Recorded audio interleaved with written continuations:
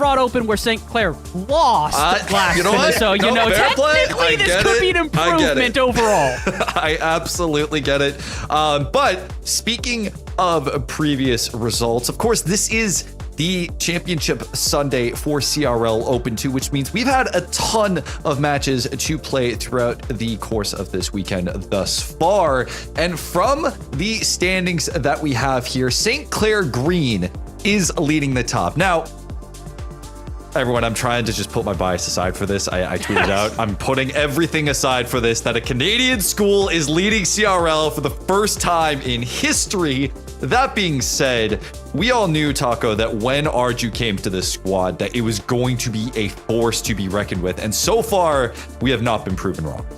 Yeah, and for a lot of players who really just watch RLCS, they're saying it, well, like, Arju's been around the scene. He's been pretty good in Europe, but I think people forget that he was the guy on the best team in all of collegiate in Europe, because he had scrimmed Northwood, who previously was, like, the top dogs globally, or at least we would think so. And then on international waters, on international ping, they're still taking it to him. So now he's come over, he is on NA ping, he's playing against all the NA teams, and clearly St. Clair Green doing spectacularly with him. He is kind of the point of the spear on attack, but also he's really core to the rotation. He is so central to it while not also just being the hard carry. It's just nice and kind of a relaxing way for the teammates to be able to just sit back and say, hey, Arju, I trust in you. It makes the whole game plan come together, and it's no wonder they won Open 1 and already looking really strong here in Open 2. And Chixa, of course, St. Clair, not the only one that did make a change to their roster. Maryville as well did, bringing in, of course, taking out Knight, but also bringing in, why am I blanking? Excuse me. On Ixo, of course. Ixo being, they're the English squad. England is my city. They are now a proper English squad. The lads from the UK. What? Did you say England is my city? Are you guys too young to remember that meme? That was like, oh no, oh, you guys are aging yourselves right now. Anyway, point being, England has come over. England has come over to American shores and are still a force to be reckoned with in the CRL space. Second in the first Open, second in points. Chixa, this is also a team that is terrifying. Yeah, I would have to agree. They made a bunch of waves last year. We know the duo in Relating Wave and Speed, just phenomenal together. You know, if they turn things on, it's going to be difficult to beat them at any cost. And Ixo has big shoes to fill in place of Knight. I know sometimes he had those pop-up moments we always would talk about. You know, don't overlook him because the other two often kind of take a little bit more light. But I'm excited to see as the season goes on, the dynamic they create with Ixo, because it's going to be different having a new third nonetheless. So if they can keep doing what they're doing, I mean, obviously they're still placing equally, if not better than what they did last season. Now, Bass, we want to talk about some teams that didn't make it, and we'll get to the bracket shortly, but this Open has two glaring omissions, I think, that when we were talking about it on the podcast, that WVU is not in this bracket. Fisher is not in this bracket, and we even had some crazy upsets from the Mexican team IPN going absolutely ham in bracket, taking down St. Clair Gold, Akron Gold, and taking it to Illinois State before falling. Bros Blancos IPN went ham. Anything can happen, and of course, the replacements of that was Cumberland and OC Esports. At this point, what do we? Yeah, okay, I know. okay. Gotta cheer the West. But it's just go into like the competitiveness, because WVU not making it is a huge blow. I mean, honestly, WVU not making it is astonishing in itself. This is a team that was not only at the very top of Collegiate Rocket League over the last multiple years, but the big one for me, honestly, beyond that I really want to point out is actually the team that's in 14th in this Open. That's Davenport, a team that has not missed a single Open this year, in addition to West Virginia, and they also have now been knocked out of not even the top 8, but the top 12 here. They weren't even able to make it to qualifier match in upper or lower bracket. So it goes to show the competition is getting better, and it's also nice to see that some of the teams from last semester that we were hoping to stand up have done exactly that. Like you mentioned, Oklahoma Christian sneaking in at 8th, as well as Cumberland, a team that did not really play last semester but had an abridged version of them. 2/3 of that roster was on Harrisburg last semester, moved over to Cumberland, added Knight onto the team, and immediately they make a top 8. So yeah, shakeups are still abundant here in Collegiate Rocket League, even if we are in our second semester of the year. Well, with shakeups, of course, we have our bracket, which is a shakeup all the way through. Now, we've played through a portion of our bracket thus far, and you mentioned, Davenport, they hadn't missed a single day 2 bracket. They were very much the gatekeepers for a lot of teams. And in this case, we have OC Esports coming in. We had Cumberland, of course, coming in with Polar next. Nightya doing some serious damage, taking it to a game 5 with Concord. A Concord that has made the lower bracket run, continues to make the lower bracket run. And despite being on, I will say, inconsistent form, are still able to get the job done, Taco.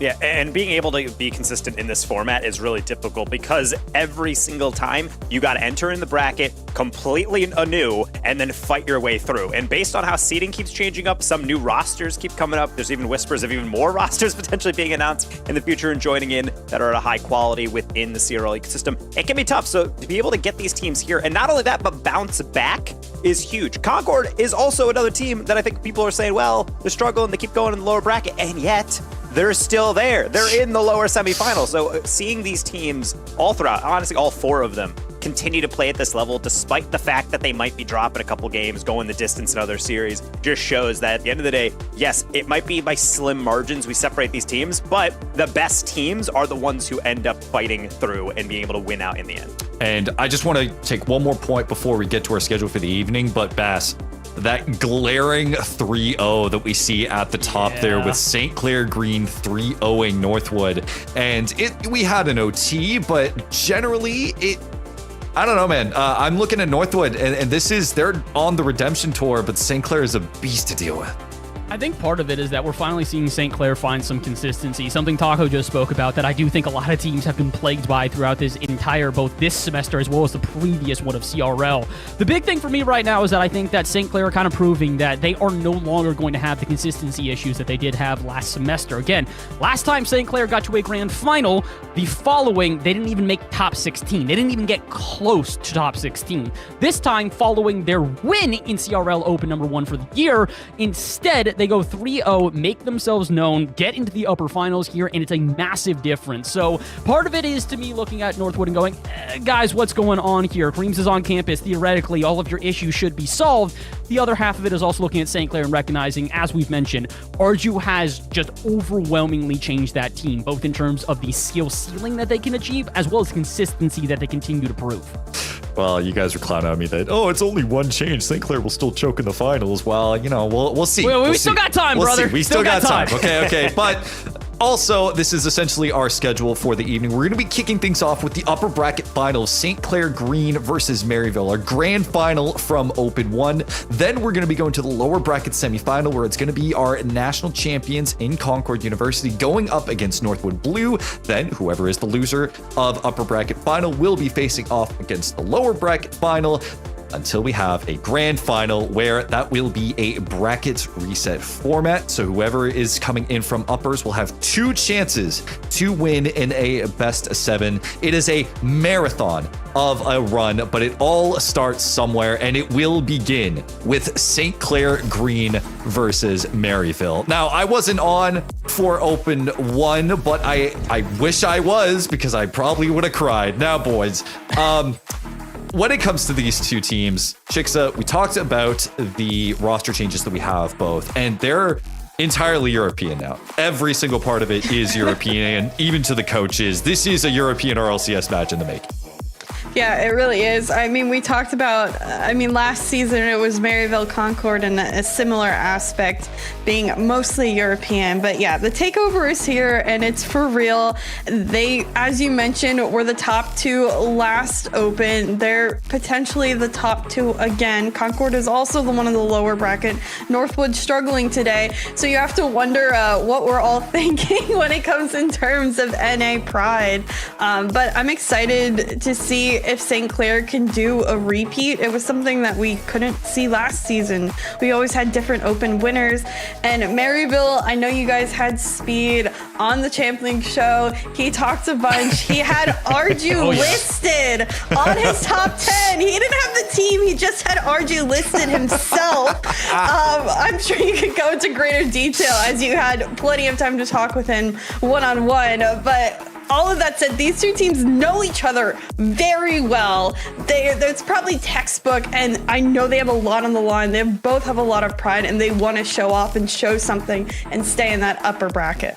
Now, I want to point out, Taco, that this is a Maryville that's also coming off not just, pretty good CRL experience, but we also just had RLCS, and we had some members of this squad go absolutely insane in RLCS, making top 8, which we don't get to see too often since when Northwood was on TSM, essentially. And that's a pretty rare occasion. Usually they go hand in hand with decent results. Yeah, I mean, we've talked to Speed, particularly when it comes to this, and he says, he trusts just in the game plan. If you talk to him himself, he's like, I don't have good mechanics, just straight up. He's like, I don't think I'm a mechanical player, but he's like, I think I'm smart. I know how to play around these things. And I think when you do watch this, there is a culture shock for a lot of NA teams, and I think that also happens within CRL a lot. Some teams can kind of strike blows at some of these European transfer players, but it's just a different mentality coming in. It's a different culture that they're coming from, and how they prepare, how they play the game, and how they think through, and it is really methodical, and I love to see it come to fruition, and I think it's no surprise that you do see RLCS success in them. They're just born and bred competitors. A lot of people are saying, well, this is CRL. Maybe they're not playing against pro-level players all the time, and yet it transfers over to the high-level game. These are elite-level players. I don't care if people are saying, well, if they're so good, why aren't they in the EU RLCS? Well, they came here for college. They're getting free education, and then they're also going to be stealing the lunch money for all the kids here in NA, so it doesn't really matter. They'll succeed wherever they go.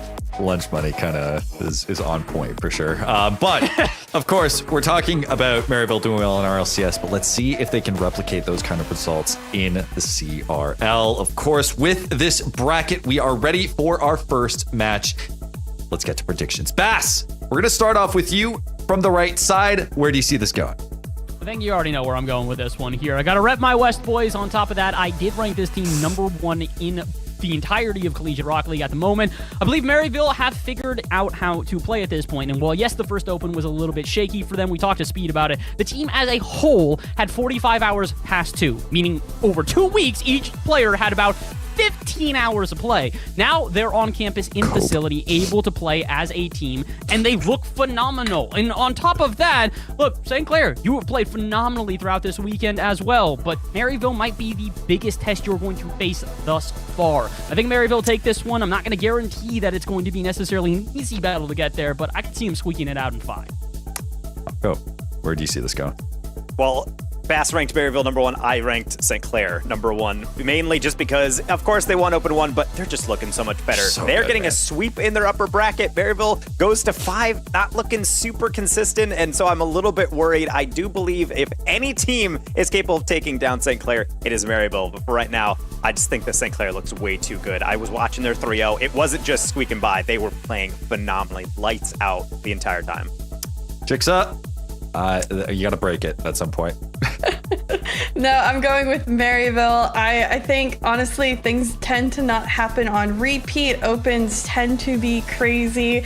And we mentioned Open 1 was very early. Players often weren't together. They weren't in facility. They weren't playing as often as normal. I think they have it in them to remain in the upper bracket today. We'll see what happens when they come back around, which I think will happen at the end of the day. We're really going to go the Open 1 was Mickey for St. Clair. Okay, if that's the case, then I'm going to go with St. Clair Green. You don't just 3-0 Northwood and then go on to lose to Maryville. I don't care how confident Speed is. I fully believe in my boys from St. Clair. It's going to be St. Clair all the way, everyone, to Grands to be the first 2-time Open champions here for CRL. So those are our predictions. It is a split desk, rightfully so, because both these teams are playing at their peak. They're playing and defining a new era of CRL led under European banners. But now we have our first match of the day, our upper final with St. Clair on the road for back-to-back grand finals in Maryville, fresh off an RLCS top 8, looking for a win. It's our upper finals. Casters, take it away. It may be our upper final, but it's an Open 1 Grand Final run back. The European transfers yet again find themselves on the field in a high-pressure scenario. A chance at locking in a top 2 finish and further solidifying a claim for the Spring Championship. Chicksa, if Champ Sunday is a meal, this series is a gourmet appetizer. I'm so excited. I can't believe we are officially back, at least in my mind, in my first week back. It's crazy that the competition continues to level up each and every time we get on the desk. And now all of a sudden, it's St. Clair Green and Maryville. It could be the top 2 all season long, or things could change. We mentioned we haven't had a 2-time Open winner. St. Clair certainly looking to be the first. Yeah, not only that, but we're also in the weird scenario where every single time we have had these opens across spring and fall, it has had to go to a bracket reset. There's just something about these teams that want to eke out every bit of action that we possibly have. And what can you say? These players are all entertainers, and who entertains better than Arju? Double tap off the ceiling, but Speed not falling for that. Speed, no much boost in the tanks. I will have to do his best to get in front of it. Arju up as well. And, Taco, I have to question, are these cars a normal thing? I know there's no commonality in it, but they're all playing in we're just gonna call them Mickey Mouse cars, since Seth mentioned it earlier, relating wave an open shot opportunity early. Hey, the Gizmo's meta if you're good enough, and right now you got to be better than that, because you were just going to get blindsided. Misses the double, and with a demo means Relating Wave is never going to have an easier shot. So a bit of a strange goal to be given up for the first one on the day, but that just shows it's great to play confident, but let's not be a little bit too overconfident if you're St. Clair. Yeah, confidence can be the killer, or it could be your best benefit. Still tons of pressure coming from St. Clair early on. Sai rotating early, trying to get a touch. Actually doesn't need to. The miss up the backboard. Arju has time straight down on that waterfall. The read not red, and Jazzy able to follow through. And again, they will get through just off of a solid 50, but then Arju also understanding that I might not be able to get the shot on that, but if I put it high enough in the right position, it is the hardest read in the game, straight down off the backboard. Poor goalies never stood a chance. Really well answered back by St. Clair, understanding their position, their advantage that they had, and taking full advantage. Yeah, St. Clair has been continuously rotating throughout the midfield. No far rotation, stealing all the boost, being up front. You even see Jazzy there trying to get the large boost on the side of Maryville, and that continuous pressure can be overwhelming at times. Maryville not able to position themselves defensively. Jazzy with the demo as well. Relating Wave needs to cut from his own side just to place it in the corner, but you can see the boost game has been varying quite often in this game, and St. Clair often in the advantage, which is going to work out in the long game. And the long game is really what you have to focus on, especially in these series, because oftentimes it really obviously isn't just you set the tone, you get some goals in the game one and says, okay, well, this is how the rest of the series is going to go. It really is a chess match between teams, especially like this. As you mentioned, this was our grand final matchup, and even though it did not go the way of Maryville, ultimately they got Maryville, arguably. They 4-1 and then immediately got 1-4, something they did to Northwood in the past. So clearly a lot of momentum is on these teams' sides, and that's why I'm not surprised to see 2 early goals, and now both teams trying to settle down, play a bit more patiently, and look for the right 50s, as well as bumps potentially, or just mechanics. Relating Wave foregone the first one, and now it's all led to Speed with another open net. The follow-throughs by both teams have been paramount upfield. It's been continuous, 50 after 50, someone following up or someone finding those bumps and demos. Everyone has been aggressive on each side. As soon as they're in that latter fourth of the field, it's going to be continuous pressure. They're not giving up the space, and that opportunity with the ball, obtaining so much space in the field, has given advantage to whoever team is there. Take around the corner. That's a kind of grouping up there that we do see, and they might pay for it. Speed, I don't know if he gets back to this one. He does not, but all of St. Clair respects that touch. They were going back up until now. They can surge on forward. Arju off the ceiling, trying to stay a little bit more creative. Jazzy will take over, though. That bounce not fast enough. Maryville will be able to conscientiously kind of take this one down and get in the way of the next follow-up, as Speed has to backflip to follow that to the corner. Speed quickly contested by Jazzy, clear out by Sai. He'll have to slowly retreat back, has enough boost in the tank, defends it, a bump comes on through, but no follow-up can be found. Ixo waiting patiently back. He knows he's last man, needs to get a nice clear, does get past 1 and 2. Jazzy no contact, no boost either. Can Ixo get there in time? Still isn't found. Off the corner, straight back down. St. Clair needs some space. They need to get a good clear out, and they just haven't found good contact with the ball to be able to find it through. Last bit of boost, and this one's still in St. Clair's favor as they're continuing to push into those corners. Which now that Sai has to turn around on this one. Speed was bearing down on it. Yes, Sai just kind of captures that one right past. And not only this, but gets the boost, gets the back pass, and now leads to a deflection to Arju. He's fast, but Speed almost faster. Cutting that one out in the crucial moment, making sure it can't go any further than the ceiling hit. But now he's back again with a pre-jump and not going to be able to spike that one down. Easily dealt with by Maryville. We're back in the mid. Midfield controlled by Speed, just sent towards the other wall. Arju now, right off his car, sees Sai in mid, gets the pinch off, and this one deflected back towards midfield. Arju still finding the touches, even on minimum boost, making every touch matter. Arju back down, no boost in the tank, double commit though by Maryville. They're nervous, they're just trying to burn the remaining 30 seconds as they're holding on to this 1-goal lead, but you cannot hold on against a team like St. Clair. You have to continue putting yourself upfield. If you turtle up right now, St. Clair is surely going to find an opportunity to strike back and tie this one up. I really thought that was going to be it. Arju came in from an angle and wanted to spike that one down, but half realized maybe he didn't have the angle, and the other one was just understanding that maybe he doesn't want to waste all the boost. Need to have recovery. I need to have a chance to do something like this. He's going to miss. Jazzy will not, despite the Maryville best effort. 7 ticks of the clock to go, and we're all level. Gotta say, I called it. Too turtled up Maryville, not contesting it early. Again, they reserve themselves to their own quarter of the field and they don't challenge it in the air. You can't give St. Clair high aerial space because they're going to take it. They're going to use the backboard and they're going to follow up on shots. Now we find ourselves in an overtime situation. That one almost goes on through, but if it touches the ground, we will find ourselves in overtime. Last second opportunities. Ixo still has control. Full boost. The demo's there. Can he control it through? He does. And just like that, Maryville strike back for game 1. The most experienced 1v1 competitive player on the pitch, and his job's made so much easier when he doesn't have to do anything but just be escorted into the goal. Lead demo, open catch off the sidewall, and Maryville has 3 fairly straightforward goals, but it's born through great team play, which you need to take down a team like St. Clair Green. My question is whether or not the card changes come in, or if they're just going to stick with what seemed to have worked in the beginning. Yeah, I'm assuming they are switching those cars, but nonetheless, that doesn't matter. I will say there were some uncharacteristic misses, I think probably due to the car being a little differently shaped, but Maryville, a very deserved win just off of how they played. They continued to find follow-ups. Again, I didn't like that they turtled up too much of the final 30 seconds, but I liked even after that late goal came through, they pushed for it. They didn't want to get to overtime. They found a way to demo to produce that pressure that has been so important throughout this game, and they take game 1. They give themselves a little confidence. Clearly the other side had tons of confidence to start off the day, but we've mentioned how well Maryville has done on now the professional sphere in RLCS this past time, and now they're here in CRL looking to also make a statement this week.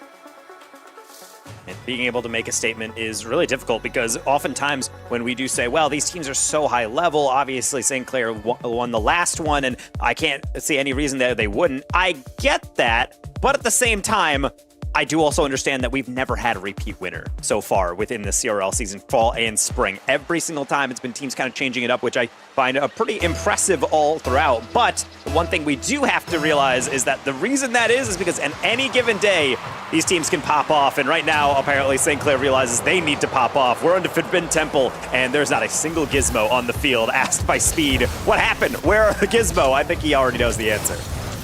Yeah, I think this is going to continue to be one of the best series that we see all day.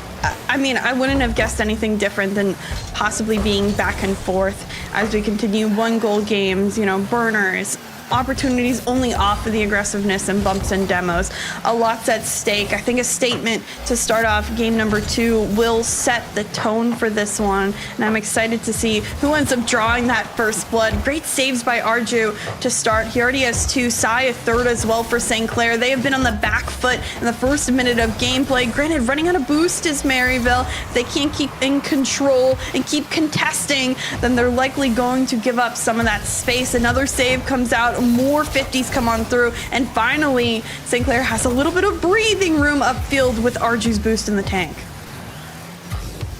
Blading Wave going to take that one across and then dance past another one. He's going to try to get a third dunk on this one as Sai will fall victim to it. He actually gets another pass. Speed turns around in the midfield as he didn't expect his teammate to be able to beat that many players, and it just keeps on going. Ixo, another one challenge. Maryville, the challenge game, all their angles they're taking looking so great so far. Jazzy, no boost in the tank, faking it. This one not faked by Relating Wave, manages to find an open opportunity, and right back on the board is Maryville. Relating Wave going to be able to push that one through into the open net, and again, it's just St. Clair starting to move up. But the thing is, if you have the general idea of how you want to move forward, that's usually enough. The issue is that if you trust too much in that, you see everyone start to tear up the field when the ball isn't actually out yet. And I would say it's not out for Maryville either. That one looked dangerous, but Jazzy decides against it. Maybe now he has a chance with full boost. Only one player to beat. Relating Wave trying to get a 50, and boy, does he, into the ceiling and out to the corner. Corner not read by Speedy, so last back brings it back. Arju in midfield, Jazzy already up, and Relating Wave there. Back-to-back important goal line saves. This 50 keeps it in midfield, pop up by Arju. Jazzy can't get there in time. Ixo is back. Does he find the car instead of the ball? Now Arju with the save yet again. Back up is Ixo. Backboard. They are looking straight down. Well read by Sai. And these quick transitions need to be met. Each team has done well, as you mentioned, with those reads and the 50s, not giving each other space, as well as the bumps. Going to lead this to another very close game. So jumps quickly for that, but then a rare miss. And I wouldn't say it's not really bad in isolation. The problem is we know how fast teams can take advantage of even the slightest missteps. That one is not going to be taken advantage of, but at the very least, Maryville might be able to build from it regardless, as Speed nearly gets a skim into the corner. And despite this only being a one-goal game, you can tell it's really close to being two. As I say it, both players on the near post for the Canadian side can't reach it. Yeah, I would say the only problem I'm seeing in St. Clair, it's just the communication. Earlier, as we mentioned, that fake play in the air, Sai was just a little bit too close. This time, both of them front post fighting for that same ball. It just seems like St. Clair right now is not on the same page when it comes to some basic who's going for the ball sort of issues. And Maryville has now 8-2 on that shot count. They've been able to use that pressure just due to some of those miscommunications upfield. Arju trying to take that one off the wall, and he's going to get dispossessed. Even worse, Relating Wave doesn't miss those doubles. He's got a hat trick. We still have 2 minutes to go in this one. This was supposed to be the improvement series, but right now, Maryville's starting to go in a full sprint where St. Clair, they're still stretching. Yeah, I'm surprised. Maybe, again, it was overconfidence. We did mention today St. Clair completely swept their game at the start of today. Had a lot of time to wait around, maybe get a little cold. They watched Maryville struggle in their first game, or at least go to a much closer and difficult series. And now instead, this one's very much one-sided to start game 2, but Sai finds another moment of a double commit. Speed and Ixo and Relating Wave all go into that same corner, and nobody is back to correctly challenge that one. I really do like that play from Arju, because it looks like a missed touch, but in reality, when he lands on the wall right next to the ball, there's not much you can do, and 90% of the time that ball or any other player would bounce out in the middle. So you see Relating Wave and everyone else start to creep out. Instead, they just lay it out into the sidewall, which is hard to deal with, and they almost did another passing masterclass, but even worse, it's not in, but you can't say the same about the Speed counterattack. That's just sad. That could have been a 2-3 matchup. Instead, now it's 1-4. Jazzy, what can he do? It's essentially shot at him. He has no boost to move out of the way, and the transition comes just as fast. When you can't finalize plays upfield, at the end of the day, that's what's going to happen. It's going to be penalized, and now St. Clair have to rework again. They have to fight back again, and there isn't much time left on the clock to do so, as shots keep on ringing through from Maryville. They're currently at 12. Make that 13 and a 5th goal. And that's just really nice rotation by Speed. Gets the boost steal and then just pops it up. Doesn't try to plow through a 50. Doesn't try to do anything, because they understand that he is going to beat them to this ball. That is playing your advantage really well, and that's the one thing I think I can say the best about Maryville. They're not been foolproof on defense. Obviously, 6 shots, nothing to sneeze at from St. Clair, but considering only one of them has gone through and pretty much all those 13 have been threatening, I think it's really just putting a notice on St. Clair. You have to tighten up in the back, otherwise we're just going to take advantage every single time. Arju can on that one, but at least on the counterattack, they're one back to give themselves the slightest glimmer of hope. Yeah, Arju tends to draw in presence.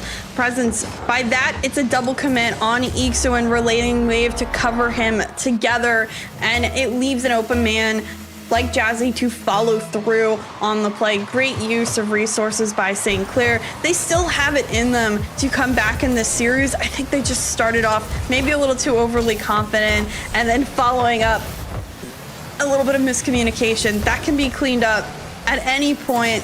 In this one, I can see it going back and forth, but right now, Maryville certainly in that pole position. They may go down here and there and give up a goal, but they come right back and they try to earn those goals back time and time again. I mean, on concept, we keep saying, yeah, this is the perfect type of series to go back and forth, but even in the grand final, it was one-sided, granted for one team and then the next, but this is kind of what we're seeing right now. There's only a best of 5 here, and yet we're just seeing one-way traffic. Maybe not on this specific one, but of course, as I say that, it does still yield another shot, or rather, one close to that one. Maryville doesn't need a 6th because they're already well in the lead here. They're going to be closing out a 2nd straight game, but this one widening the gap even further. This is where the alarm bells need to go off for St. Clair. I think a very good statement match for Maryville, nonetheless, across the board. Having great presence upfield by the entire team. Relating Wave was phenomenal when it came to his shots upfield. 3 for 6, 2 for 4 on speed, both shooting 50%. Ixo, I think, providing pressure and support together. It's a phenomenal team effort. I don't see any weakness right now in Maryville. They're working as a team. They're all facilitating their own plays, and because of it, their pressure upfield has just been that good. St. Clair, again, a couple of miscommunications when it comes down to it. Arju still draws that pressure. They need to continue using him to draw out more than one person, because everybody knows, I mean, Speed's the one who named him on the list instead of the team. He's the one that everyone kind of looks at. So Jazzy and Sai need to step their game up if everyone's going to keep looking at Arju. So when we do see all these matchups come through, when we say St. Clair Green and Maryville, we know how good they can be. We know how dangerous the squads can be. I think the biggest thing is that we need to remember that St. Clair also does have a really good mental fortitude. 2/3 of this team are world champions within the collegiate scene. Arju obviously not necessarily joining in, but more or less he kind of came into the collegiate scene after we actually did have that world championship on our last rendezvous. So when we do look at this team, they were able to get smacked around in some series, but then when they do have that mental break, they are able to regain. The issue is that that mental break was also a series break. We have to be in series. There's no breaks here. They have 1 minute to be able to fix things between the games. So as we head over into DFHJ, I don't know if they've had enough time to fix things. Not even 1 second ticked off and we already have a goal. That's just a feels bad moment. That's a double. They read him like a book.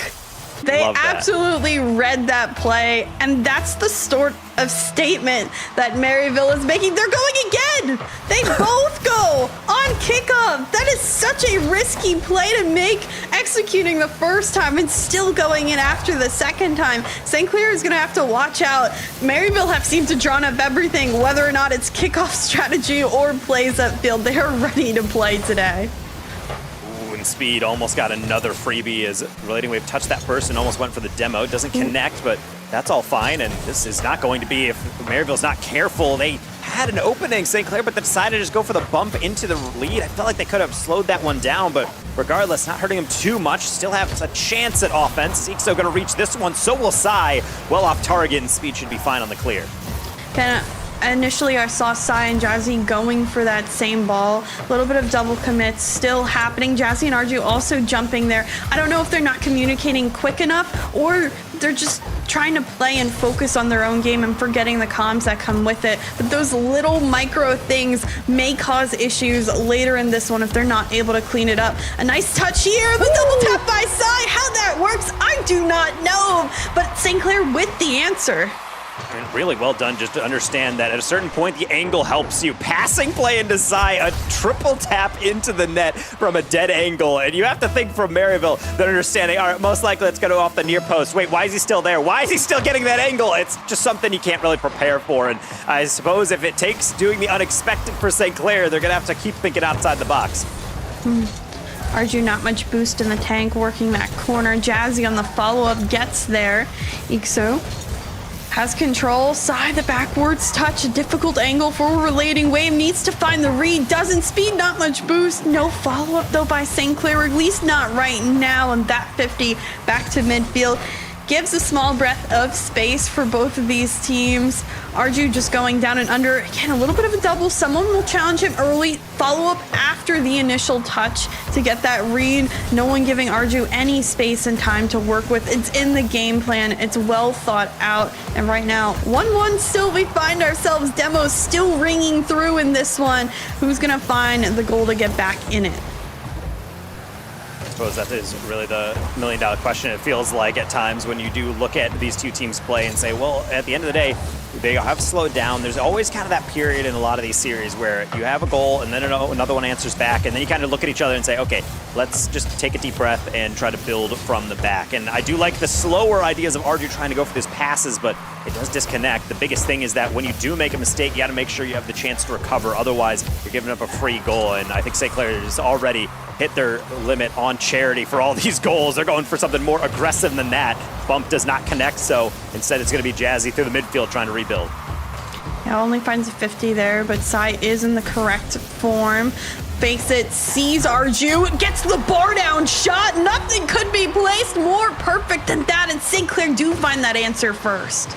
And I'm always a huge fan of plays like this. Set up the shot on a tee and then just immediately go for the bump. It doesn't actually turn out to be necessary on speed, but if you're going to trust anyone on the field with an open net shot, it's going to be Arju, or at least an uncontested shot. He hits that past two defenders into the top corner for the lead, and now it's just on St. Clair to understand that delicate balance. Keep the lead, but don't just sit back and absorb pressure, because that's exactly what Maryville thrives off of. They will eat you alive and take all your boost while they're at it. Yeah, at this level, no one can sit back. You have to keep pressing your game plan. Maybe don't take risky shots, but at least continue up field speed, going for the bump. Ixo, the follow-up. Well done. Maryville, they bring the house and they find the answer just off that extra pressure. I do like the high percentage play right there. Obviously, go for the bump, even if it doesn't connect. Relating wave just says, I'm going to throw it right at him on the ground pinch. If you get out of the way to avoid the bump, then it's going straight in. But if you get the save, it is 100% staying in place. That is what the third person on the rotation is for, being able to put those home. Maryville, well thought out and just a methodical way to build their way downfield and be able to take advantage of kind of reeling St. Clair team. And now they have them in the unenviable position of they had a lead and now it just quickly snuffed out. This game feels very different compared to the last two that we've watched. It seems very calm and controlled in the manner. Everyone communicating to find ways to score. They're being tricky with it. They're either applying pressure, getting some fake plays in, going off difficult angles, speed shot just too much, and over the net there. Jazzy gives Arju the opportunity to continue up on it. Huge clear up. Field speed there first. The bounce, can Jazzy find the read? Shot instead passed in midfield. Ixu not there quick enough. And Sai taking time. Again, the challenges. Maryville very quick to challenge, but it may harm them later on. They're not able to find contact with St. Clair continuously faking out on these plays. I do like St. Clair starting to just play through the player instead of hitting the ball. It's fine if it goes up and over. Got to make sure you take care of that last line of defense. Speed, that's going to be a field slip. Jazzy gets the reset, but doesn't get nearly as much of the ball as he was hoping for. And so here comes the counterattack with Ixo into the corner with a double. Near post for a relating wave. Another dangerous bounce and a deflection. Pre-flip, but Ixo cannot wrap around. Not much boost left in the tank for St. Clair, but they have the ball on the correct end of the field. Relating wave with some time, quickly contested, not able to control it through enough. Arju on over. Sai is up. Follow-up. Can it be found by Jazzy? Up with the remaining boost in the tank. Time running out. St. Clair just trying to keep it up. Sai, what a shot off the pass! And St. Clair a lead with 2 seconds left. Well, you can say one thing about the Saints. If they drill a pass across the middle, it is very rarely not captured perfectly. Look at Sai getting 100% of the pixels on that read, hitting it as a laser into the top shelf. That one caught Maryville by surprise, and now they're trying to do the same on kickoff. That's not quite in their possession, so all Jazzy's got to do is play tour guide to this ball, guiding it down, maybe even getting one for the road, coast to coast to put a cherry on top. St. Clair, they're right back in this series.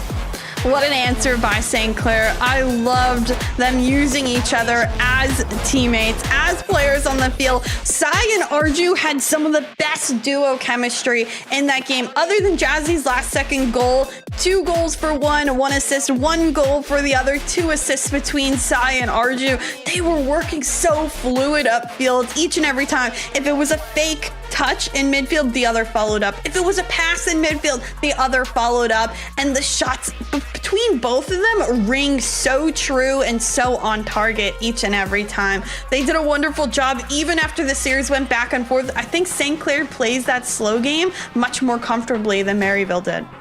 Yeah, and the one thing that, again, St. Clair is doing well is getting passes off. When you're looking at the highlights here on the replays, we're seeing a lot of balls come into the middle, immediately drilled through, going for demos, trying to guide the way for their team, and it's just trusting in skill. This is a very much a game plan that only works if you're hitting your shooting packs, if you're in custom training beforehand, getting these plays done, as well as just some brilliance on the back end. Jazzy, I love that play to cap things off. Obviously, it was already done and dusted, but to be able to just put a stamp on it and just make Maryville question, do you really have us figured out quite yet? You still got to get that last win, and the reverse sweep attempt is well and truly on. Yeah, everything has potential at this point. I like the answer. They seem much more calm, much more, again, the teamwork is flowing for St. Clair. And I think the rebound, you know, you could say the reverse sweep, whatever, it's always in the cards between these two. Maryville need to have that answer at this point. I think they have to play that faster game. They have to make St. Clair doubt themselves. They have to make them talk and think quicker, because that slow game, they can make up plays. St. Clair will do whatever they can if they're given space and time to do so. If they increase the speed of this one, I think Maryville has the advantage. Can they do so, though, with the boost and the time? Because Sai is starting it off for St. Clair yet again. It might be Sai's goal, but it's Jazzy doing all the hard work, gets the read into the ceiling, gets the bounce down, and what a bounce it is. Straight down into the nose of Relating Wave, who even feels like he has it up until another player comes through and just powers that one through. Great opening goal, and the momentum continues for St. Clair. Sai still has an opportunity to make an early touch. The back end Jazzy getting that demo on speed. Again, showing that they won't give space to Maryville to start off this one. Speed 0 boost in the tank. Still has some pressure on the ball, but Jazzy able to get to it just as fast. Still gets the touch in midfield. Can't connect with Sai. Fortunately, not enough power. Ixo, a little bit of boost. Tries to get the flick over Arju and can't find the connection. Relating Wave often the corner. Maryville has some upfield presence, but the pass doesn't come through well enough, and already they're on the back foot, needing to retreat and get out of their half again. Wave gonna get a heck of a pinch. Someone accidentally, luckily Jazzy was directly in the path of that one, but I don't think Sai can get in the way of this one from Speed any better because he only slows it down. Relating Wave, tough read. He's not gonna get it. Speed has no boost. Maryville in the weird position to have great wide open shots, but none of the boosts to actually take advantage. Arju, though, plenty of boost in his tank. Ixo goes just under him, so he doesn't find a way to land fluidly on his wheels. Sai in mid, again trying to pass to Arju. The deflection there. Ixo finding the read 2 in net, having to cover both angles in order for that one to not go through. Relating Wave just applying pressure back in midfield. Challenges continue in this midfield. Speed to win it on out. Finds the 50 as well, but unfortunately that one isn't on target following. So St. Clair, they continue to live through this pressure. Maryville haven't had enough boost to finalize a play or just the angle to finish. Sai finding Jazzy already, back to his longtime teammate, bit too far away, but also Speed was patrolling in that zone coverage for exactly that reason. So now try number 2 as Arju cuts out the first challenge. Jazzy trying to wrap around. Ixo, I think they're throwing a wrench in that one. Gonna chuck to the far side. Problem is it opens up into an opening for Sai, but even him, that's a tough read to be able to make truly. St. Clair gonna keep on trying, but that's an open net they might not get again. Back off that side wall. Ixo finding the first touch, and again another 50 from St. Clair. Tricky touch underneath. Ixo able to get it off to Speed. Speed shot on target, but not much boost inside. Getting in the way. Yet again, St. Clair bringing back pressure. Always having a little bit more boost in the tank. Continuously being in midfield and sustaining this upfield presence time and time again. The clear comes out, but someone always jumping in the midfield to stop Maryville. When can Maryville find space? One demo gives them a little bit of room in the corner, but they can't do much more as the pressure continues. Side did everything right, but the problem is when you're going that fast, so is the ball. It goes way past the back post. He can't tuck that one in. We're probably waiting for some support, but here it is. Arju a little bit late, and yet Speed with a pre-flip saves what looked to be a certain goal. The buildup is sublime from St. Clair, but the Maryville defense doing its best to hold them at bay. Off the bar from Arju again, just off target.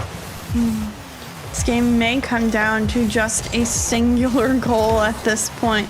St. Clair holding on to this lead, haven't given Maryville any space to work with except for that one. Ixo finds an unconventional touch and makes the unconventional goal.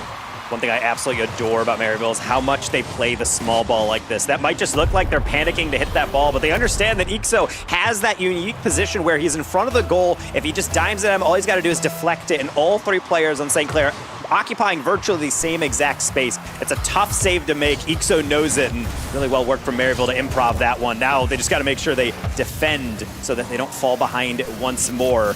Fortunately for them, it's only Jazzy on this first attack, and he'll get a good enough 50 to at least keep things interesting. Yeah, Speed having to dodge a demo there. Maryville has only had 2 opportunities upfield side double demo. But yeah, that was Maryville's second shot to go on. And on the other side of things, St. Clair has had 9 opportunities, only able to drill that one early on. The rest have just been a little bit off target, and that has kept Maryville in this game. Unfortunately, St. Clair almost killing themselves when it comes down to it. Overpressuring there, the demo in the backfield, relating waves has an open net to work with, and in a quick turn of events, Maryville is back on top in this one. That's a tough one from Sai. He's going to get demoed. It's one of those rotations that as you move forward, you realize the ball is bouncing off, it's about to get cleared, and you start to wonder, wait, where is their third? And suddenly you're looking at a smoke cloud, and you're going to have to respawn, watch that ball go straight into your net. All that hard work trying to get this reverse sweep well and truly started might be out the window in the next 20 seconds. Maryville trying to make sure that they can keep this a lead, and it is going to have to take some doing because Arju is not taking this one sitting down, getting 50, getting another one. Sai in the middle, trying to tap it down to Jazzy. Another high lob, though Ixo does have the clear. I won't call it a clear until it passes midfield. I will call that one a clear. Speed just needing to burn that time. Instead, it doesn't touch the ground. Relating wave still has a little bit of pressure to do so. That one, I think, just too far for Sai. Maryville close out this series. 2 back-to-back goals, turn the tides, end up winning it for them in game number 4. And a heartbreaker for St. Clair, even after all those shooting opportunities. Yeah, we talk about the strategy of these teams, all the finesse that they do show, the coordination, but sometimes you just have to go back to the basics, as in sometimes if you drive really, really fast, you'll be able to demo cars if they're in your way. And Maryville has done supremely well in that all series long. When it matters most, they caught St. Clair sleeping on the counterattack, and that's really been a bread and butter. I think of all top teams in this division, if you can play well enough defense, then maybe the offense on the other side is going to push just too far, make a mistake, and honestly, I could say that's how I would define this whole series. It's just one team waiting for their opportunities and striking when they need to. Yeah, the transition goals always tend to be the easiest since someone is always caught off position or there's only one player back and you can have a 2-on-1. I think Maryville did play this really well. Got a little bit lucky with the later half of St. Clair's shots that could have been on and should have been on to give themselves a greater lead. Maybe the game would have changed a little bit differently then. But overall, I'm really proud of both of these teams. St. Clair, I think the stumbling early lasted a little longer than should have, and it was too hard to rebound too late in this series to come back and take the win. Yes, and so they cannot come back, so they're going to have to take their chances in the lower bracket final. But at the very least, we can bring back our desk, see what Bass and Seb have to think about this one, and Seb, are you doing? Well, I think I have an answer.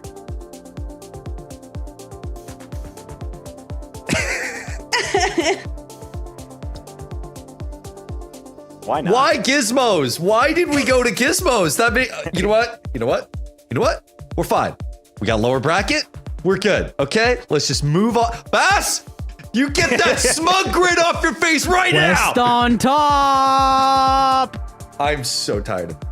All right, no, you know what? Let's just Win move on. Okay. Just win. You know what? Watch me. All right. You? Yeah, me. Yeah, exactly. It's on me. Me as in Canada.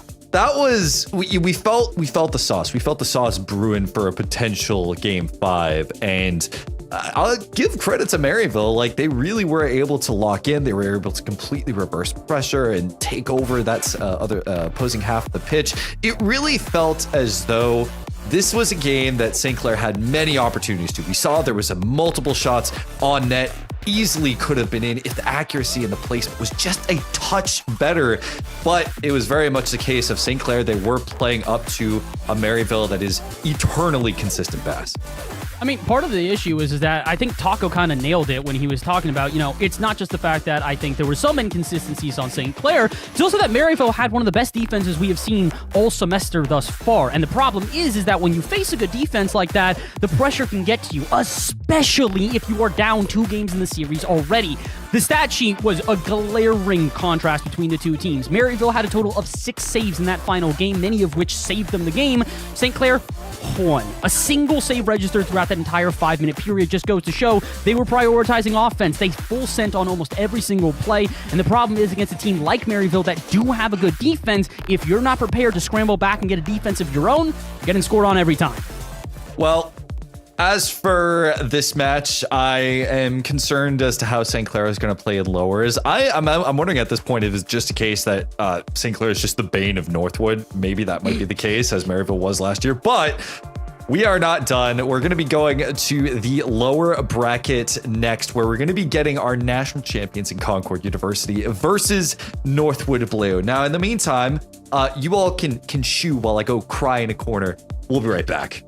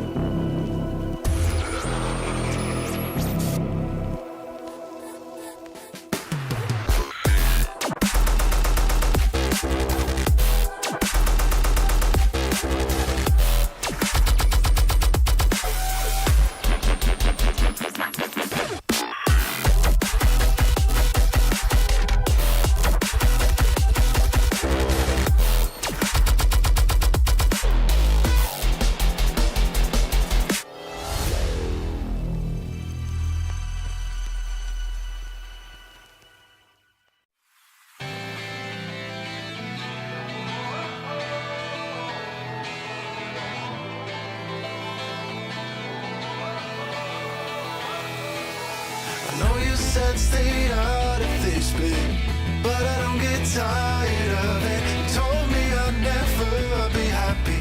I'm not sad at all. Maybe I'm a fool, following my dreams, but mama, you're gonna see me on every magazine.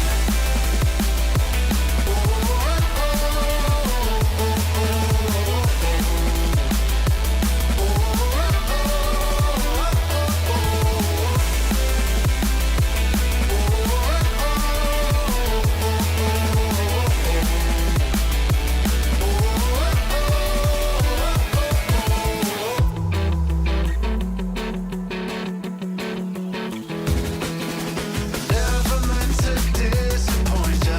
Smart enough to be a lawyer. Don't you waste your time on me, 'cause I don't care at all. Maybe I'm a fool, following my dreams, but mama, you're gonna see me on every magazine.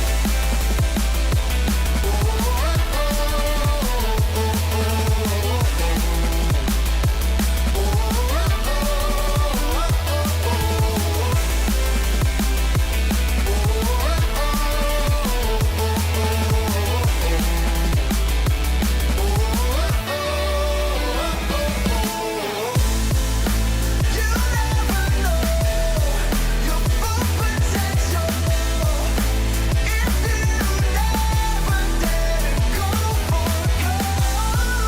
The greenbacks come later. You just need some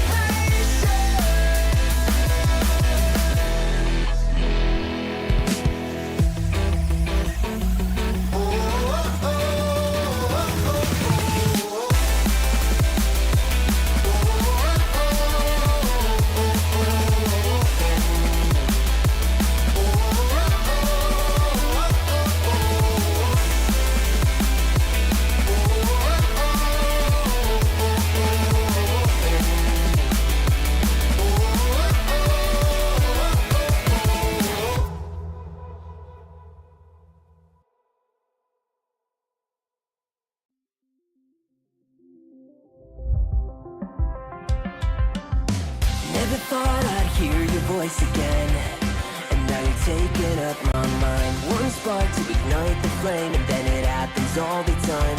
And I'm feeling every little thing you say to me. Wanna wake up and ditch the city.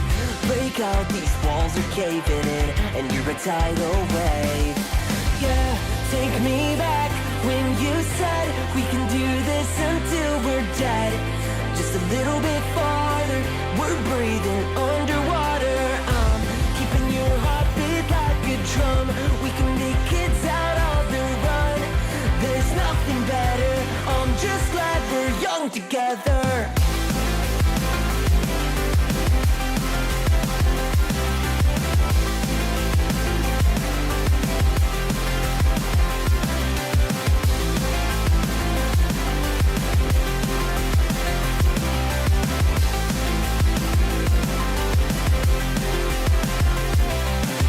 It's 1 a.m., I could dance with your silhouette. Tell me where you wanna go. Your smile's looking dangerous, and I can feel the afterglow. I'm believing every little thing inside me, spinning you around until we're dizzy. Caught up like a boat in a hurricane, and you're a tidal wave. Yeah, take me back when you said we can do this until we're dead.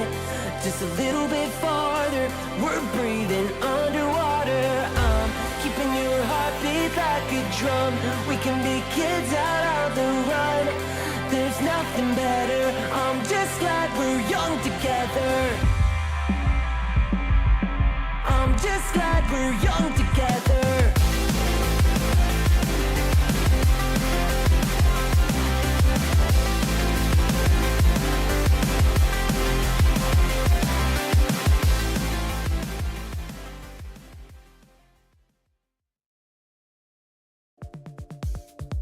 Welcome back, everyone, to Collegiate Rocket League. My name is Seb, and along with me is some fantastic people on the desk, and we just watched our Open 1 champions get mildly eviscerated, I will say, just to make myself feel better, Taco. It was a series that I think showcased the proper level that we're going to see Maryville at for the course of this season, while St. Clair, we're still trying to figure out their consistency.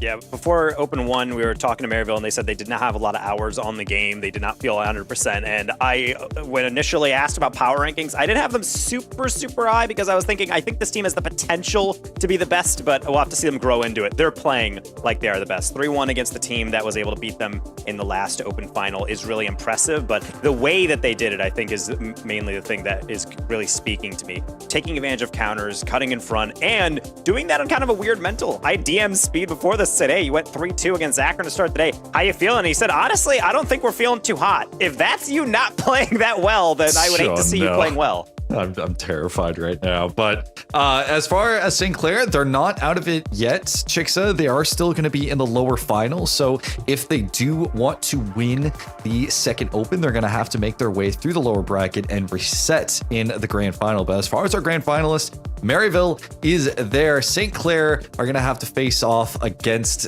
whether it is Northwood or Concord. How do you think their chances are going to be? Because that was not a good looking series for them. You know, I think they rebound. This team is strong. They started off, again, a little too confident. We didn't see a normal car on the field. You know, all the cars in Rocket League, fantastic. But we only see 3 that are competitively played, generally speaking. So with that being said, I think at the end of the day, St. Clair will have their opportunity later on, but I am certainly focused on who they will be facing next. Well, we're going to find out just shortly as we have our lower semifinal with Northwood University versus Concord. This is a rematch of our fall championship, but Bass on the lower side this time.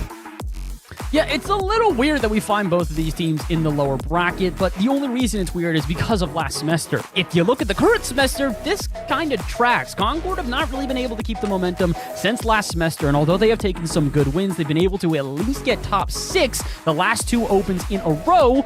They now find themselves here fighting for top 4 through the lower bracket again. I'm not going to say that this is a complete opposite of what we have seen out of Northwood, because similarly they have also struggled, but the big thing for me at the moment is that I think Concord have a better chance in the lower bracket of winning the whole thing because they've done it before. Northwood, this is unprecedented territory, and I believe they can do it.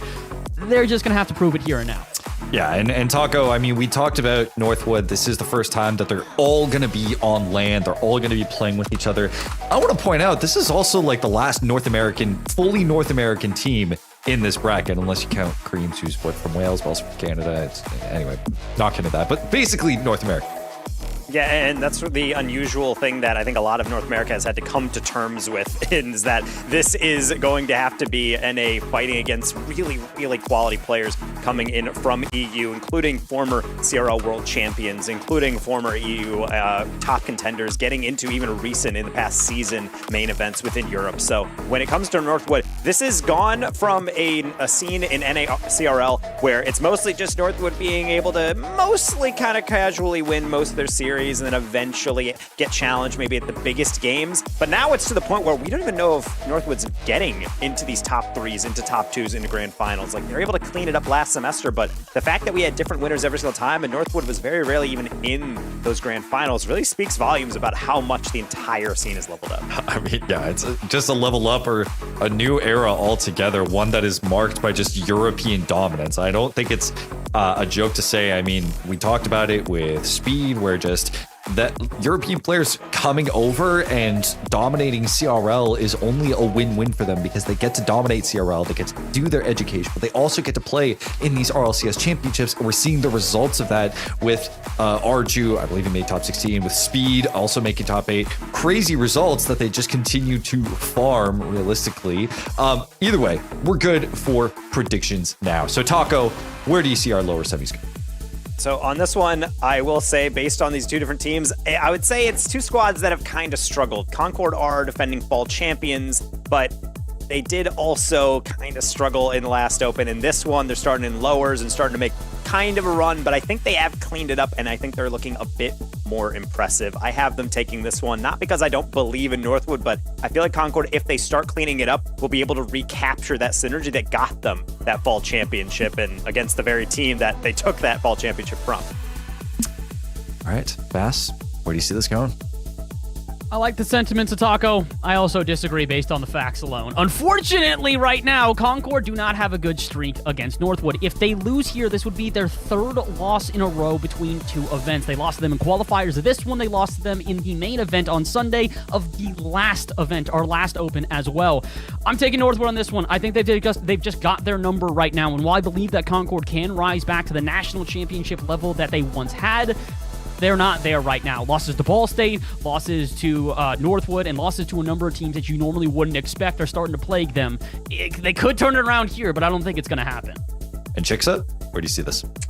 You know, I decided to go with Concord just because Northwood put Concord in the lower bracket, and I think they're making a lower bracket run right now. My hot take was going to be that someone in the lower bracket takes it all the way to two losers finals. So I think Concord has the opportunity for kind of this revenge tour right now in losers, and they certainly have kind of the momentum going into this one with who they face thus far. I'm not going to make this too long, but I'm going to go for Northwood. And I'm going to explain why. So we had two show matches recently that Bass, you and I casted together. We had Northwood versus St. Clair. We had Concord versus OC. And in that, and I know it's hard to judge with best of sevens and everything, but Northwood were able to beat a recently crowned St. Clair with a best of seven 4-3 win in like a crazy series. But Concord, on the other hand, really struggled with highly defensive teams in the likes of OC Esports. They struggled to just get the placements in. And sure, they might be on a run now, but we're seeing the symptoms of a team that is struggling with a particular style of play. And Northwood can be incredibly defensive, putting up a brick wall to any European team that wants to. Now, of course, they're still on a loss, but I still think Northwood has taken it. They're the last North American team with one actual Canadian on it. So they are carrying the torch for the region for this top four of CRL. And that is our prediction for the desk. It is going to be our lower semifinal, one that has a lot of stakes. We don't want to see, I don't want to see just a top three European bracket. I think that's safe to say, but it will be Northwood versus Concord, a rematch of our fall championship, the last North American team versus our national champions to move on and fight for the CRL Open 2 crown. Casters, take it away.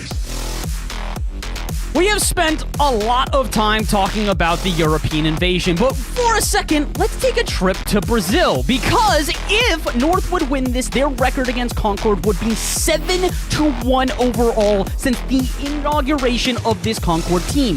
The issue, though, Taco, is the one singular win that Concord do have is the national championship last semester. Northwood have absolutely had their number overall, but when it comes time to clutch it up, it seems like Concord are the team to do so. And that's kind of why I chose them. I think they're playing a little bit better. They were playing against more difficult teams, in my opinion, to come here outside of Northwood, obviously playing St. Clair Green, but we saw how that happened in the 3-0 sweep. I think they're going to shake that off, and I think everything's going to be a little bit cleaner, especially if Zanil can keep bailing out his team like that. A save for the ages to be able to start us off. All right, well, it took a little while for us to get into the action in our last series. This one will not be the same. Concord firing on all cylinders, not even 30 seconds into our first game. A best of 5 to determine what team stays alive here in the lower brackets. And again, we've got opposite opinions of who's going to take this one, but I think one thing does remain true. If either team is going to take this, they're going to have to do it through sheer grit. The defense on point for both teams right now. And unfortunately, Zinniel's touch is not. Off the bar and out, and still no goals in our first minute. Yeah, just going to chase that one down. Smosk following it through as Crispy will be out hockey on this one, as he's not going to challenge. Just tried to hit that one down the middle into a weird position, and not really going to work out. So we got a really fast break to start off. Both miracle saves coming in from both sides, being able to keep this one level. But that could be a mistake as an opener. Helix needs to remain vigilant on that one. Almost makes up for it with a boop into the pass, but not able to be chased down by Samas. So into the midfield back we go. Hockey, not a lot of boost on this one, so Creams will have to take over. Touch the backboard where Samas has got this one easily captured, but it goes right back to Zanil. We'll try and start up an air dribble, but it is to nobody. Crispy, a long ball downfield, and Both teams started off a little bit aggressive. Now we're starting to see these individual plays be the only way to open up space. And some extra space afforded there. I don't know if the in-and-out save was necessary on this play. Yeah, the biggest thing is that Hockey gets this one. You can see Helix trying to rotate in. Crispy taking a little bit longer to get back, trying to grab some pads instead, but I don't think anyone anticipated Smas getting dunked to oblivion on that one. That ball does not get cleared, did not even get deflected, just goes straight down into the near post. Really well built up by Hockey, as a player we always applaud for being able to make those right decisions in crucial moments. Smas is also someone tries to live up to that one, but can't slot that open shot. So far, nothing going right for Concord here, but they do have some offense being generated. Helix, though, completely bumped off the ball, so he'll get no more chances at that. And Cream's going demo hunting. He got one, almost had Helix on another, but at least does have Helix in an awkward position out at midfield. Make up for it with a couple of bumps, but it will not afford Concord any more attack. Instead, we'll have to restart. Crispy, decent amount of boost, can get around one, not around the other. Hockey cleverly keeping this close in a 50. Pinch out to maybe not Zanil. He thought about going up, but Crispy the first one to take it off the sidewall. A lot of heavy touches on either end, a lot of 50s that kind of ricochet to nowhere, but only to the advantage of Northwood thus far. We're at the halfway point, and still the 1-0 stands. Dunked down by Crispy. Cream's going to be, I would say, a little late to it, but no, he arrives precisely when he means to, and he can even do more than that. Just a little 180 flick to be able to put that one past the first, and with Crispy on 0 boost, all he can do is give it right back to Hockey, which I would say had a back pass, but I think it was just a bit too hot to handle. Hockey to this back corner, and well calculated. I thought that was pretty dangerous, almost looking at that near post. Crispy does catch this one, but is quickly bumped off the ball, meaning a 2v2 to ensue at midfield, and one that I was going to say I don't know if Concord are ready for. Apparently Crispy is. He's rotated all the way back and is ready to at least get a goal? All right, well, not exactly how I drew that one up on paper, and probably not Concord either, but a goal's a goal. Yeah, but look at this one. He gets a reset off of that one on the jump and then immediately flips into it on the landing. And that's exactly why you don't always want to flip into every single challenge. Just lean on forward, take a 50, and then deflect it through. Completely bamboozled that second defender. Yeah, can't really blame them for that one, but unfortunately the results will stay the same no matter the confusion. Maybe extra confusion here. Thought surely somebody would get a touch, but Smas completely untouchable. That's a flawless first touch, and then baits in that first player's second touch, and that's the issue, is that sometimes you trust in the first read. Creams is probably close enough that he thought he was getting at least a deflection, so when that first touch gets past him and then the second goes in the backboard, it's pretty much done and dusted for Northwood. It's so hard to be able to get to it. They just have to kind of put their controllers down and say, all right, we'll just go next. And next is exactly where they'll have to go, because they're down by 1. Might be 2 if they have their way. Helix at a demo, but not on the actual goalkeeper. How can Hockey maybe respond in kind? No, a 50 that would go straight to the ceiling and Helix to take over. Doesn't have all too many good touches, but Creams, who does have the ball, doesn't have any boost to work with. Back pass to Zanil could give him some space to cook. He will try, but to the corner it goes from yet another 50 that Concord just keep on finding. They are stifling every attack that Northwood are generating right now, and outside of that initial attack, I don't know if I can say Northwood have had much offense at all. Here's some offense for Concord, touched out by Zanil and off the backboard to a pinch. I think that's all that they're going to get. Northwood need to start finding some shots, and I think fakes like that aren't exactly going to help them. Creams near post going to be dealt with by Crispy, and the roll around is something that he can reach again, so Zanil will cut that one out, but here goes again Concord, getting those weird cutouts, baiting in those challenges. Smas into the ceiling. Everyone backed up from Concord. Hockey knows this, and I appreciate the possession play from Northwood. Problem is they're still giving it away occasionally, and I do like the heads-up of play from both defenses. These are not straightforward plays from either side, and yet the defense still able to position themselves well enough to reject them. Defense ready for this one, but they don't have time to waste. 30 seconds to go, and if Northwood at least want to see an OT, they've got to get at least one more goal. Helix trying to prevent that, and a good touch to the backboard will waste even more seconds off the clock. Another 50 going in favor of Concord, and that seems to be the name of the game right now. Just impede, impede, impede. Every touch you see is not going to go unguarded, and another one as a lob goes out to midfield. Maybe even a chance for an extra goal to seal the deal. Off the backboard, bumped out, nobody there, but somehow Northwood survive. Crispy's trying to stay central because he's got a minimal boost, but he's the only one back up until Smas jumps on in. Now the counterattack potentially to be able to put this one to the ground. Instead, stolen back by Northwood. Smas to the corner, trying desperately to get this one down, but he can only double it back across. Crispy reaching, Creams stretching, Hockey into the corner. Zanil, he's got to keep it up to Creams. Another dunk into the ceiling. Back post to Hockey! Bar down! Northwood never say die! How many touches was this to keep this up? And honestly, the most impressive one is that Concord knew this ball was going to the backboard. Creams knew it as well. And still, there was nothing that Concord could do to stop the waterfall down and the eventual goal. Northwood, some last-second heroics. Will they be rewarded, or will this end off the kickoff? Not that easy, as it looked like Concord might have been able to get instant revenge, but no, we got to OT for Northwood. Not going to give it up that easily.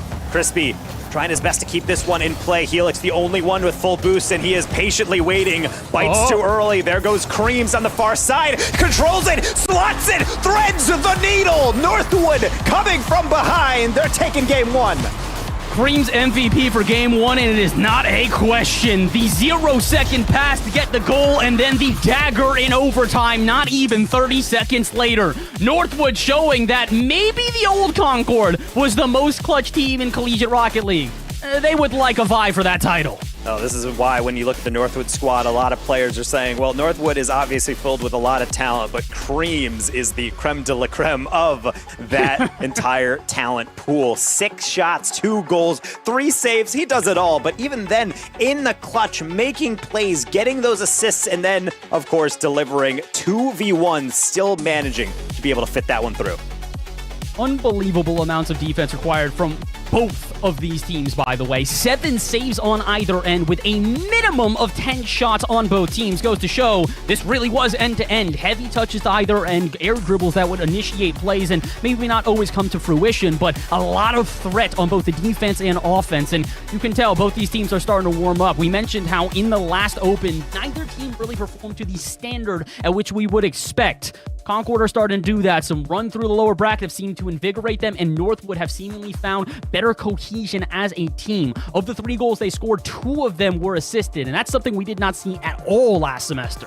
No, and that's something that you always have to implement, is that when you look back at the past, you have to learn from those mistakes, but you also have to understand that sometimes even the way you play has to be improved. There's always more that you can do, and I think with Northwood, obviously they have a great record against Concord, but you also see the elements of why that even when you do have a one-sided record, you still really have to focus up, because that one was Concord. I saw someone in the Twitch chat say, well, it looked like they snatched defeat from the jaws of victory, but other times it's never really guaranteed against Northwood. You have to play all 5 minutes, and I mean not 4 minutes and 59 seconds, all 5 minutes, and that last game was exactly why. Well, that's a lesson you only learn once, and hopefully Concord have been studying. If they do it again, I think they might get punished. They may also get punished for missing their first opportunity of the game. Game number 2 officially underway. Already Concord coming out with some offense, but the initial shots going just a little bit wide. Maybe Helix can change that up. A pass out center, a double commit from Northwood, and still nobody prepared to take a shot. I like the communication there from Smas and Crispy. He was pre-jumping that leave, telling Smas to leave it, and even though that did happen, I think Northwood was snuffing that one out just in case. So now, try number 2 with Crispy and Smas now combining in the same order yet again. Demo on Helix, though, so there is no third player to take advantage of that play. It will find its way to him anyway, as Hockey will try to shut that one down, and Helix try as he might, can't get past 2 players stacked up. Creams, a little bit of space to work with. He'll try and lock into the reset, but no such success. Instead, he'll take over, take a shot directly on target, and the follow-up from Zanil. Look, I don't blame you, Concord. You saw his Creams on the sidewall when he's got no boost. What can he do here? That's pure comms, though. That has to be fixed. Samas is catching this one across, but Crispy, he's got 100 boosts. He can cut in front and clear that back into pressure. Granted, it's against the grain, but it is going to be a safer play. Instead, he catches it, and Zanil expertly understands, hey, if Samas is taking this, there's only one place he can catch it. I'm going to be ready for that touch immediately and take advantage. Not necessarily a mistake from Concord, but it's just a fantastic awareness by Northwood to understand their options and play to the best option. We've mentioned this a couple of times on desk as well as also just around the scene, but one of the biggest improvements and I guess changes so far from Northwood this semester is now Creams. He's on campus in facility with his teammates, and it really is going to make a difference for a player that has played on West Coast ping for what feels like forever and has had to be kind of alone when trying to figure those things out. Now he's got a team around him that he can rally around, and clearly it is making a difference. Our MVP in Game 1, in Game 2, he's already putting his mark on it. 1-0 in favor of Northwood, could be 2 if Zanil catches the moment. Crispy back in time. Helix, somewhat heavy touch. Zanil's got a lot of boost and a dunk as well. That one's going to go only into the middle for Creams. Put up the backboard. Crispy, tough read, just gets enough. Hockey trying to wait for Creams to cyberbully. Helix does well, but you gotta do better. Watch the patience from Creams on this one. He could have gone for the touch off of Crispy on the backboard. He recognizes that it's going to nobody. If he can start headhunting easily, Hockey's going to have a clear lane, especially considering he looks had like no boost that entire play. Northwood are currently bullying the former national champions from a come-from-behind victory in the last game to now 2 minutes scoreless in the second. Concord have got to switch something up. If they keep playing like this, I don't know how they're going to resist.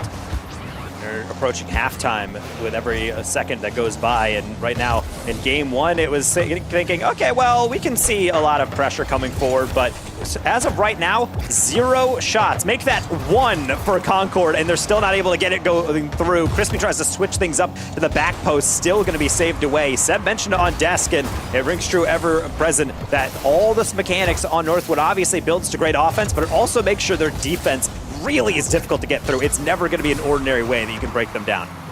I mean, great example. Zanil on almost no boost at the end of that play, dives off the ceiling, and that's what starts up the offense here for Northwood. They maybe now convert that into a goal. Probably not with a double commit like that. And Zanil still full sends. He doesn't care. And again, this is what makes Northwood so incredibly impressive, is that they will have these hyper-confident challenges that you would think would, come back to bite them. But because of how well-structured the team is, somebody is there at the right time, even if things go awry. And that time, they definitely did not go awry. Northwood holding on to this offense with 2 minutes to go. Like you mentioned, 1 single shot registered for Concord. They need to find a way to start generating offense. This will not help them. 50's in front of the net. Hockey gets past everybody, but no shot found. The challenge game from Northwood is outrageous right now. The amount of times that exact situation has come up where they just get right in front, dunk a player into oblivion, and then it goes right back into their half. It's something that Concord is going to struggle to deal with, because even though 50s don't seem like they're that crucial of an aspect to be losing out on overall, it pressures you so much differently, because of when you want to take 50s, you're trying to buy time. But if every single time it's getting shoved right into your goal mouth, that's not going to help. Speaking of the goal mouth, Northwoods remain secure, keeping the clean sheet. There's another open shot that Concord tries to fit through, but the defense just plugging up every single gap.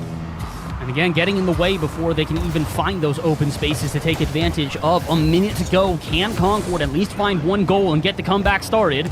Seems like to think not. A pitch down, and maybe even a shot after. No, Helix will bump him off the ball.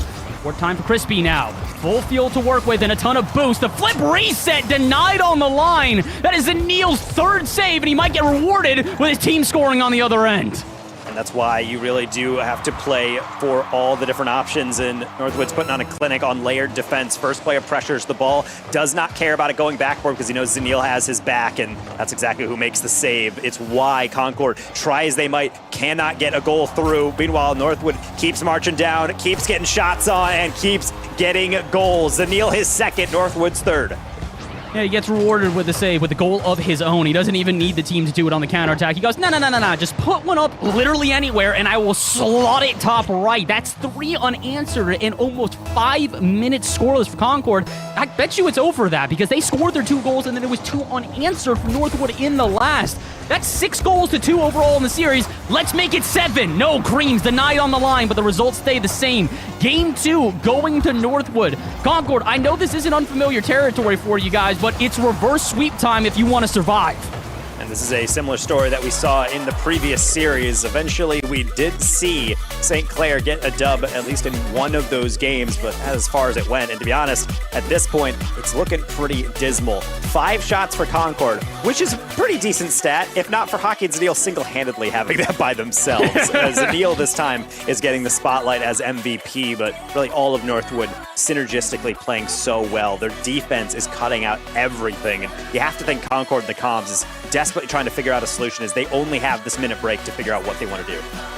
We mentioned how last time the stats were relatively even, and the 2 teams, obviously had a close margin considering the fact that they went to overtime. This game, we cannot say the same. 13 shots total to Northwood in comparison to only 5, getting outshot by 2 times the amount as Concord, and that wouldn't be all too glaring except for the fact that we talked about the saves being even last time. They're not this time. 9 saves required from Concord, only 4 total from Northwood, meaning of the 5 shots that Concord took, they saved 4 of them, only 1 going off target. So again, Northwood's defense impeccable right now. If Concord want to find a way past them, they got to change something up. I don't care if it's demo plays, passing plays, team plays, what it's going to be. They need to be more threatening. These standard shots they keep taking at Northwood are easily being cleaned up. And I will say, some of the shots aren't even of low caliber. The top right slaughters are still getting saved by Zanil on repeat. And one thing that I think that Concord really needs to focus on is getting that boost starve active with Northwood. The one thing that they do really well is play on low boost because they're playing good defense. The issue is that a lot of the reason they're able to do that is the recoveries are always on point. Creams, I don't think I've seen him this entire series for more than a couple seconds with under 30 boost. He's grabbing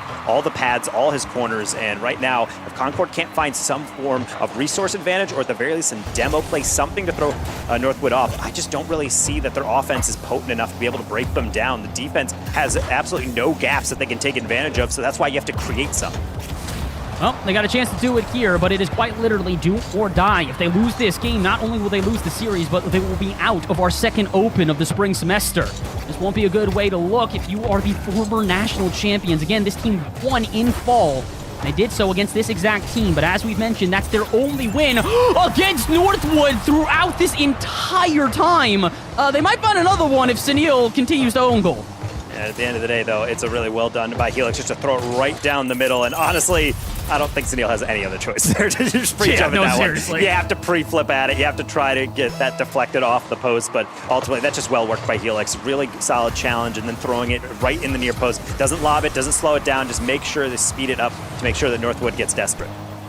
Well, now comes crunch time here for Concord. One goal is probably not enough to take down Northwood, but it's at least the largest margin they have seen in a hot minute.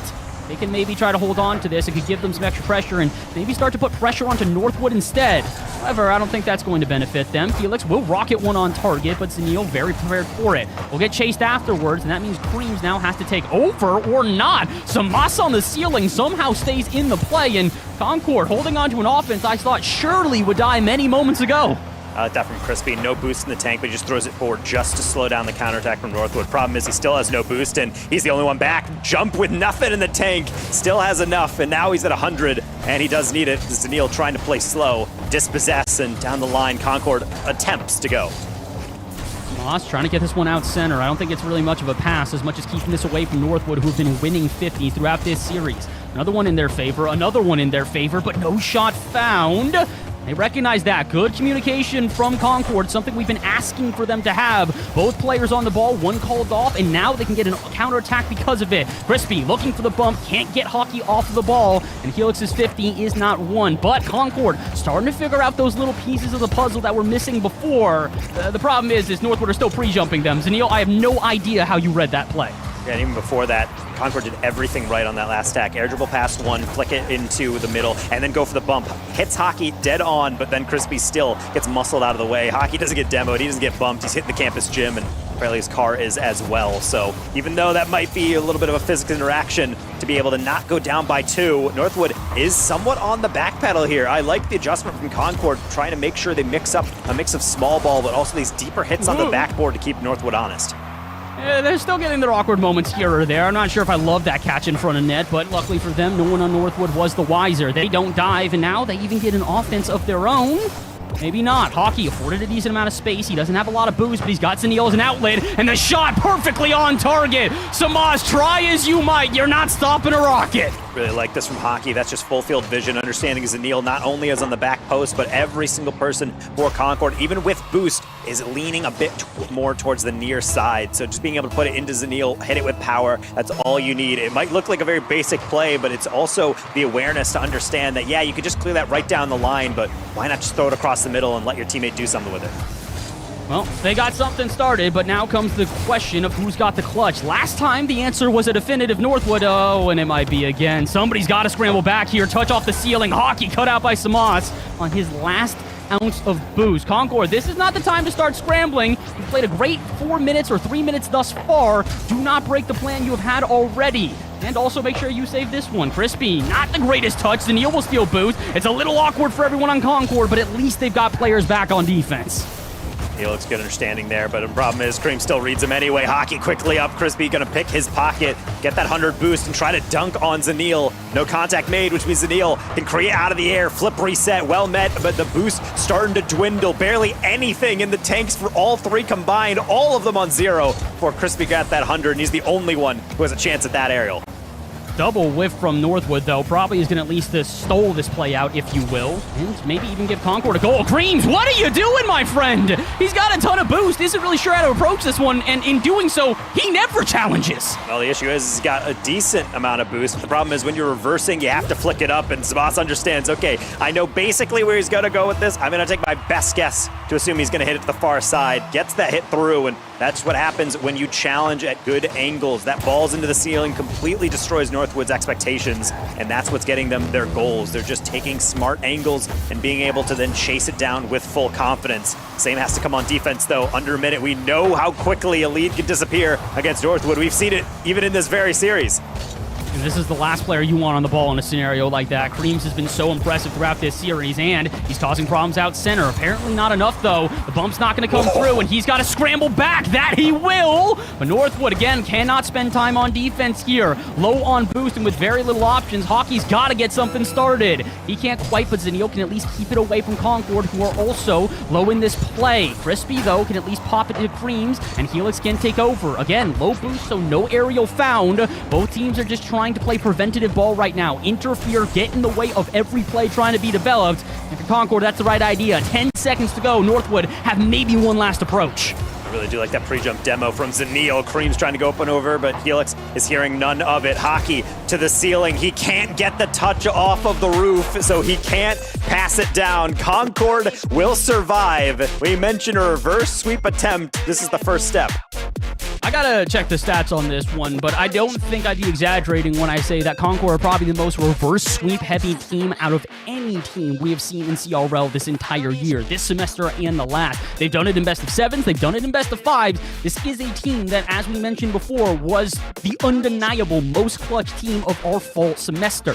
Problem is they haven't really shown that here in our spring, but what a way would it be to start it right here and now? If you're able to get this thing started here in a lower semifinal that really determines everything about how well we're going to look at Concord going forward, that's the best time to be clutch. So I'm not saying the job is done yet or that it's guaranteed we're going to 5, but that's by far the best we've seen Concord play throughout this series. I think this is always the hallmark of elite teams within CRL or RLCS, really any level, is when you have a team that dropped 2 games, the second one worse than the first, and then immediately come back, and it's like it's a completely different series. They play supremely well, getting the cutouts, slowing down the play, or allowing themselves to get more resources, not be starved out. And then ultimately, when they go for challenges, they're going 100% into it. It's not kind of a pre-jump, kind of hazy, let's see how it is. They just say, all right, I'm confident that you do not have this read as fast as I do. I'm going to go for it. They get dunks, they get mistakes out of Northwood, and they score goals because of it. Concord needs to keep this confidence and also learn that even with all of this said,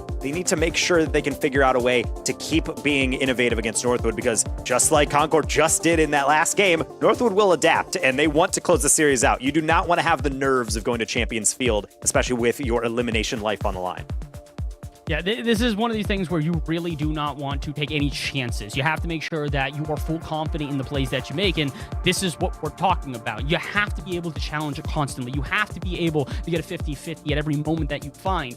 It's easier said than done. I'm not going to act as if this is just going to be a clean-cut gameplay from here on out for Concord, but I do believe that it is possible for them to be able to do so. That being said, we're having a little bit of delays here. We should be getting back into this match momentarily, but for the meantime, we can kind of theorize about what we need to see from Concord going forward. We said that we need them to stay confident. Another thing I need them to do is to stay defensive. One of the biggest things we have talked about is that in Game 2, where they really got trounced, they started full sending offense only. If they can prioritize defense at least a little bit, I think they should be fine. Last second saves from Crispy and Helix were required in that game. They need to recognize that's not going away as we move into our 4th. No, and the one thing that I do also have to point out is I think a lot of eyes were on this player in the last semester in pretty much every single game, and I think that's going to only continue, especially with Concord not reaching the consistent dominance, getting those consistent top 4s, top 3s in fall in Concord. Helix, MVP of that fall championship all throughout that, had a phenomenal game over and over. We talked even players and other teams that played him and said, I don't know what he was on. I don't know what he was eating that day on that Sunday, but I was blown away how well he was playing. Now in this one, the issue is that if that's Concord's peak, how often are you able to reach that week to week, open to open? And I think Helix is not necessarily the weak point at any point for Concord, but there are those moments where you question, that touch could have been maybe a little bit better. That recovery needs to be faster. You need to be more confident going into that one. And I think that's something that he has talked about in those interviews after the fall championship. He said, what's the secret to that team's success? He said, well, Samas and Crispy, they're obviously very skilled. They're patient with me, and I just have to believe in what I'm doing. And as long as they believe in me, then it all clicks. And I don't necessarily think they're falling off in that regard, but it's something I feel like they need to keep in the back of their minds and just remind themselves that obviously they're good enough to play at this level, but you have to make sure you're not backing off. I don't want to see hesitation in the biggest of stages. Now, unfortunately, that is something that does tend to plague teams. We've seen it not just for Concord, but for actually a number of teams within the Collegiate Rocket League scene. I think one of the most poignant moments of that would probably be last semester's national championship, in which we watched Akron and WVU play. We've talked about this a lot. 5-Up probably the star for that team, but it really relies on Bullseye and Patty being able to play their roles as more aggressive players. They initiate challenges, they initiate offense, they get good passing plays. When they don't do that, you see results like what happened in that quarterfinal. That can't happen here for Concord. It's part of the reason why they did so well through playoffs last semester, is that Helix did have not only generational play, but truly was confident. We need to see that again from him. As you mentioned, if they do try to hesitate here in Game 4, this series is over. Northwood still on match point. Concord trying to get the reverse sweep continued. It's not exactly going to benefit them as we get started here in Game number 4, but that's fine. They'll still get some offense. Ooh, Crispy with a reset and then doesn't even use it, tries to tuck it past that back post. So right off the rip, we were wondering, okay, Concord, are you going to come out more controlled? And they said, no, we're going to go right for the jugular. Helix near post. That's going to be a miss. Trying to slot it past Creams, and yet the readjustment makes the double save. Ain't no way. How on earth is this not a goal so far? Apparently it will not be, but 30 seconds in, now Northwood can maybe get a chance to respond. Zanil, no boost on the ball, so we'll have to back off, and Hockey will take over. He's got boost, but not really a great angle, and no good communication either. Two players dive, and it might still work out. Zanil clears the lane, but the shot from Cream's just a bit wide. It's a tough angle, but at the end of the day, you shoot or shoot. And you're going to have to be able to look at that play and say, that is open, and maybe we can get a crash. So Concord has to maybe wipe the sweat off their brow, say, okay, that was a close one. Let's make sure we lock this one down early. Kind of like Cream's understanding. He doesn't have a lot of boost, but so does the defense. They wait for the touch, they get the clear, they get the counter, and if not for Zanil, maybe even the goal. That's a little bit awkward, though. That ricochet straight on out went right to Hockey, and had that bounced off his car, probably would have shot on his own net. The thing is, Creams can take over and fake out the reset, forcing Helix into the corner, although he's got a lot of boost. What really can he do with this one? Not all that much, and unfortunately, it's going to pop out to Samas, who probably can't do much either. Low boost on him, so Crispy has to take over. Neil able to dodge him and keep some boost in his tank, but now can he start the counterattack? Not quite yet. Some moss in the way, and Northwood will have to show some more of that patented defense. Shot on target, denied entirely, but the bounce off the wall could be an opportunity for Northwood. Some moss back in time, but he's got to be careful as the lone man on defense. It's going to be Zanil up quickly for that, but Crispy just as fast. Be able to shut that one down. Helix, the side wall into the ceiling, trying to beat out Hockey on this one. That's a decent enough 50 that I think I'm waiting for Crispy to go on, but Samas has to take over instead. Finally, Crispy gets in there. Pass over to Helix. Not going to be fast enough, but Northwood having to improv quickly to adjust for these, not only to get the save, but trying to get out and buy themselves some time. Ooh, that's a bold challenge out of Creams, though. It's now going to leave Hockey on almost no boost, trying to escape here on defense. Zanil will come in and help him out and get a bump. That'll clear some space in the corner and probably buy time for the team to get ready on defense. Shot on target, not nearly enough power, but Concord maybe trying to seize the opportunities we get to halftime. 50, my goodness, will pinch all the way to the opposite corner where somehow Hockey will take over. Only momentarily. That's a couple of bad misses, and still Concord not prepared to seize the moment. Hockey into the ceiling, should have a reset, I think, and use the wave dash to be able to go across the middle and almost create the perfect amount of chaos, as that will actually yield a miss from Crispy. The leave by Zanil. Helix just powers right through. That's kind of what I'm talking about. Don't overthink. Just say, hey, I think I get to this ball first, and I'm just going to play that ball, not the player. And because of that one, that's going to keep this one level. 3 minutes in, we're still looking for who has the chance to get that first advantage. There's another leave into Zanil, but Helix ready. They're still keeping the offense going, though. Northwood not going to relent here, and Zanil off the ceiling. Try for something. Does he have his reset? Absolutely, and the pass out center. Look, I don't blame Hockey for not rotating there. I don't think he imagined it would ever be a pass, but it will cost them Muggle. Okay. For a moment, I thought they squandered the opportunity, but Concord will secure it. Helix, I really like this touch, and even better, he could maybe try to get on the far right side of the ball and tuck that one in, but understand Zanil is playing that near post shot. Just extend it on that near post, it acts as another pass, and just trust your teammates to crash the net. Really well worked by Helix and Concord, and now it's up to them to be able to play this defense again, trying to extend this series. They're so close, it has to feel to that game 5, but thing is, you still have to close this one out. And you know if you're Northwood right now, you are dreading having to go to that game 5 because they know, again, how clutch this team can be, and they also know that this is going to just be a repeat of the national championship if they end up losing this one. Not going to feel great, but this can't feel good either. Only a minute to go and still scoreless here in game number 4. Zanil trying to get something started here. Hockey, a great 50 pass to Moss, but he's bumped off the ball after, so no follow-up is found. Creams in the corner can prevent any shot, and Zanil will still try to get off the half. Northwood just getting challenged over and over again. We talked about how Concord had to do this, and they're not just doing it, they're doing it perfectly. Crispy, he tries to get back to this one, but I do like that challenge from Northwood waiting for the last moment. Now, low boost trying to take advantage. Tomas gets the first save. Zanil doesn't have the follow through he's looking for. Luckily, a bump comes from the blind side, 1-1.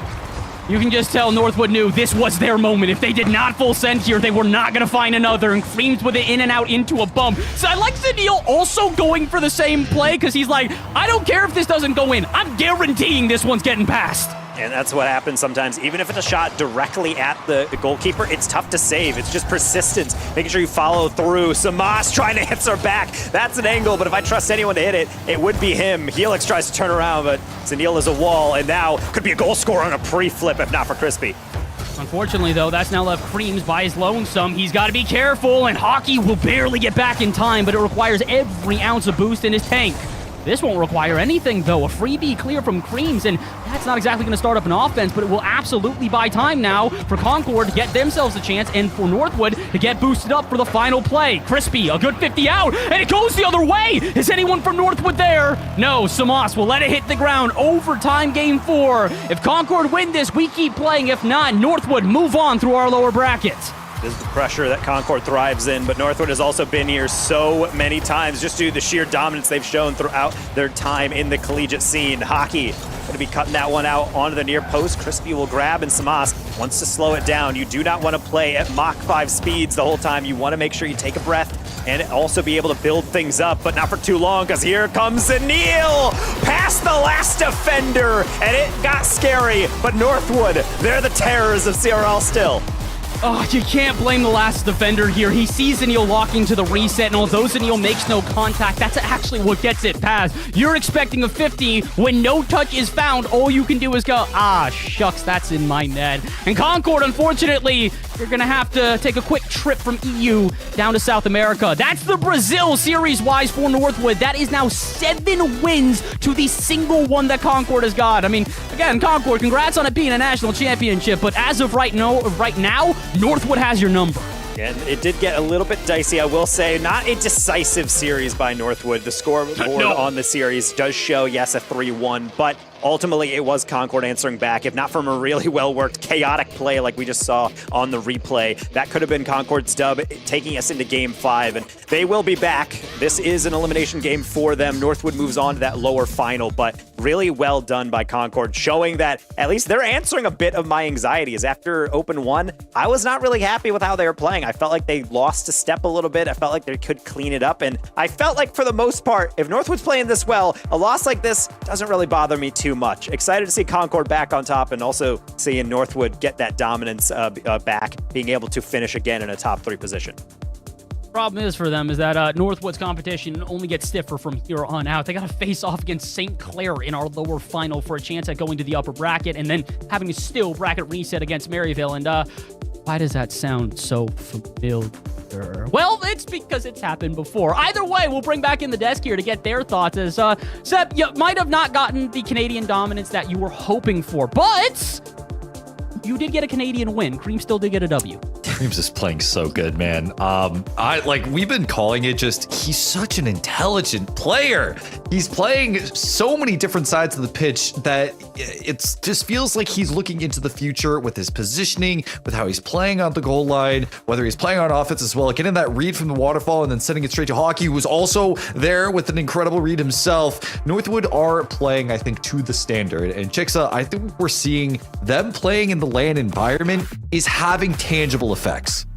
Yeah, I loved how Creams played throughout the entirety of this game. I mean, you highlighted him, the casters highlighted him throughout the entire game. He was just making play after play after play for Northwood, and they just seemed to gel really well. Every follow-up play, it was tangible. You could tell they were working together, making insane reads off of one another, and being consistent throughout this series. It was hard to come back when they started with such a statement in game number 1, and Concord, yes, they got back in it. They were able to deny Creams a little bit at times, but when someone starts denying a player than the other two, they come out just as hot at the end of the day.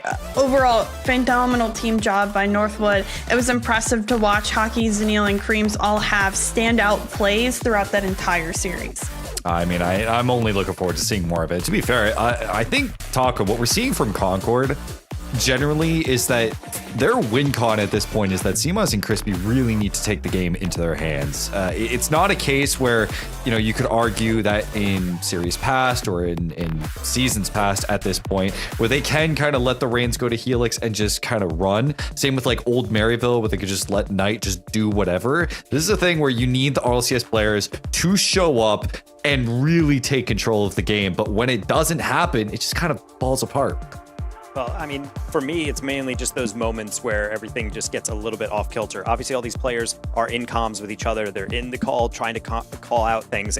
But you see that last goal, Concord's playing really well. I would argue I was favoring them a bit in that game 4, but then it all comes to a head in overtime where 2 players are diving at a play, and all it takes is one player just catching it, going to the side, beating both of them, and suddenly it's a 1v1. And most of the time on an air dribble, the defender is going to lose that engagement. So Zanil does very well to be able to circumvent that pressure, but it's Concord committing too many bodies to a play because they're trying so hard to keep that pressure. And that's why I think when you see Concord get those wins, it's 1-to-1 challenges, everyone covering different sections. But when the comms get a little mixed, like at the end of game 1, that 0-second goal to equalize, like a couple other overtime victories that we do see or for their opponents, it does come down just one moment where they're not on the same page. And that is the biggest issue of playing at a high level. You're going to play against teams that are really confusing to play. They're going to overwhelm you. Northwood just happens to be them against Concord. They have their number, at least in overall matchups.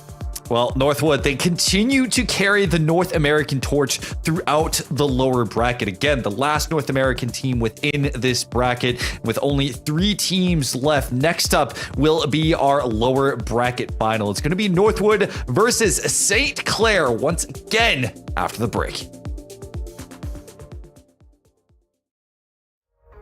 Comes from nowhere, makes you wonder if you lost control, leaves you breathless, changes what you think is possible.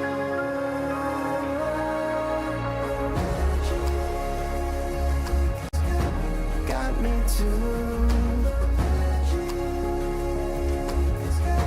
brought me to you. It's got you too.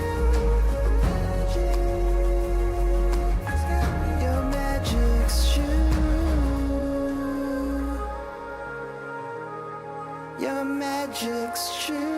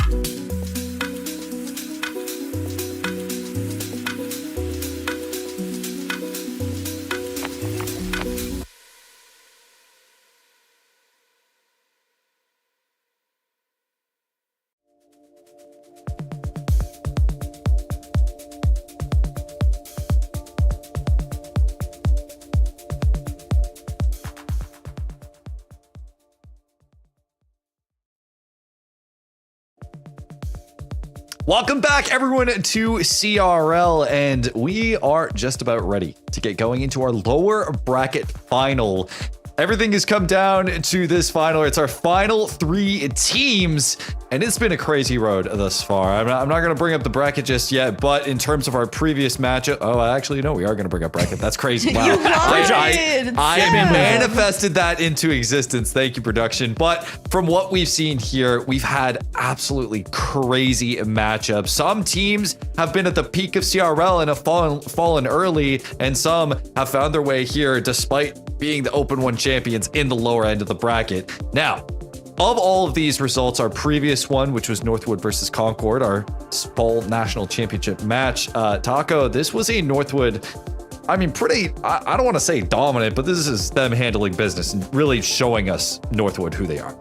Well, it's one of those classic things where you see the 3-0 and the classic response online on social media is like, Northwood washed? Are they done for? Are they horrible? And then they get a 3-1 against Ball State. May Like, or may yeah, not it's have been Ball me, it's State. fine. And then they get a 3-1 against Concord. And you're like, okay, maybe they're back. And they looked really solid through a lot of that, even when Concord started to be resurgent in games 3 and 4. So being able to get these wins, get yet again to a position in which they are top 3, I think that really just shows that Northwood, even though you can't say they're nearly the same as slapping around the entirety of this continent in the collegiate scene, they're still good enough that on their day, they'll be able to take down most of them. The problem is now they're playing up against potentially the first or second, depending on who you ask, team in the nation here in St. Clair. So it should be interesting to see just how far they can take this newfound confidence they're finding.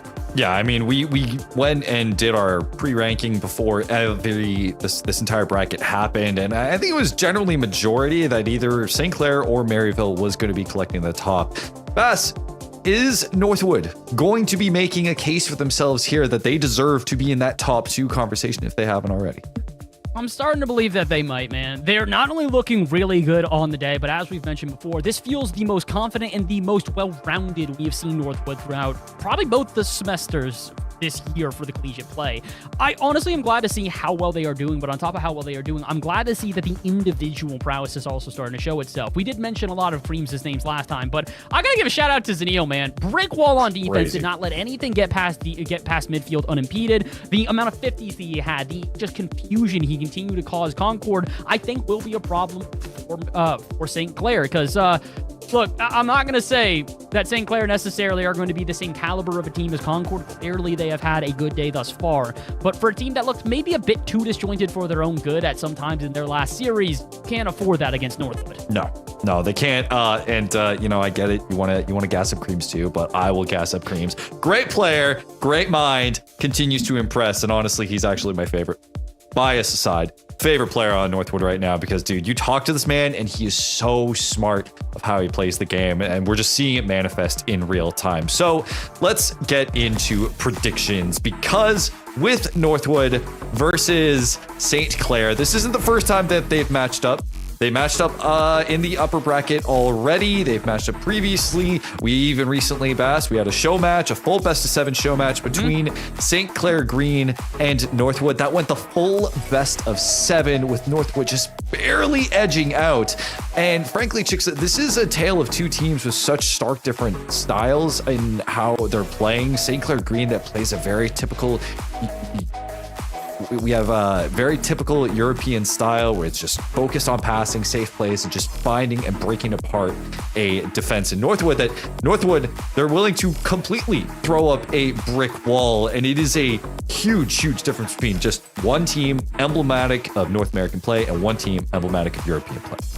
Yeah, I absolutely agree. I think St. Clair as well brings in a lot of demos and bumps to open up their passing play. We saw that earlier in their series where they were kind of trading with Maryville back and forth with that demo and bump pressure, and they are very patient. They have tons of midfield and backboard passes that always seem to work out in their favor, and they have someone like Arju who, again, gets all the eyes on him, often causes players to double commit. He draws a lot of the eyes, and therefore Jazzy and Sai can often get some really nice plays because it gives them a little more space to work with. Granted, Northwood, we've mentioned how good their defense was, especially in that last series. St. Clair struggled when that defense of someone like Maryville earlier ends up being just that much better, and their shots also sometimes were a little bit off the mark. At this point, they've had time to reflect. They did sweep them earlier. They should be confident going into this one, and I hope both teams play their best in this lower final. Well, I mean, both of them are playing on LAN. In fact, we've seen before from the St. Clair Twitch that they are actually playing on their stage with a big screen behind them. I've been there. It's kind of crazy. Northwood also playing on LAN. It's the two teams that are finding their comfort and getting to know each other as teammates as time goes on in person. So let's get to predictions now. Bass, this is a tight one. We've casted this before. Where do you see this going? Look, I know that the upper bracket final, or I guess quarter final, I think it is, didn't exactly go the way of Northwood the initial time. I don't think that's happening again here. I think that we're going to see Northwood get their revenge, and honestly, I'm even further emboldened by the fact that Cream's in-game, I'm like hyping him up. He hits a triple flip reset in the pre-game lobby, and he's going, I want my revenge for America. Not for Canada, by the way, but for America in specific. That's what he wants to do it for. I believe Northwood is taking this one. I've got full confidence in the boys. They're playing the best that they ever have, and on top of that, St. Clair, they got a rebound, man. That was not a great upper final for them. They need to prove that they can bounce back. Bass, I took that personally. Chicksa, what is your prediction? I believe in the rebound. I'm going with St. Clair. Again, early statement, sweeping Northwood in the earlier part of this bracket. Yes, they struggled against Maryville, but they have the keys to success against Northwood. Yes, is Northwood feeling it? Did they just play a series? Yes, does St. Clair know what to do? I'm excited for this one. I think it's going the distance. I can see it going the distance as well, and I also will be going with St. Clair, mainly just because I think Northwood is playing well, but there are some occasional moments where it feels like a little too defensive, and I think the one thing that Concord wasn't connecting on were those passing plays, and I love St. Clair because they pass constantly. I think if Northwood's going to keep allowing that space at the top of the box, they're going to get taken advantage of every time. It's just going to go top shelf repeatedly, despite how good Zanil and Creams have been playing on those back end, getting all those goal line saves. I don't know how sufficient that's going to be against a team that loves to steal your boost and constantly throw balls into weird positions. I am going to concur and say St. Clair. Sorry, Creams, but in this case, I have to go with St. Clair. From just even from the matchups that we've seen from them already, when these two matchups, it's Northwood that has to really kind of be a bit more passive and to kind of wait for a mistake that St. Clair is going to commit. Whereas you look at the gameplay of St. Clair, they are incredibly committed to just throwing as many passing plays as possible, almost to a fault. And we've seen that exploited in previous series when they're not able to have as much control of the pitch as they would like to, and that's why Mary won. But this is a St. Clair that still has won an open. They're looking to do it against Northwood one more time, this time in our lower final. I think St. Clair's running away with it, and we're going to get a rematch of our open one, which would be an interesting affair because Maryville is a daunting boss in that grand final. So it will be our lower final here between Northwood and St. Clair. The last of the Americans versus the Canadian institution. Face off against the Open 1 champions in St. Clair. The long road has come down to the lower finals. Let's take it away. I said it earlier and I'll say it again. St. Clair in the lowers looking for that revenge to Maryville in the upper bracket. They want to be the first two-time Open champions, but they have a daunting task in front of them. Northwood, one Canadian themselves, and of course our only North American representative left. They just played a phenomenal series against Concord. One EU boss down. Do they dare have two more to go? They got to prove it here and now. I'm ready for a best of 5 that can determine a whole lot. Like you mentioned, St. Clair trying to go for the 2 back-to-back wins in a row, something that no team has been able to do throughout either of the semesters played. But they are going up against the gauntlet. As we have mentioned, a surging Northwood, and not just a surging Northwood, but probably the best we have seen them play throughout these couple of months since the beginning of this CRL season. So I'm ready. This should be a banger between the two teams, but it's definitely up to them to prove that. As Seb mentioned before, we did a show match between these two teams earlier in the week. It was Northwood that came out on top, but we did go to 7 So far, it looks like St. Clair would like to end it in 3. Great first goal. Again, using that demo pressure that we saw them use so much earlier against Maryville. They have been pressuring upfield time and time again throughout today. That's St. Clair's bread and butter, as well as those midfield passing plays. Northwood will have to adjust, but we've mentioned EU style, NA style back and forth today. Northwood's bread and butter is not only their defense, but their individual efforts. They are so dynamic with their mechanics.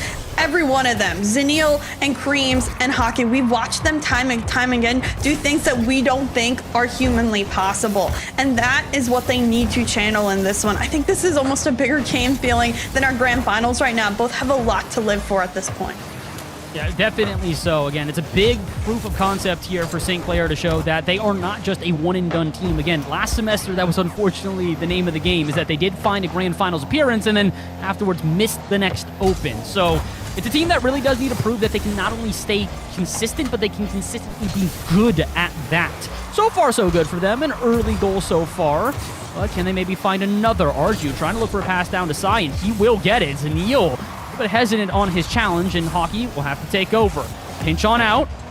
The corner it goes. Green's trying for something, but right now, Northwood getting a little bit of sleep. They're a bit hesitant on their challenges and are usually getting dusted by players on St. Clair. Ooh, that's a great challenge, though, from Creams going towards that back wall side.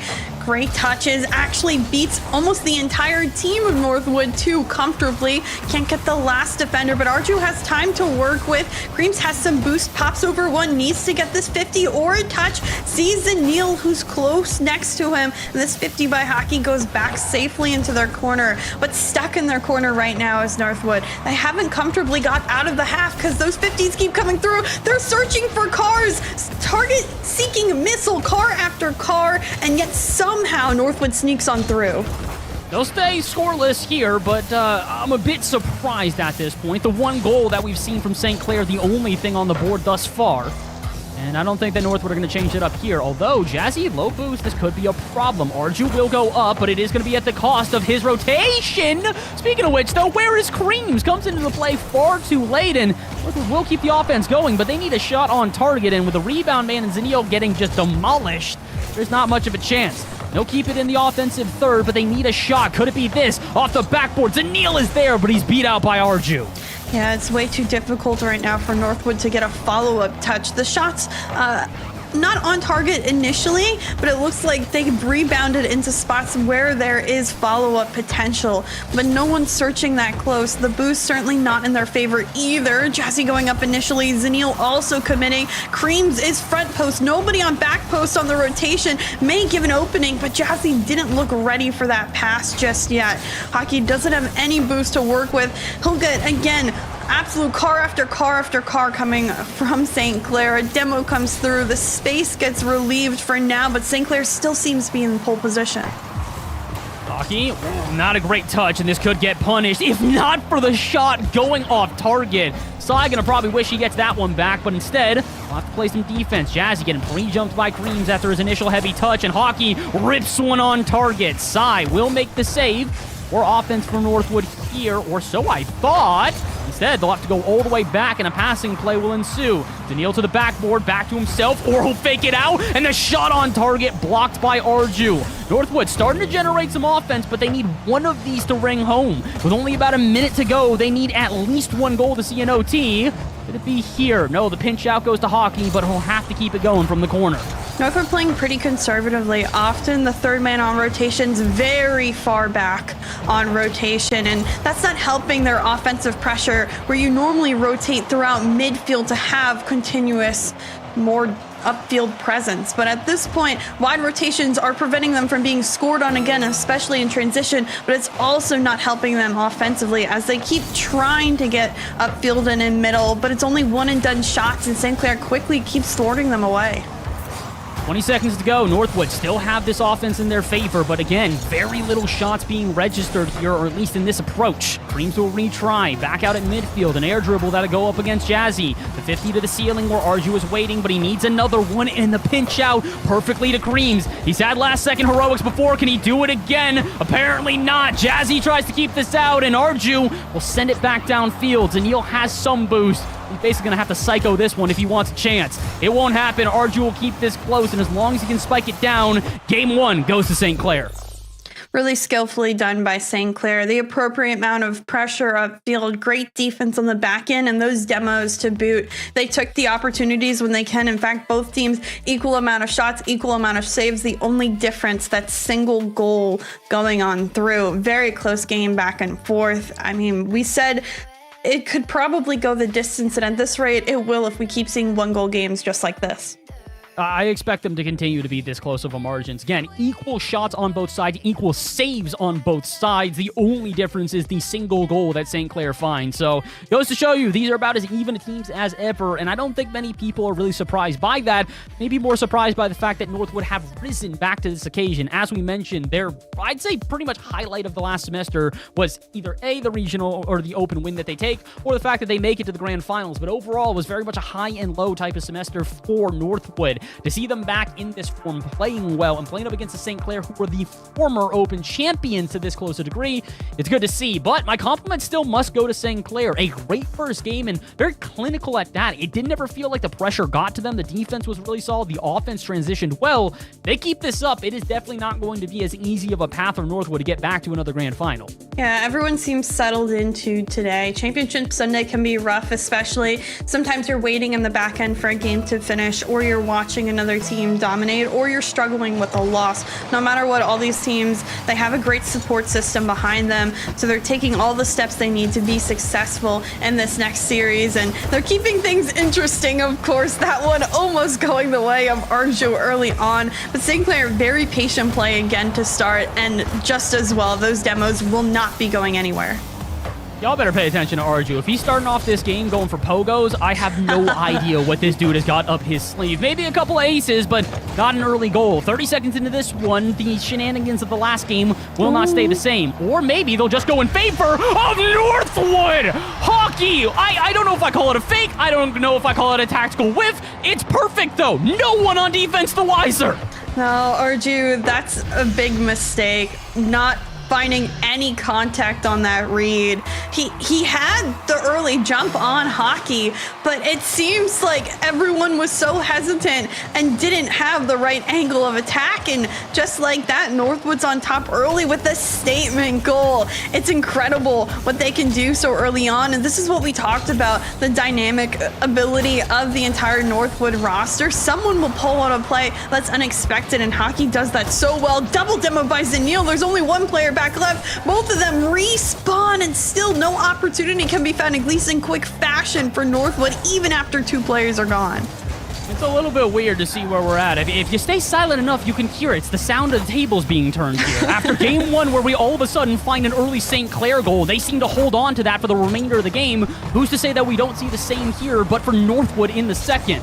I think St. Clair would like to say otherwise, because they have some offense being generated. Sai going to keep this close, but that is way too much power, and Jazzy on low boost has got to scramble back. He's lucky Zanil didn't recognize that earlier. With a full tank, I'm sure Zanil could have gotten there and taken a shot, but instead, St. Clair will go unscathed on that approach and try for yet another offense. Arju off the ceiling, looking for a shot, will be denied. A great clear by Creams, but it only lasts so long. Jazzy quickly contested by Zanil. The bounce not in the favor in front of net. Zanil with boost, able to get it out in mid. Arju is there. This one touched towards the ceiling, staying on the wall, looking for cars still to bump. No contact. Creams winning 50s with 0 boost. The team's able to get this transition upfield. The read, the follow-up for Jazzy, still 50 and in favor of Northwood. They're slowly stalking their prey, finding a way to attack upfield. Unfortunately, I think that touch will just end up doing it. Maybe Zanil's able to get back, even though he virtually had no boost in the tank. Hockey stealing the boost upfield as well, but this one still won't go much until the pass gets made. But that shot or either the backboard not well enough placed. I do think that St. Clair got to be careful here. I'm starting to see a very similar approach to what Northwood did versus Concord, and just absolutely would dominate. They would win 50 after 50 after 50 after 50, and eventually Concord at the time, now St. Clair, might buckle underneath the pressure and get frustrated from the lack of attempts that they get themselves. At the moment, that hasn't happened. With 2 minutes to go and even more offense being generated by Northwood, they got to be careful. There's another 50 in favor of the team in blue, and maybe even a goal. A pass out center, but Hockey won't bite. He knows he's the last back and needs to buy time for his teammates. Yeah, St. Clair doesn't 50, they just demo. That's just kind of the style of St. Clair. But it's certainly not helping that they are losing a majority of those 50s, and instead Northwood is doing a better job of being proactive upfield instead of just reactive.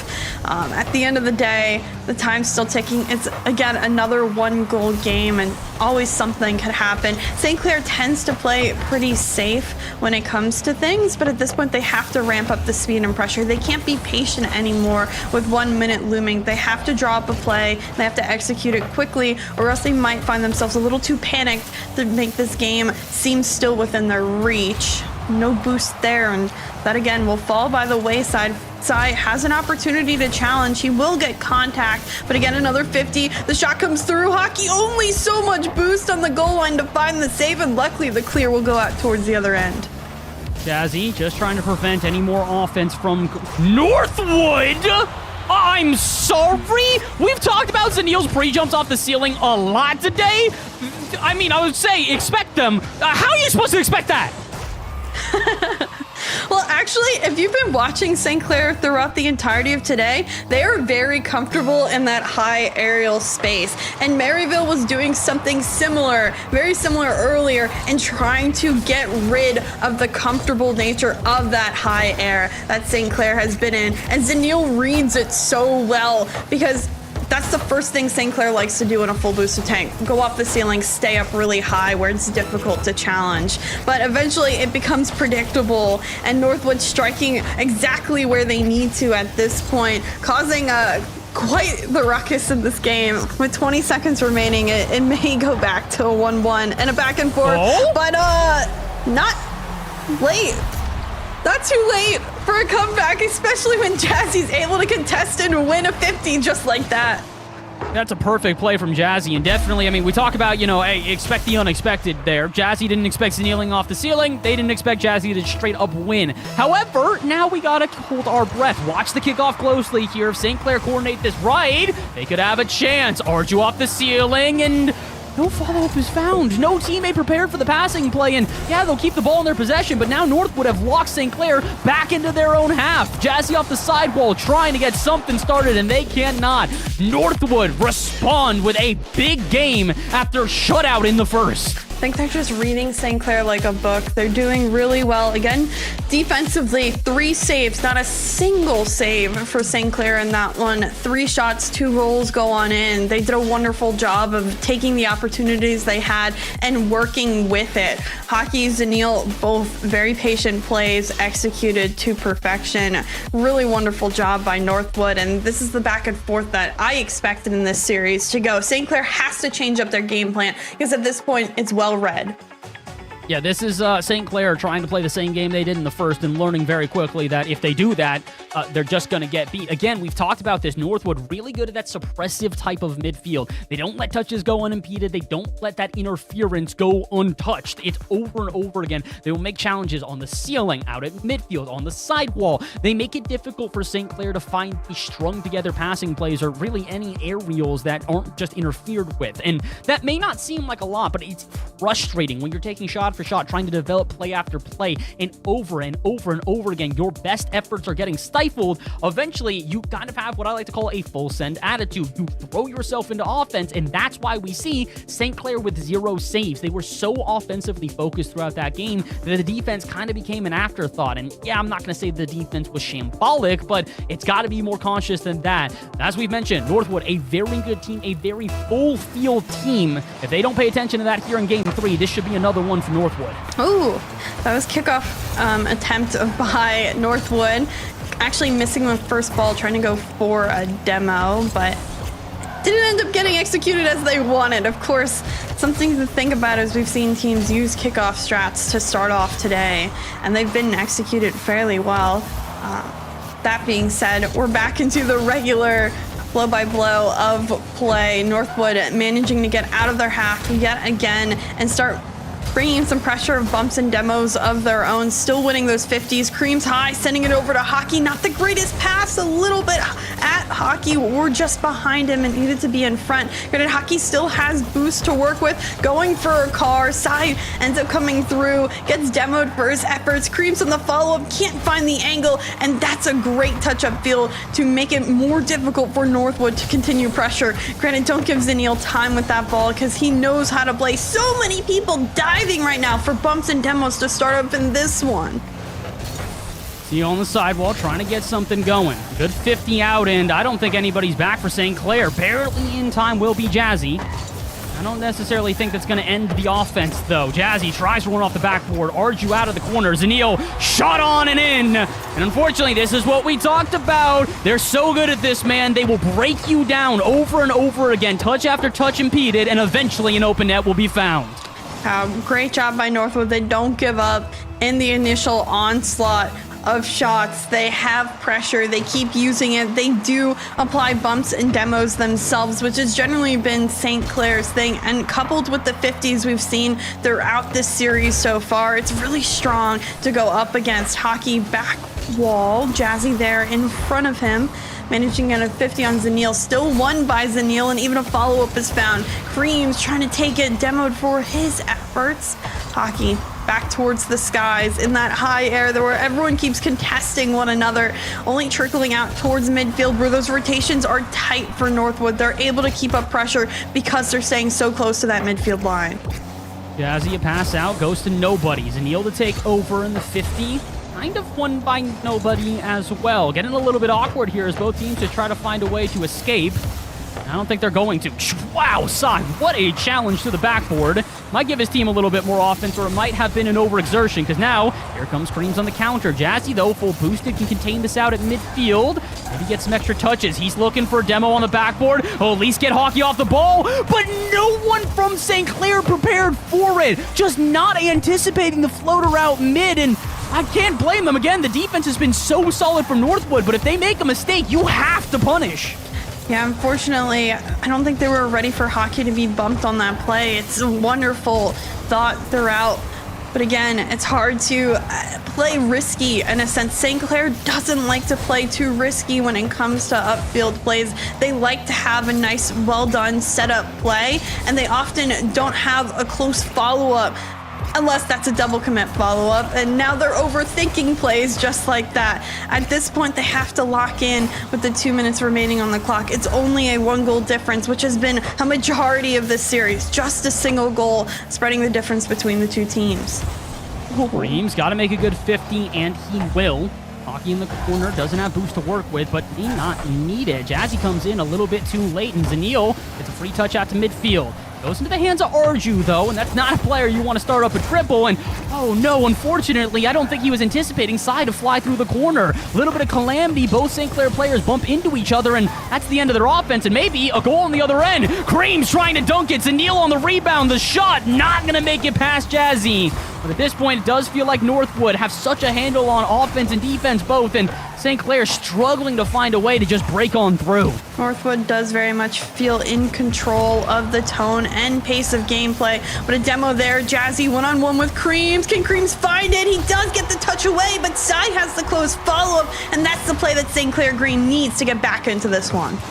Great play from Jazzy and good patience as well. Creams, I'll give you this. Impressive that you were able to save it, but unfortunately your teammates probably already kind of gave up on the play. They're rotating back, but if they weren't there literally in that moment, there's no way they're making the save. A minute to go, a pinch out almost directly at the Northwood net, and Creams will kind of redeem himself. He'll make the save there, and goodness me, what a way to start off the kickoff. Yeah, I was saying earlier, watch out for the kickoff shenanigans. They've been happening more and more to try to give themselves a lead, and that one almost goes in St. Clair's favor. But now with 40 seconds left, both teams seem fairly in control of themselves. They understand what's at stake and what they need to do to get back in it. Jazzy with boost on the sidewall has control, looking for that 50, kind of goes underneath underneath instead. A little coupled up all in the corner is Northwood. They have to space out, and Cream's gifted with this ball, has enough boost to work with, wins that 50, but it's unfortunately off target. Pop up here in midfield, Jazzy just to send it away, and instead St. Clair is still searching, winning those 50s, has some boost inside. He'll stay around the other end of the field. Another follow-up for Jazzy. Can he get it in midfield? Not at this point. Arju safely all the way back. The 50 goes in front. Can Zanil keep it on his car? Trying to turn it through, but it touches the ground, and we see overtime. OT, game number 3. This one big. The winner of this moves on to series points. Again, I do feel like Northwood has the momentum, but that doesn't mean some heroics from some individual on St. Clair can't change that up. Hockey. Ooh, not a good 50. Maybe the first time that I can say that they definitively are losing 50s, as considering the rest of what we've seen from Northwood. Shot on target, denied by Hockey. The follow-up, though, not going to be there. And I'm going to be real. How on earth did St. Clair not score there? But here's an opportunity again as it comes on through. Another finish. Arju off. Cream's poking it away. So many opportunities for St. Clair to finish this one, and they just don't manage to find the right angle. Trying to be, I think, tricky with it. And at the end of the day, you don't need to be that tricky. Cream's just shoots it on target, fast and hard, and just like that, it goes on in. This has to be a mistake. There's no other word to say at this point. You cannot completely abandon the net when you have not gotten even off of your half. I get the challenge there from Arju, but when he half-hearts it, you can't afford to do so. I get it's a risk, but I'd rather you take the risk than not make a play at all. The half challenge leaves the net open. The shot is immediately on target, and Creams continues to put up an MVP performance. 1 goal, 1 assist, 4 saves and 4 shots. You would think that'd be incredible in the crazy stat line here, if not for the fact that Hockey alone had 5 saves. Yeah, I was gonna say, don't count out Hockey as well. A combined 9 saves between the two. What else can St. Clair do when they just keep denying time after time? St. Clair has not had success scoring upfield. They haven't been able to connect on plays, especially in the higher. They haven't been winning their 50s when needed, and they haven't been getting that same demo pressure that we've seen earlier from them. I said they have to have a new look. They have to bring out other plays. They've been trying to do some kickoff stuff. They managed to get 1 transition goal that was in the result of a 50, but they haven't been able to create their own offensive pressure. Again, they're acting reactively. We mentioned so often it's great that you're able to penalize teams when they make a mistake, but at this level, Northwood is playing so consistently throughout the game, you can't expect them to make a mistake. You have to draw it out of them, and you have to create your own plays. I got a chance to do so here. St. Clair, you quite literally must do that, or this is the end of your run. For the former champions here of Open number 1, you would expect them to at least make the grand finals again, especially considering they came through uppers and made the upper final at minimum. Unfortunately for them, they are staring down the barrel of a defeat in a 3rd place, which, I mean, let's be real here. For any other team, 3rd place is a great accomplishment. But for St. Clair that are trying to kind of correct the record of their last semester, they would like to do more than that. Can they start off this game right, or do they just concede immediately? Had that shot been on target, surely the early goal to Northwood. That would have been almost, I think, the nail in the coffin to give up such a goal like that so early on. Still, they have to defend out of their half right now. Sai has some boost to work with, again, taking it quite high into the sky, uses the flip late with Arju. Can't find the pinch, I think, that they were looking for. And now Creams is able to get upfield, gets the nice bounce that he wants to have it on target, but Arju sends it away, doesn't get the read on the 50. Zanil, again, winning the 50, 1-on-1, takes his time, allows Hockey to take the shot, and Sai safely sends it away, at least temporarily. Zanil following it back up, and again, shot on shot, hard and on target. This is kind of the issue at this point, is that the defense of St. Clair isn't poor by any stretch of the imagination, but it's only momentary greatness. They'll make 1 good save, they'll make another good save, and then eventually, through just sheer grit and determination, Northwood will break them down. Shot after shot just puts them in more and more vulnerable positions, and eventually, they concede a goal. They've done that now multiple times in a row, and it has given yet another early lead to Northwood. How do St. Clair respond? They got to do it quickly. I do not advise going down by even more goals. Northwood would be happy to park the bus in a scenario like this. Sai, no boost in the tank to work with, but winning this 50. It'll waterfall down a little bit as Jazzy works it off the corner. A nice bump as well onto Hockey, but not much more follow-up can be found. I think only one person on St. Clair with boost, and he will go up. Finds a way to make the touch. Arju out to Jazzy. The connection actually maybe favorable. You know what? We're not going to talk about it because it ends up going at the other end of the field, and it doesn't matter. That play will not be penalized, except that bounce won't be red. Opportunity here off the bump. It's still the entire house of Northwood able to come through when needed the most to manage a save.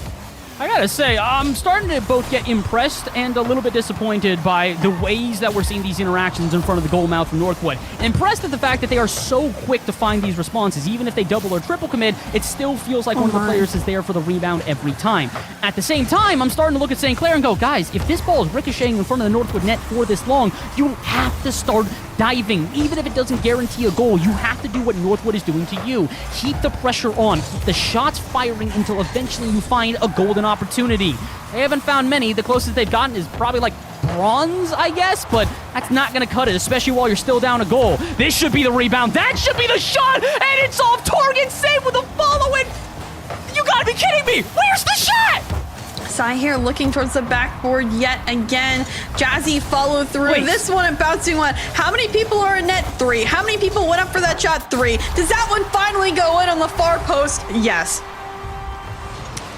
Get their pass. Deep breath. Just a deep breath, bruh. I got nothing else to say. St. Clair, try again, and eventually you will succeed. But I'll be danged if this isn't the perfect moment to do so. 2 minutes left in the game. Finally, St. Clair show themselves that they can get past the defense. Hockey, don't you dare do this to them, bruh. They just got themselves a good goal. You cannot, man. You cannot.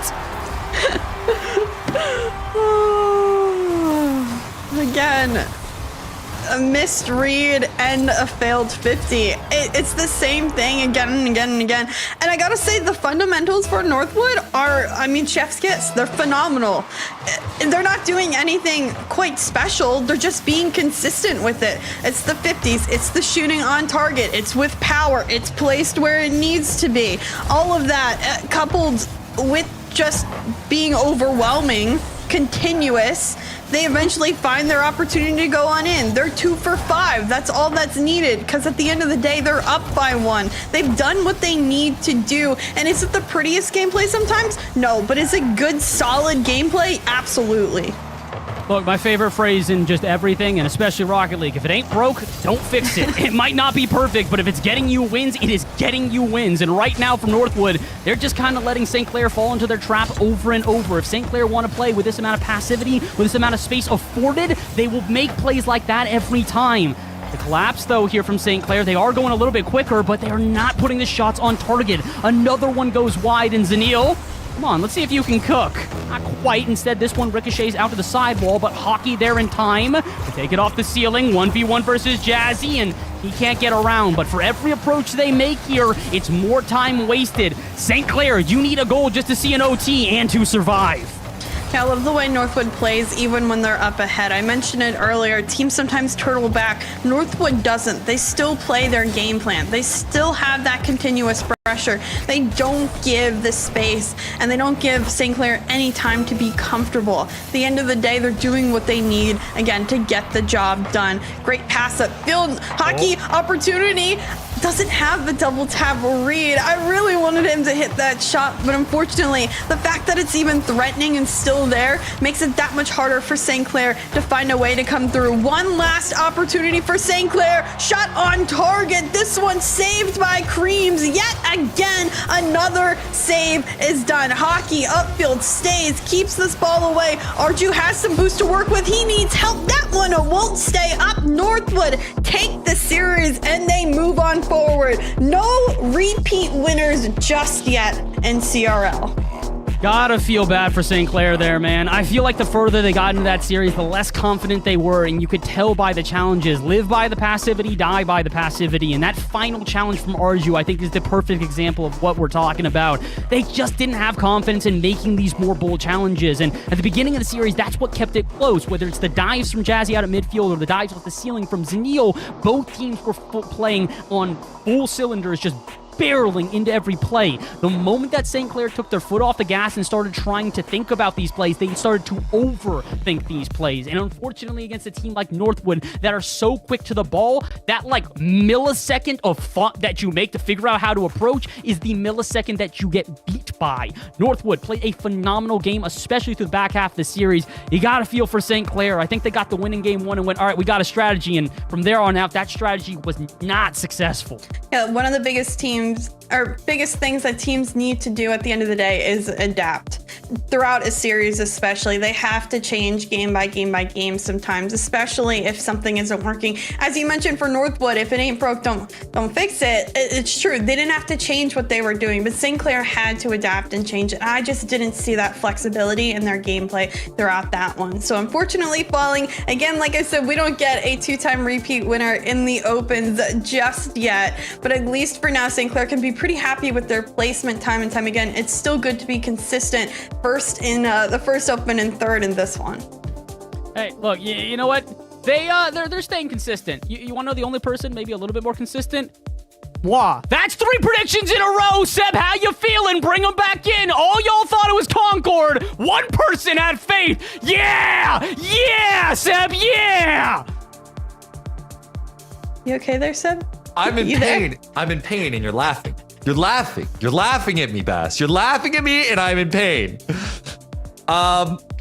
Me and Tom. Yeah. You're so funny. You're so funny. North America. All right. We love USA. All right. You know what? I USA. get it. US. Congrats. The creams is still ours. But Taco, you and I were in the back room. We're like, please, St. Clair. Like, you're right there. You're right. The ball in front of the net. Just get it in. You just got to get it in. And they did it. Time after time. It was so frustrating. That is 100% my take on that series, is that Northwood was playing really well. That was 4 one-goal games, more or less, throughout those series. So, yes, Northwood gets the win, but the one thing I kept looking at, and we were in the green room, and said, how many times can St. Clair get an uncontested shot and put it wide, put it over, underhit it, overhit it? Like, there's just such a lack of finishing, and at that level, that's not going to be enough. After a certain point, Northwood's going to lock down anything that isn't a direct venomous hit right down the middle, and even worse is that when they're losing 50s in front of the net, Northwood's going to score, especially here on the replays as we take a look at this DFH match. So many of those goals from Northwood were just wide open, and St. Clair not able to get to it. Frankly, it's not just that they were outplayed at times, that they were overthinking. They were overcooking a lot of these touches, and Northwood is always going to dominate you. So, I mean, dude, this is the second series in a row now for St. Clair where it just felt like Northwood was taking advantage and punching holes through that midfield. I mean, we saw it briefly there. Creams just caught the rotation off guard, just put it downfield,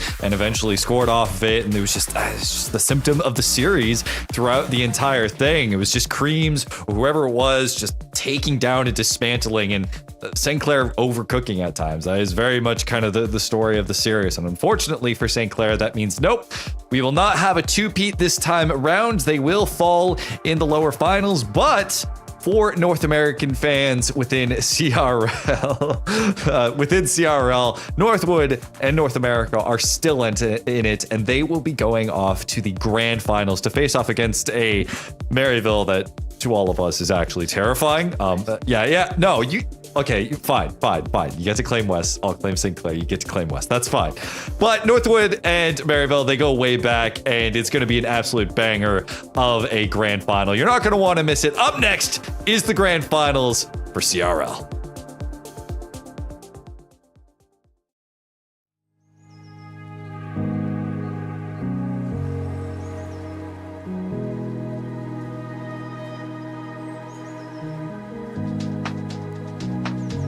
When I saw you again,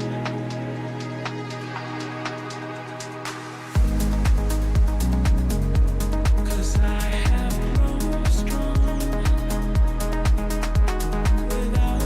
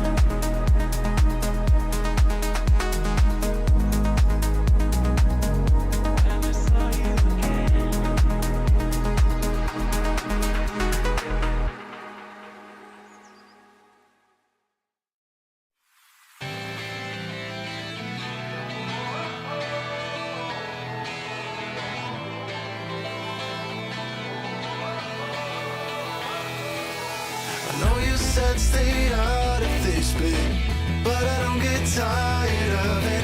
Told me I'd never be happy. I'm not sad at all. Maybe I'm a fool, following my dreams, but mama, you're gonna see me on every magazine.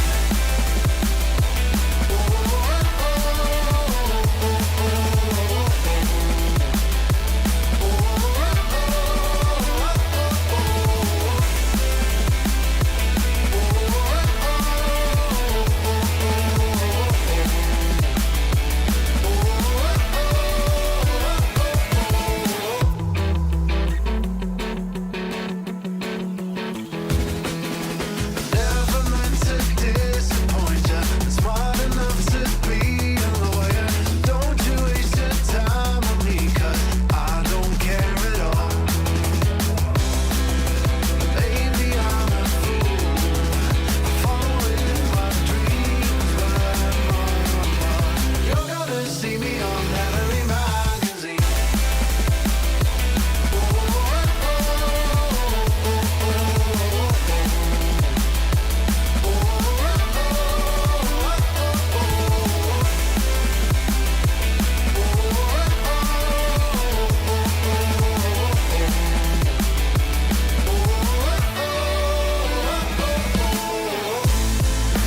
You never know your full potential if you never dare go for gold.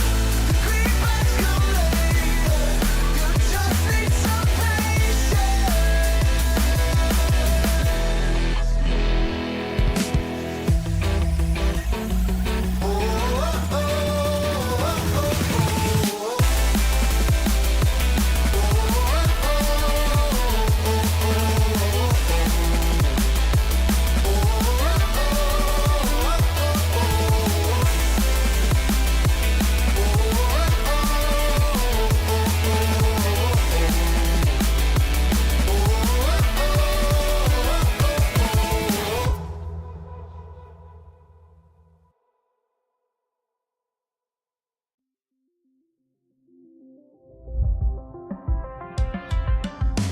Never thought I'd hear your voice again, and now you're taking up my mind. One spark to ignite the flame, and then it happens all the time.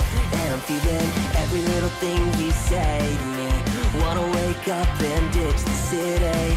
Break out, these walls are caving in, and you're a tidal wave. Yeah, take me back when you said we can do this until we're dead.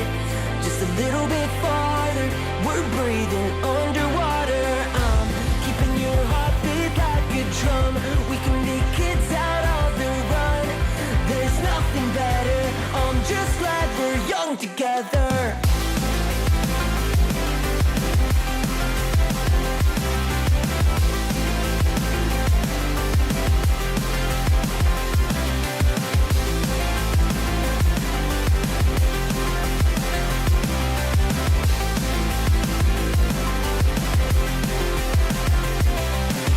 It's 1 a.m., I could dance with your silhouette. Tell me where you wanna go. Your smile's looking dangerous, and I can feel the afterglow. I'm believing every little thing inside of me, spinning you around until we're dizzy. Caught up like a boat in a hurricane, and you're a tidal wave. Yeah, take me back when you said we can do this until we're dead. Just a little bit farther, we're breathing underwater. I'm keeping your heartbeat like a drum. We can be kids out on the run. There's nothing better. I'm just glad we're young together. I'm just glad we're young together.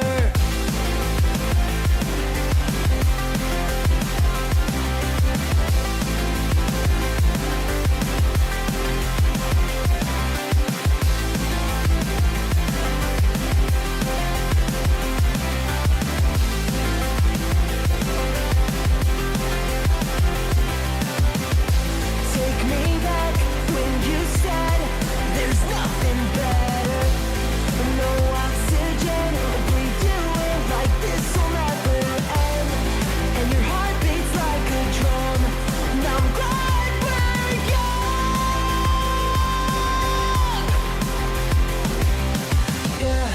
take me back when you said we can do this until we're dead. Just a little bit farther, we're breathing underwater. I'm keeping your heartbeat like a drum. We can be kids out of the run. There's nothing better, I'm just glad we're young together.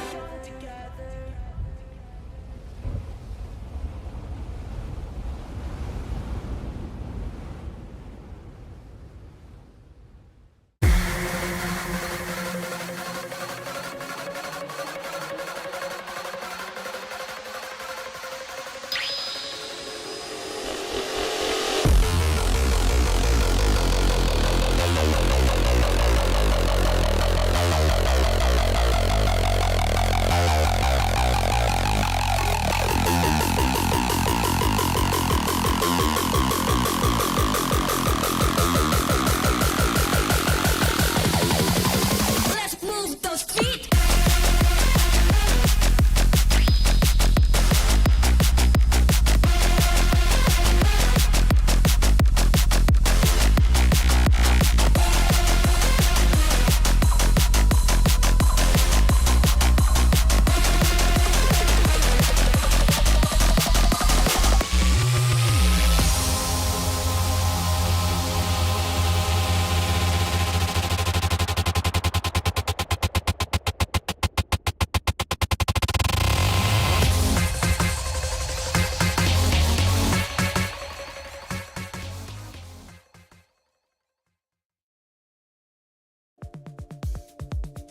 Welcome back to CRL Spring 2025 Open number 2. My name is Oliver Bastion, alongside by the rest of the desk that has been here today. We're switching it up, letting Seb get a chance to hop in the booth here for our final match of the day, as we have eliminated 6 teams from our top 8 and are down to only 2. Our last 2 competitors left in this bracket, Maryville, who have taken a win through the upper bracket and continued on their winning ways, and our lower bracket team in Northwood, who did take a loss to start the day, but since then, Taco, everything has gone right for the Timberwolves. Yeah, and not only that, but we're still waiting for more matches to go the distance. We had Cumberland and Concord go the distance. We saw Maryville and Akron. I'm like, okay, this will be a lot of it. Nope, just 3-0s. 4 game.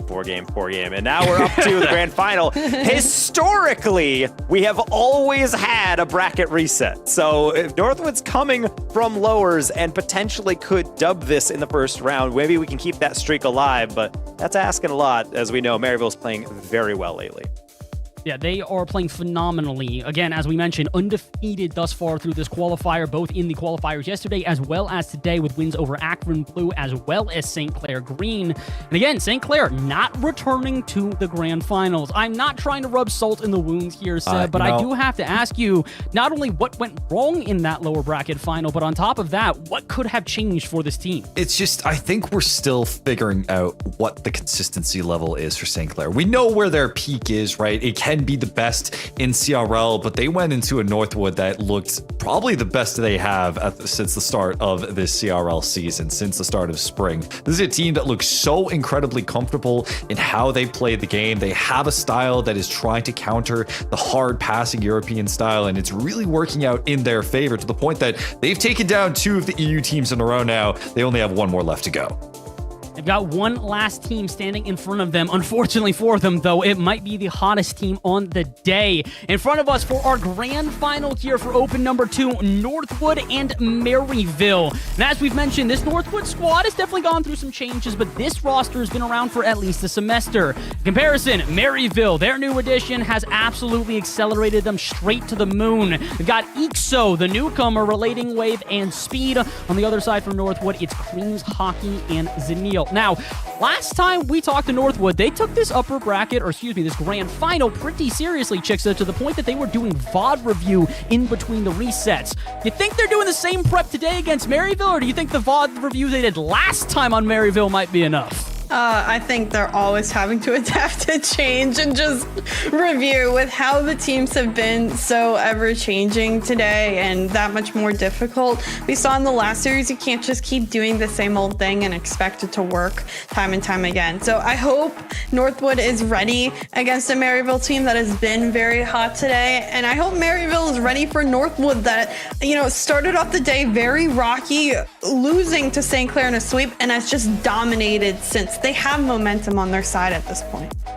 It's been a little while since we've actually talked about the coaches debate here for CRL, and Knox is a very legendary coach within the scene, a former CRL champion as well. Before he was a coach, he was a player, and honestly, he was probably coaching back then too. He's coached on RLCS teams that have gone to the World Championship, but we have to give some shout-outs to the other side as well. Calix on the other side is no slouch in himself. Seb, we've seen this guy, the impact that he can have on Maryville. You have to imagine he's sitting down his players and getting them prepared for what is going to be a battle here in our grand final. I mean, that's what makes it so interesting, is that we have two excellent players turned coaches. I mean, a lot of the time you might not see that oftentimes within Rocket League, but this is Calix, who's played at the CRL World Championship, who used to play on Maryville, knows this squad inside and out, and then Noxus, of course, one of the longest standing members that we had in CRL and RLCS. Calix is super invested in this team, whether it's in managing, whether it's in getting these players together. He is in the room always. In fact, I bet you if we did have player cams on right now, he is probably behind them in their room right now. And it's good to see because it shows investment. And I think the more that you get investment from your coach to really play well, it helps your mental, it helps you keep that grind up. And now that we know that Maryville are on peak hours, I think this is a Maryville that's looking so good. And it's Maryville that doesn't have to battle through 6 lower bracket matches in a row to make it to this final. Yeah. They're feeling refreshed. They're feeling ready to go. And Taco, we talked to Speed about this. It really is what he attributed to the biggest issues that they had in the last finals was just due to plain out fatigue and just having played so many matches in a row. Now that they don't have that, what should we look to Maryville to be able to do here in this grand final if they want to try and take this win? My biggest thing is that all the teams that have been playing against Northwood are playing them pretty well until inevitably they just throw themselves into something they really shouldn't. Or even worse, at least in my case with St. Clair, is that they're not taking their shots. They're hitting them weakly. They're not really able to take things creatively. They're trying to go for the home run ball. That's a problem that Concord has a lot often. They're trying to go for the jugular with these immediate passes, whereas sometimes you need to play a lot like how Maryville plays. They take their time, they break down the defense, they will stay in your half for about 45 seconds straight just to wait for the perfect shot, then they take it. And I think that approach is a lot better to be able to break down these high-quality defenses rather than just assuming you can brute force it all the time. But they also don't overcook it like we've seen with St. Clair, and that's just the stark contrast between these two teams. St. Clair, please just lock it down. Next time. They'll get a chance in the future. Not here and today. For right now, we got to focus on the two teams at hand. It's time for predictions here between Maryville and Northwood. Chicso, we're going to start with you and go down the line. Who do you have taking home our second Open Championship? I'm sticking with my guns. It's going to be Maryville. They've done a really good job throughout today to continuously play. They've shown up. They've done what's needed. They seem to be the most threatening team. And they haven't, again, you haven't really seen a game from them that you're like, that shouldn't happen. That was really bad play. It's like, oh, they got caught off. Oh, maybe someone did something unexpected. But they've been so consistent today. It's hard to see that consistency ever change in this one. Well, Seb, you've got one last Canadian in this bracket. Is your Hero Creams going to do enough to take the win here in our grand final? Listen, we have seen Northwood play in such a refreshed state that I can't not pick them. There's so much going for them. They're the last of the North Americans. They have the last Canadian in bracket. They're going up against an evil empire in the West and Maryville, trying to reclaim their crown as the best in CRL. I think this is their chance to do it. I think Northwood's taking this. Evil Empire. Slanderous behavior here from Seb. Taco, do you also agree? Is the Evil Empire taking this one, or are we going to see Northwood and the USA take a W? I have Maryville coming in on this one, just because I think the way that they're playing right now, they have gotten better every single time. And even last time, they were this close. Again, being one of those infamous teams that can come from lowers to win it. But then we talked to Speed, and I have to say, it might be Copia, but he said they were snowed in, didn't have food, played for 6 straight hours plus warm-ups, and then on top of that, had to get 2 series back-to-back, and they couldn't quite do it. This time, they're the one with 2 lives, and it's kind of like old adages, like, no one beats Maryville twice in a row. So at least for me, I'd have to believe that they get at least one of these wins to take home a trophy. Well, you know what? I agree with you wholeheartedly. I might have been the biggest USA fan in the last match, but in this one, I'm supporting the West yet again. Maryville are taking this one, and honestly, I think we've talked about this a lot. This may be the first time we see all year that we do not have a bracket reset. I'm not saying it's not possible. I'm just saying with the way that Maryville look going through this upper bracket, it's going to be very difficult for Northwood to have any chance at slowing this team down. If they do, it's going to go through, like we said, the same sort of plays as last time. I believe in this team. I know that they can get this done, but can they get it done here and now? The grand finals approaches. It is time for our final game of the night. Our final series here, or do we get 2? Maryville undefeated through the upper bracket thus far, but Northwood in the best form we've seen them all year. One of these teams will find their second open win of the entire CRL year. It's time to find out who. Casters, let's get this started.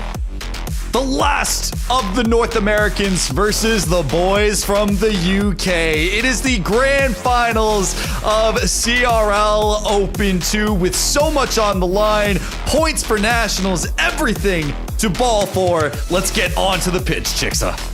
Oh my goodness. I am so excited to be here in the grand finals. It just seems like each and every time as we go across the bracket and through it, the teams level up and they just play that much harder and that much better. Northwood has looked phenomenal in the last games we've seen from them. Maryville has looked just as deadly at times. Both are on, I think, their peak part of the day. Now they just need to execute to find a finish. Do I think Northwood could take this first series? Absolutely. At the end of the day, again, I went with Maryville because even if they don't win the first one, they have the opportunity to do the second. I think it's almost near impossible for Northwood to take both these series in a row, but who knows? They've done the impossible before. They have, as Hockey will put a shot on, relating.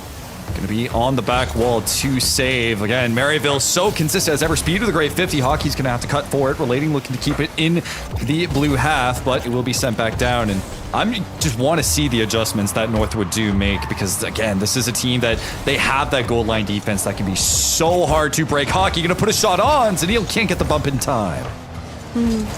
Ixo has some time, very temporarily. Again, the contest come on through, and there's, again, the same type of play we've been seeing time and time again from Northwood. It's off transition. Cream sees all he has to do is beat one. Relating Waves isn't back in time. He gets a 50, maybe a little bit of a mistouch there, and at the end of the day, Northwood, that's all they're doing to beat their opponent. Yeah, I don't even think Relating was expecting that 50 to go that particular way. It looked like it might have been a phantom touch, but regardless, Northwood still going to be coming out with an early lead. Speed going to collect the midfield boost and gives Zanil time to just send this to the orange half. As Speed looks to get a 50. Creams again. The offensive anchor, Hockey, the defenseman, as always, retreats back. Relating off the side wall. Pass down to Creams, sent across, and you're going to see a lot of this play just feeling out each other in the midfield, waiting for that particular opening in each other's opposing half. And with so much on the line for Northwood, their legacy really at stake to keep them in the mix of some of the best CRL teams. That is a redirect from Creams. Will anyone be there to receive? No, it will be too wide. I mean, we know the history of this Northwood roster. I mean, how many times have we said and been in the state of Northwood is the best collegiate team in school in CRL, and the time has clearly changed since then, of course, with all the open winners and different winners that we've seen, but it doesn't mean that they still aren't a phenomenal team and have potential to do such great things. They've been doing phenomenal with these last second plays and now going upfield, trying to find plays just like that. The dynamic is off the charts, and right now Northwood, they're cooking pretty early on. They seem to be in control of Maryville, at least early. It's why I do love watching this Northwood team sometimes, because you get a real mix of two different teams at play. You get a mix of that old TSM squad that came through, relating, looking for a pass to EXO, but you also get a mix of that Omelet Cloud9 squad with Zanil, where he plays that super aggressive first man, receiving any transition pass that might come through, and could net to something. Relating, gonna put a shot on. That'll be Maryville on the board.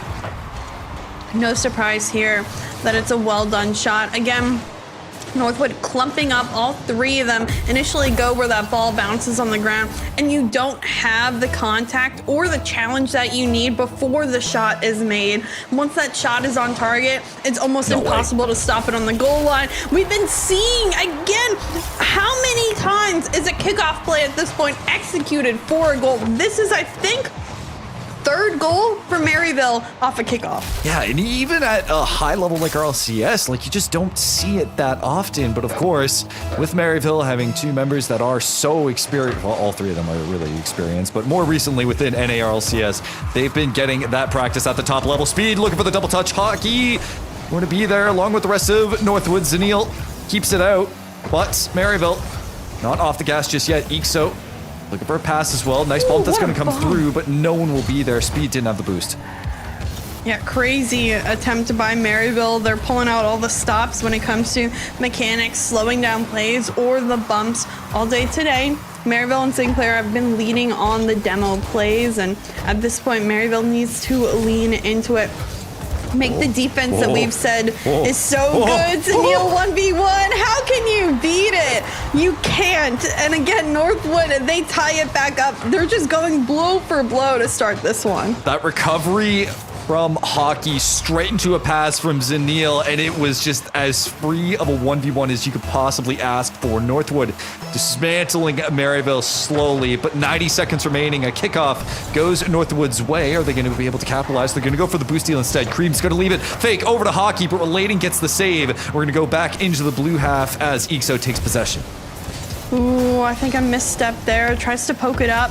Only able to get in front of it is Relating Waves. EXO still the beat. This off the backboard, speeds up just as quick, but can't find the touch.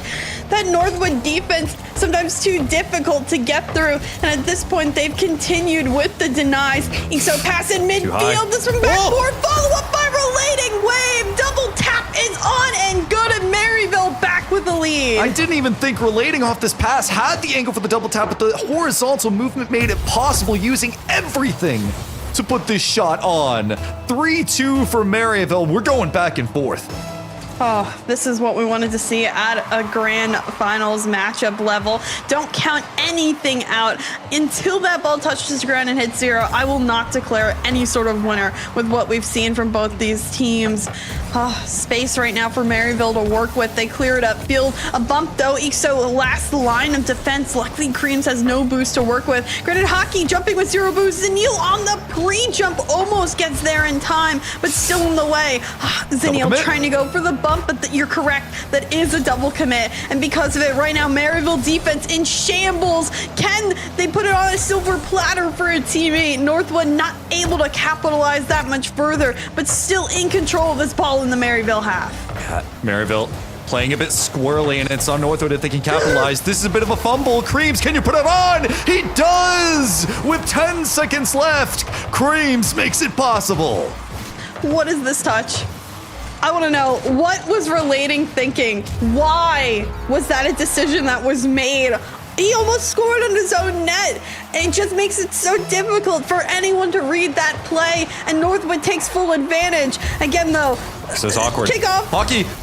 Oh, underneath. Creams with the last few seconds goes for the redirect. Gonna put it off the back wall. Relating will be there. This looks like it'll probably be in overtime, and it will. Game one. Maryville have to take a breath.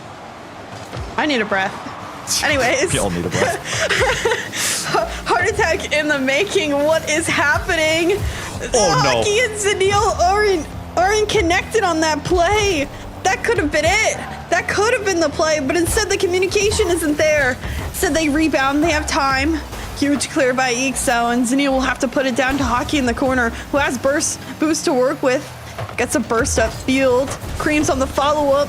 tries to get it through, can't get the bump as well, and now transition potential here. Zanil can't get much better of a touch than that in front of net. Relating wave doesn't find contact, and still Ixo is there. Maryville looking for the opportunity. Zanil coming on top, able to find the save, and Creams the final clear out. We have a reset as everyone starts to collect their thoughts. This back and forth has been intense between these two in overtime. Yeah, they're going to keep going back and forth as Northwood tries to maintain that midfield control. Creams uses all the boost he has. Speed can't get the cutoff.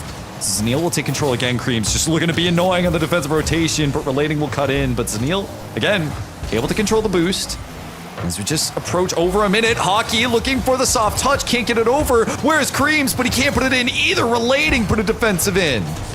Internally screaming at the defense that we have seen. How many last second plays have we gotten? Hockey manages to just put it on through.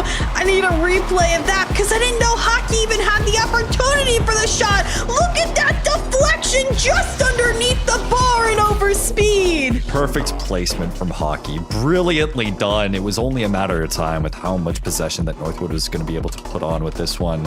This is Northwood. This is the, I feel like when we're casting Northwood and they're coming from behind, this feels like the once dominant champion finally has been humbled, but now there's new challengers. There's a new dominant force in, and we're kind of becoming fans of them again. We're kind of remembering why Northwood was such a great team to begin with, and this is a symptom of that. Brilliant plays all around, but what a back and forth affair. Yeah, this was by far, I think, the best game that we have seen all day today between the back and forth and the saves. Maryville doing a phenomenal job. 7 saves total, 5 from Relating Waves, some really last second plays. But at the end of the day, 13 shots for Northwood compared to 9. They had better pressure upfield, and all 4 of their goals, again, assisted by the team. There's always follow-up there. Hockey's doing a wonderful job of being there when needed upfield to apply that pressure, being back and being so grounded defensively, and then that last touch, right place, right time, and on target. That was a crazy game. Well, we have a long game ahead of us and a long series ahead of us as we get going into game 2. An incredible affair for Northwood. Again, we continue to see them evolve in real time, get better as time goes on, really play a strong mix of North American and European styles. We get going into game 2. Maryville wanting to tie up this series. They only have a few chances to tie this up, or else Northwood are going to be able to recess the bracket. Well, I'm rattled, but I hope Maryville isn't. It may be a best of 7, but at this point, they cannot let off. They cannot give Northwood another inch, because at the end of the day, they're going to just find it harder and harder to come back. Great shot by Relating Waves, but Creams back on and finding the 50 to boot as well to relieve that pressure, stealing the boost double from Maryville and finding a way to get the demo right on back. Northwood, they just don't give up. They don't go away. They're always constantly on that ball and applying pressure. Trump trying to get the shot in, but it is brilliantly cut off by Speed. Now Creams has to dive back for this one as Northwood will reset. Only a minute into this one, and Northwood playing a bit more passive in this approach. They're just waiting for Maryville to throw what they have, but you can't let them have too much possession or else they're going to put the claws on you. Relating, coming in, actually pulls off, but is going to be able to get the 50 to keep in the blue half. As Hockey will send it down. Great touch off the ceiling, but no follow-up can be found. Speed's there, trying to get in front of it, but Zanil pokes it away. Relating Wave, no angle there. We'll just have to wait and rotate back. Speed towards the back wall, has some boost to work with, will go off the ceiling, misses the touch. You got to think about maybe that first game rattling Maryville more than we think. Hopefully they've been able to calm down as this game continues on. It's 0-0. Time is still available for either team to begin their lead. Yeah, that's that miss isn't doing a lot for the Champ 3 League allegations, but it's fine. It's fine. We've evolved long past that at this point. But regardless, Northwood, every single member on this pitch is an RLCS player. We have to keep that in mind. So any mistakes that do happen, it's going to happen regardless. Either way, Maryville playing in the defensive end. That's a good touch off the side wall, but Hockey just playing passive, waiting for his teammate to respawn. Ixo playing so aggressive as the first main position. This could be dangerous, especially with so little boost on the Maryville side, but Zanil just goes too high for the flip reset. Hockey towards the stealing, gets the flip off of it, but isn't able to continue with that pressure. Cream's being patient, controlled, and you get it off of his car. Hockey stealing that boost, managing to get it ahead. Has trust in Zanil to make that play, still stays upfield if needed, but quickly rotates back as soon as Zanil doesn't get a touch.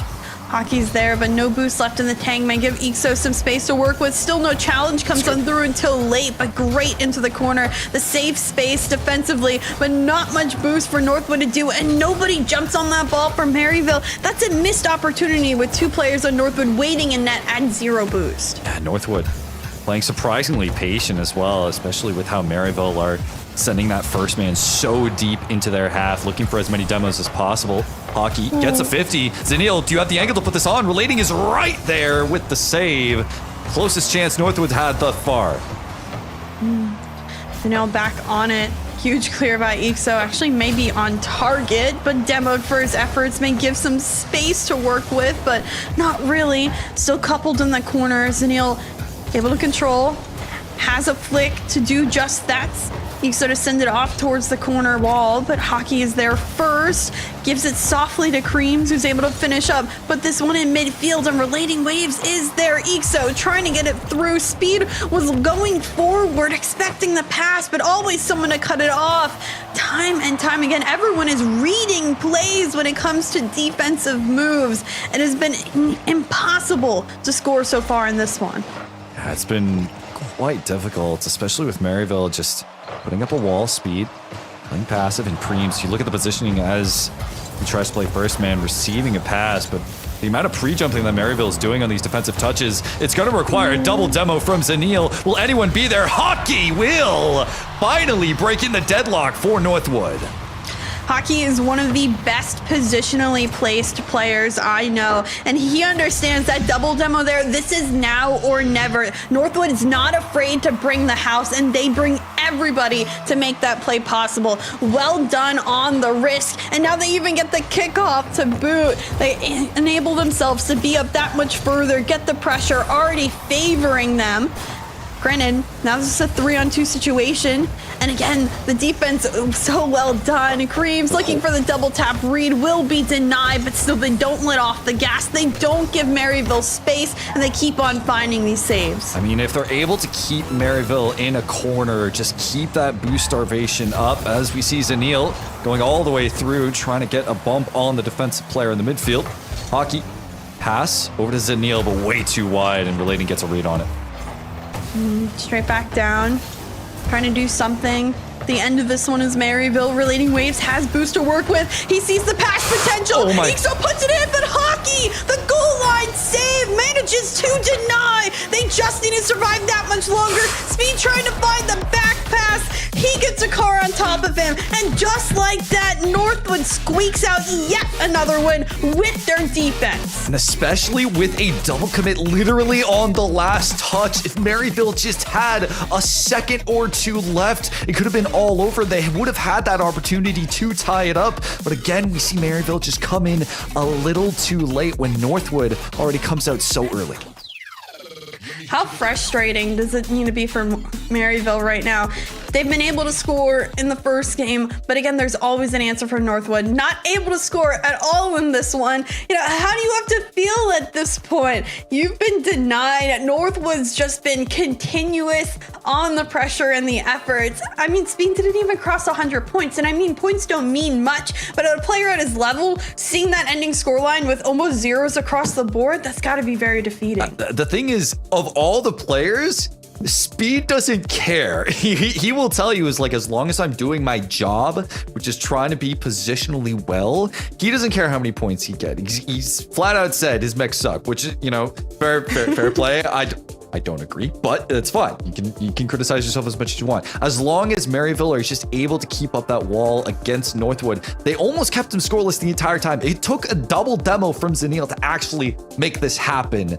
So now we see Northwood 2 up here, but Maryville, you gotta lock in, dude. I don't want to be in a situation where I'm down 2-0 against Northwood. That's terrifying. We've seen it many times, and it never ends well. I'm already terrified. What is with the double on the kickoff? I gotta research some new kickoff strats since boys. everyone keeps on going for the ball. But that's okay. You know what? If they're gonna do just that, that's what they're gonna do. Relating wave a demo upside. Can Speed find the angle? Instead finds the pass across, but Zenil already respawned and gets it away, gets some boost to work with, is caught off of his wheels, and still the pressure coming from Northwood trying to win a 50 here. Can Creams get to this one in time? He does. Hockey the boost steal straight down towards the ground, and Relating Waves finds a nice clear upfield to relieve that pressure. No, I like that setup though from Creams, trying to utilize the ceiling for a pass. The thing is that two of his teammates, both 2 and 3, were just a bit too far back. They weren't really prepared for it, but now that Northwood have settled a little bit and going to be able to collect some boost and go for a reset. Hockey literally just faking out, has no boost. Ixo going for the waterfall pass. No one's going to be there as Zenil will be able to get a control on the 50, flick it downfield. Hockey has to find a good 50 on this one. It's popped out. No one's on the ball just yet. In fact, they allow Creams to get to it first after all that time, even being on the Maryville half. Where's the urgency to make plays at this point? Where's the early contest? You know what Northwood could do. That's a great 50, but where's the follow-up? I need right now Maryville to have more urgency on these plays, to want it more, to strive to be a little risky at times, to make those demo plays. I'm just not seeing them want it as much as Northwood wants it right now. Yeah, especially again in transition, Northwood are a bit more proactive. They're trying to go for these setups just a bit more. I feel Maryville are undercooking a little bit, taking too long to put the bread in the oven. But Speed, potentially Relating, is in position, but he's just a bit too far forward. Northwood pokes it out. He's going to be able to try and control this midfield. Boost going in their favor, and a decent 50 as well. Zenil's just going to go for it wide. Speed is an opportunity, but again, quickly contested. Hockey will stay on the ground, still lurking in that midfield.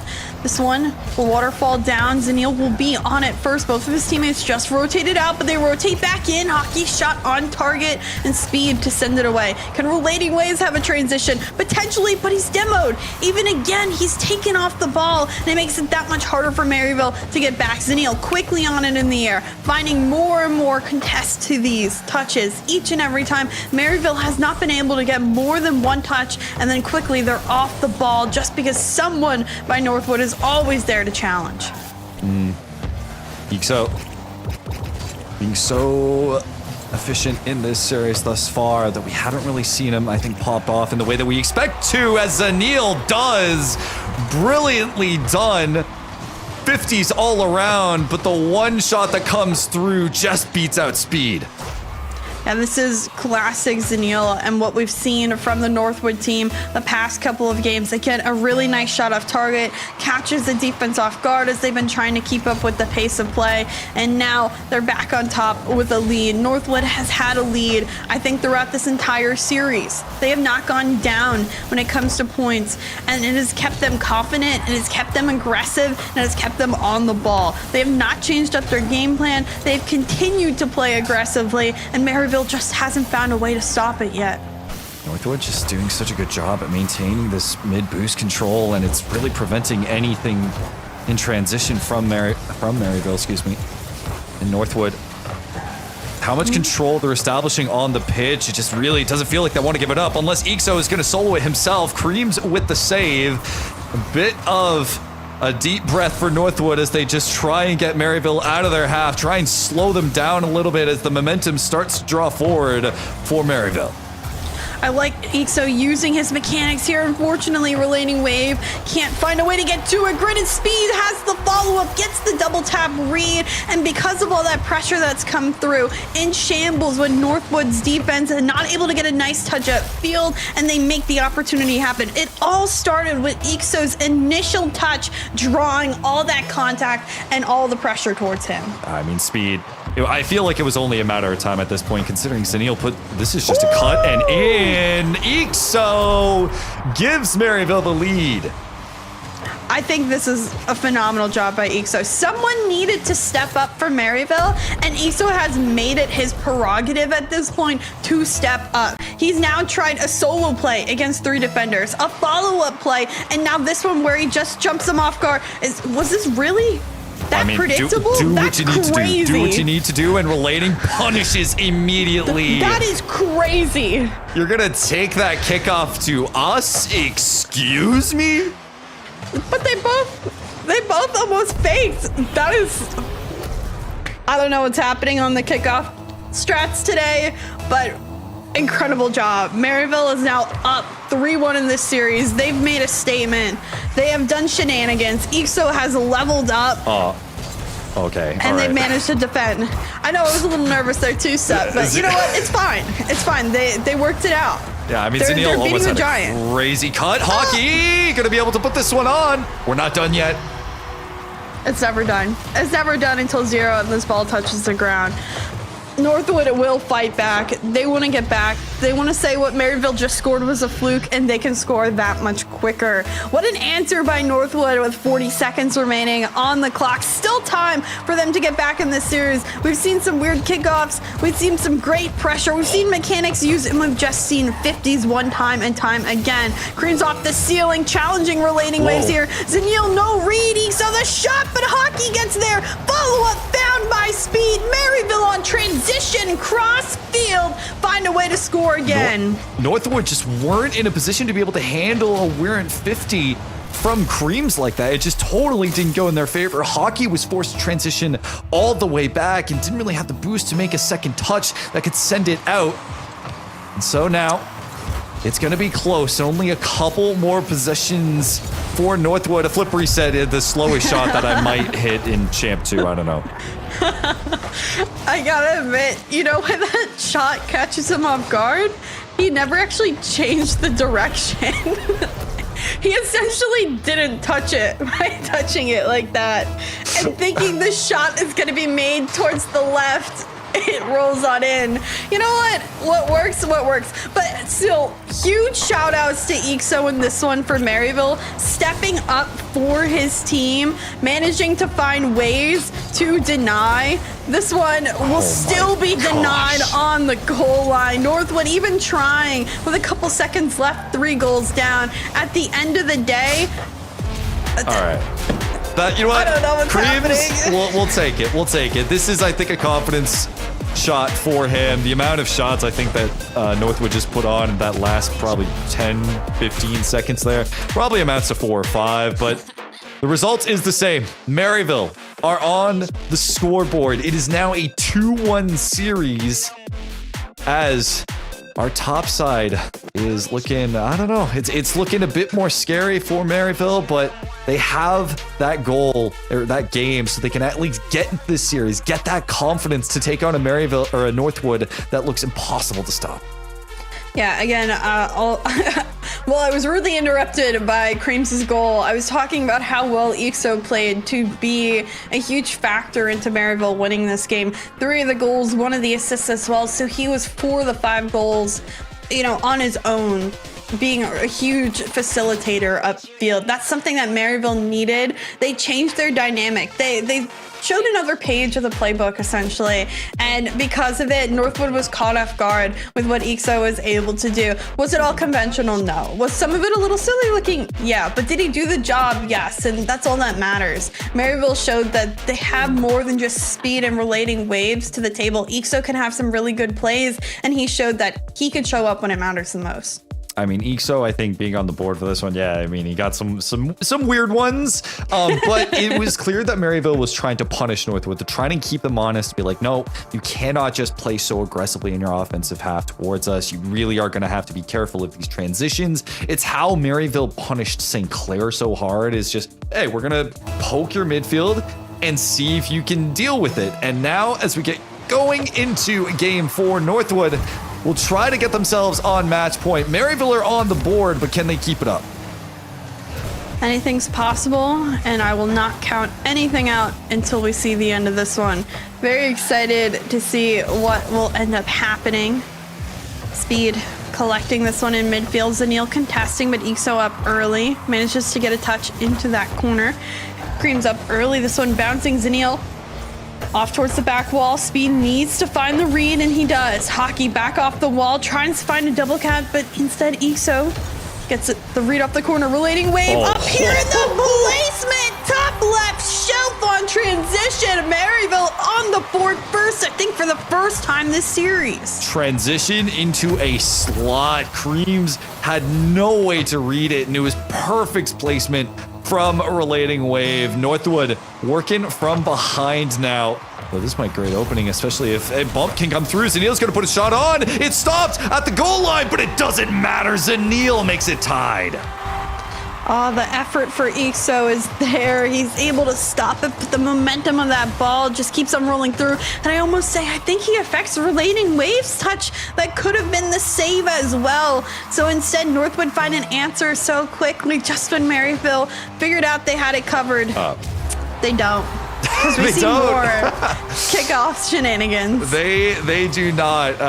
Yeah, I'm concerned. Everyone's laughing. I'm laughing. We're kind of laughing. It's fine. Kickoff goals happen. It just seems like it's happening at a inordinate amount in this series. Definitely not the norm, but if that's the kind of games we're gonna play, as we see another one here, hockey. This is just gonna be a no goal. All right, brilliant. Well, we love it, guys. This is great.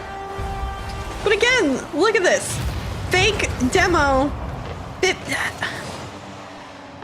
Speed? Yeah, we love it. Speed. I can't wait to talk to him about this right after the grand finals. This is gonna be hilarious. Either way, we're not done yet. We got 4 minutes of game left to play. It's a clean slate for both these teams mentally. We're just trying to get over it. Creams is gonna put another shot on. That's gonna be a 4-1 lead for Northwood. I have no answer to why this is happening.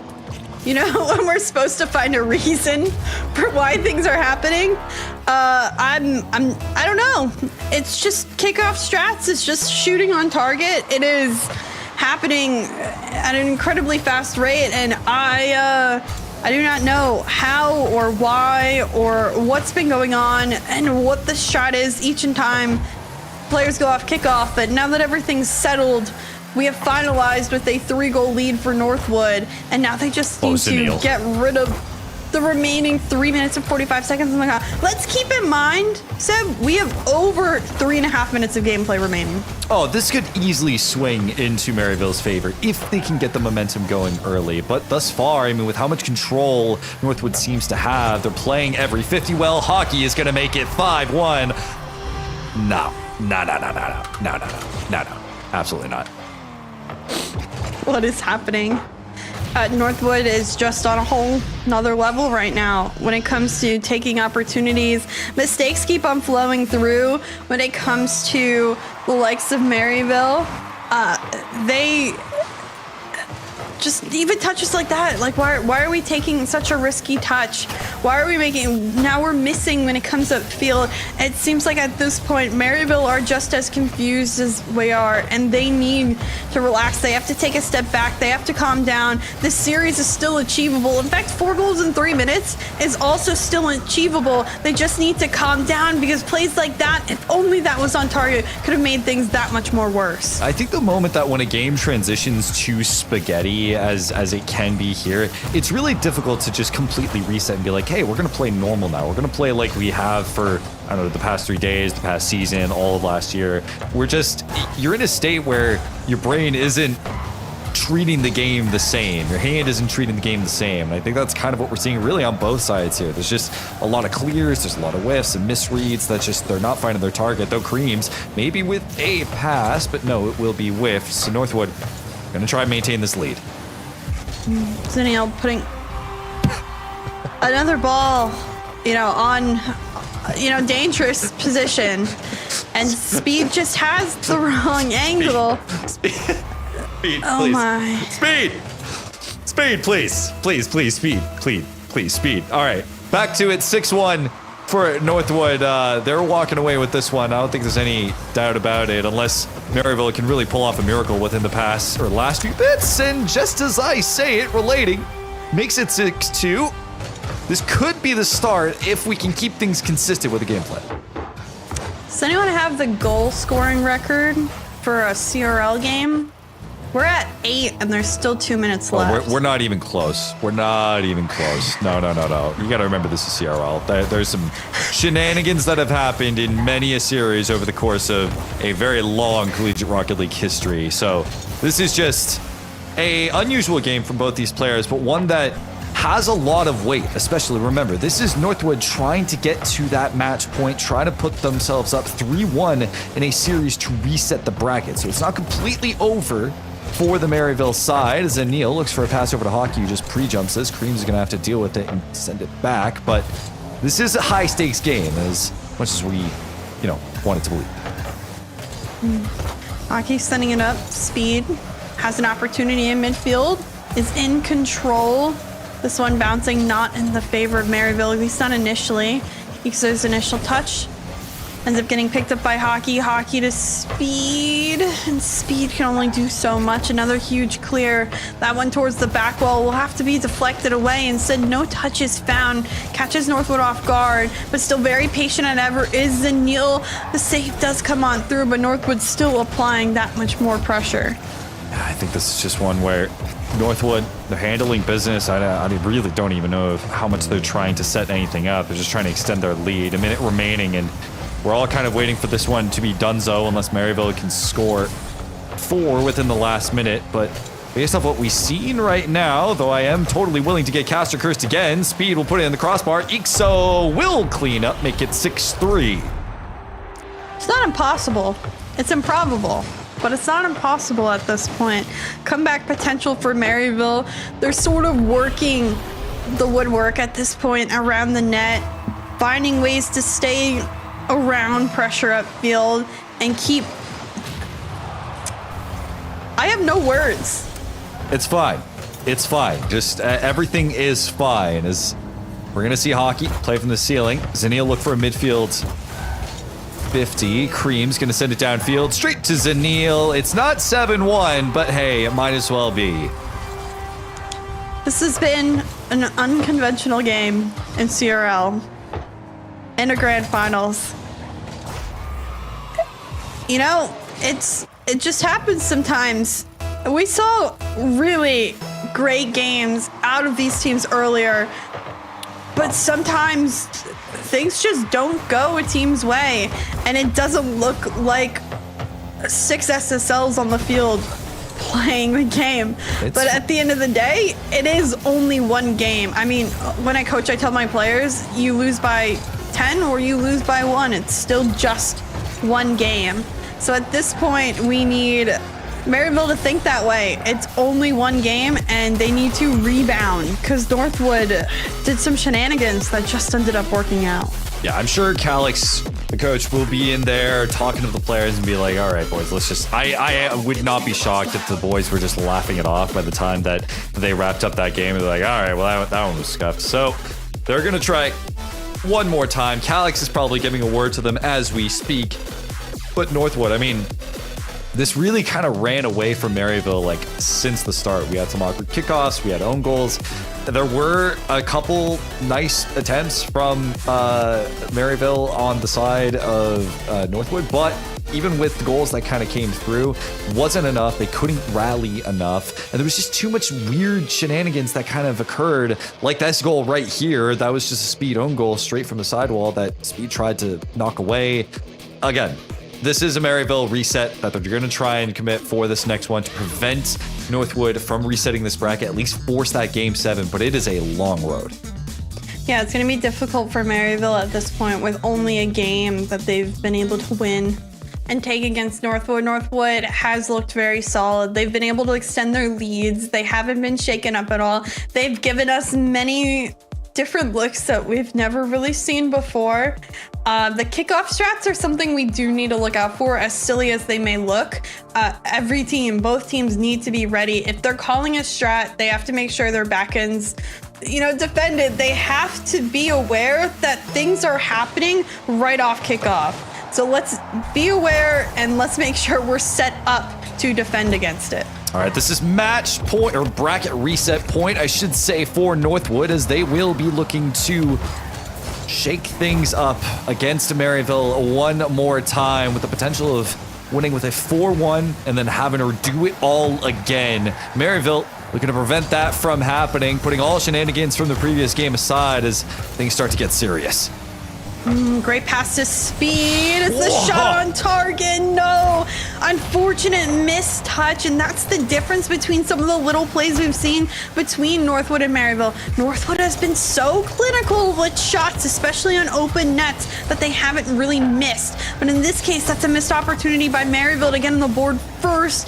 Can they find another opportunity to do just that? Keeping this ball in midfield. They fake the first, and Speed able to come through and find the bottom right corner. And this is Maryville encapsulated in a single play. Passing plays, fakes, and accuracy thanks to Speed. Bottom right slot gives Maryville the lead. This is a Maryville you have to contend with Northwood and take it serious. And Northwood needs to challenge early on plays just like that.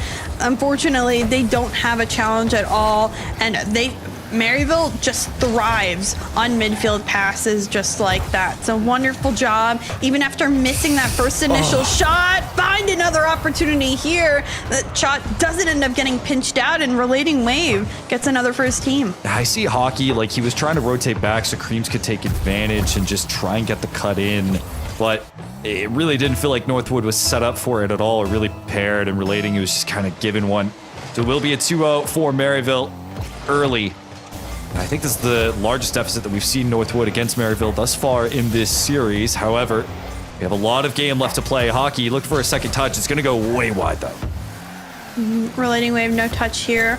We'll give up the ball to Ixo, who manages to find a flick over one. Zaniel and higher aerial space.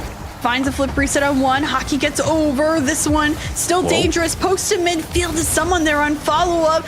Trying to take it underneath. Creams can't get to it on the 50. And this pinch by Relating Waves looks really good for a setup. Finds the 50. Speed there. Able to shoot it, but shoots it right at Zaniel. So that one ends up being saved away. What an opportunity again for Maryville. And somehow, some way, Northwood finds defense to save it. Yeah, and Zaniel all too prepared. Zaniel collecting one more time. Tries to get over. Tries to get the second touch. Creams is going to go down, go low, and in. Creams gets Northwood on the board. Both teams seem to be in a better headspace here. Finding plays to set each other up has done really well. Even though Zaniel gets bumped, it doesn't matter because Creams finds the shot, just places it on target, gets an answer for Northwood, and they can creep up just as quickly back as they've come. Creams, no boost in the tank, feigning that pressure. Still, the follow-ups there in front of net. Will safely put it out into the corner. Zaniel may be at it first, but Ixo, the pre-jump, has a touch into it. Hockey, great deflection to send it upfield. Now Speed on his own side has to send it away, gets the clear out, and now it's a reset for both teams who now have a ton of boost in the tank. And I've honestly thought I was going to criticize Northwood because I felt that they were being a little too slow on the offense, but as we see here, Zaniel puts one in the corner, brilliantly saved by Maryville. They're taking so many shots the moment that they have them. Sure, it may be a little slow, but it's more selective. They're trying to find their slots a bit more rather than just, tit for tat, put shots on and get them all saved. Taking time is Northwood. Creams doesn't have much boost to do more than that, and Relating Wave ends up finding a 50 and a nice pass to Speed in midfield. Well done. He never gives up on that play. He stays with the ball and is able to find a second touch past another defender.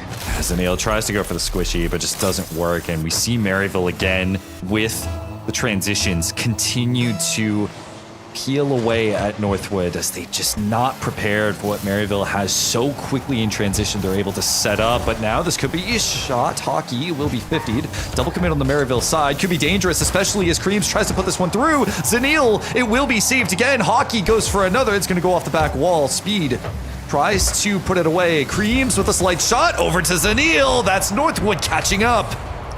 Yeah, as soon as Maryville double committed on the play, it was just panic after panic after panic, and nobody had boost to try to follow this one. Northwood in the correct position, finds a way to get back to the ball, gets another nice pass on through, and still keep this lead back to only one for Maryville.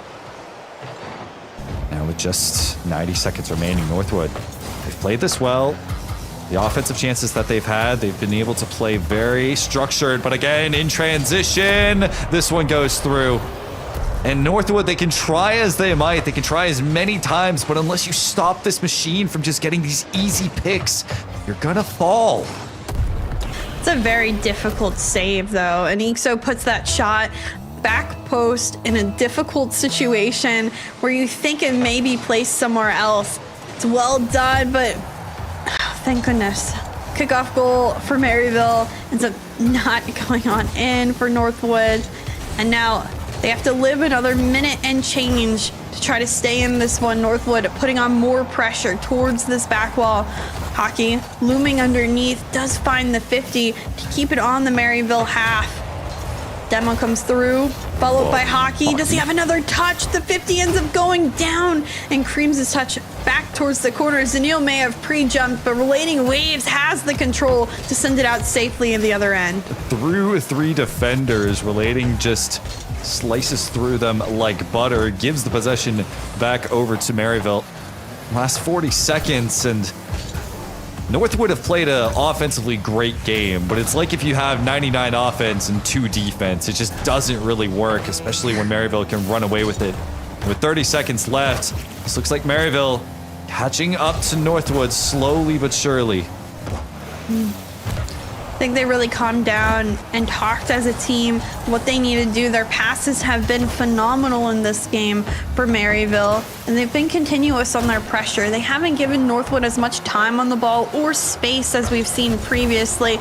Instead of playing a slower paced game, they decided to amp up the speed, and it's worked out in their favor. They're making more shots like that, and although it's not on target, it's threatening enough to make Northwood second guess themselves and have to defend against looks just like that. So well done by Maryville. 8 shots total for Speed. He has just a masterclass of upfield pressure, and Maryville ends up extending this game that much further. There's always a chance. There is always a chance, and although Northwood started great, they continued to look great. I'm not counting the last game, but they looked phenomenal in game 1 and 2 before Maryville were finally able to get on the board. This game was just a case of, like, again, Northwood playing well offensively, having good control, having good setups, but then the moment you get into transition, you fall apart. Positioning is all over the place. The cuts are just horrendous with the amount of touches that just give the possession back over to Maryville. It doesn't do much to actually stop the play from occurring. So now Northwood, they're going to lock in. I think we see Creams either changing a car, but I imagine Noxus is in there, and boys, straighten up. You know, we cannot just play an offensive-based game. We need to be able to work on making sure Maryville is blocked right at that midfield, prevent them from getting too much headway into that blue half. And honestly, I'm looking forward to seeing what Northwood does, because if it goes to game 7, I don't think they have it. They have to really stop this here and now. Yeah, I think when the momentum was still in their favor, they kind of let it get out of control. And now Maryville taking a step back up the ladder. Northwood has to end it here. I do agree on that note. And I think both teams will reflect on what's happened so far, and they will do better job in this one, keeping another close game like we've seen earlier, where it's going to go back and forth. It's going to be the most important goals that matter, the very just clinical ones, and I'm excited to see what ends up happening between the two and who comes out on top. Someone needs to be extra special in this one to help their team win. Northwood fighting for so many 50s right now and having a play, but a whiff is going to give one to Ixo. Maryville coming out early. Yeah, great job by Ixo again, who has been just seemingly more on the offensive side of the field. Reads the double miss by Northwood, who traditionally has a really solid defense. It's something that we've said all day today has been to their benefit, but has struggled in the latter half of this series, finding the defensive success that they need to prevent Maryville from coming back in this one. Now, with an early lead, you have to wonder what could happen, but you know Northwood won't give up without a fight. And that one, well done on the flick, but an even better save when it came down to it. Just a little too ambitious on the 50 on the back wall, but Zanil will collect again. Try and put this back. Pass over to Relating. Shot on. Hockey with a brilliant save. Speed is looking to put another, but it will be just a touch too high. Hockey will collect some boost. Ixo keeps the 50 in the blue half. Creams and Hockey both trying to maneuver as Maryville setting up their play bit by bit, trying to get these passes through and disrupt that defensive rotation as much as possible. I can imagine just Bass being at the edge of his seat right now. Absolutely giddy. He already embarrassed me once. He wants to do it again. And I get it. You know, It's not often we have a West team that's actually good, but when we do, they're as good as Maryville. The shade thrown when he can't even defend himself. Oh my goodness. That shot needs to be on target, but ends up going off. Speed able to deflect it away. Gets a follow-up 50 as well. Cream's in midfield though, collecting. Zanil's still there. Sends it down to Hockey, but Hockey doesn't have boost to work with to get there in front. Cream's shot on target. Relating waves there first. Manages to find the save, but low on boost is the entire Maryville roster. EXO needs to get a good 50 here. Has to keep it close. Doesn't end up finding the 50. Creams with boost. Controlling into Speed. It's saved away. Pressure still coming from Northwood. Can Maryville get a clear out? The clear is there, but it goes straight to Creams, who has another full boost tank. The 50 in front of net. Oh, Shots. no. It's double missed. No. And because of the miss, it's an open net, and Speed won't miss this one. A double commit, but a double whiff. I'm just going to do the sound effect whoosh as Speed slots this in. Just no problem. Just giving a goal. Maryville up 2-0. Northwood have to lock in the second half of this game. They looked on course. They were playing a bit smarter, not being so aggressive with their challenges and picking their spots. The Screams will just try and pre-jump this for the challenge. With half a game remaining, Northwood, you don't want to go to game 7. Oh my. Taking their time is Maryville. They're doing so well at setting up plays with time. Initially, this pass doesn't look that threatening, but then you see the bump that comes on through, and Speed's able to finalize, making the most of play setup. Maryville again thriving when it comes to being relaxed and setting up and having that time. Oh, the bump on the challenge was really what set that up as well. It allowed that pass to go Maryville's way. So Northwood are going to have to work from behind pretty hard now as a double demo will come through, but Creams thankfully gets a challenge. Maybe even a second touch, especially if he can pitch it off the ceiling. It's going to waterfall down, but a long clear straight to Speed will keep the possession back in the blue half. This one. It's being a little wide. Speed picks up the boost here. Challenges from the ceiling, but it drops straight down. Creams off the corner. Hockey shot locked in, but EXO able to send it away. Gets a secondary touch. Relating wave already off, but isn't able to get the deflection. Contest Creams early, but doesn't have any boost to follow up. EXO just faking as he doesn't have much boost either, and Speed can only safely put in the corner. Creams and Zanil bumping into each other. Together, Hockey's the last line of defense and keeps this one upfield. Gives his teammates time to rotate back, but they'll be far enough back where they can only save an attempt. This one almost goes by. And at the end of the day, Hockey's back and still finds the 50s to put it in mid. Even with the 50s though, EXO playing so aggressive with no boost. That's going to be a bit of a fumble, especially if Hockey can steal the boost, but he actually doesn't. So it's going to go back to Maryville's way. The last minute remaining. I mean, unless Northwood can get something going, this is essentially donezo. We're going to find ourselves with the Game 7. And Northwood versus Maryville Game 7 in 2025. Reminds me of good times, a rivalry that continues to brew as CRL goes on. Shut down by Speed. Shot put on. Not on target, but still occupying the entire Northwood space. This one off target, even though Creams had the demo in the backfield. Early pre-jumps by the entire Maryville roster to prevent that one from going much farther. This one off the backboard, shot to follow, and Creams comes out of nowhere to finalize. It's still not over yet. This was a shot that was easily saved, but thanks to Creams coming off of the back wall, the vision from Creams makes it possible. Though, I mean, this is done and dusted. 12 seconds, unless they get some kickoff shenanigans, is no way. So we will still be going to Game 7 in our first potential bracket, as Maryville will want to wrap this up, collect our first open of the 2025 spring semester. Maryville force the Game 7.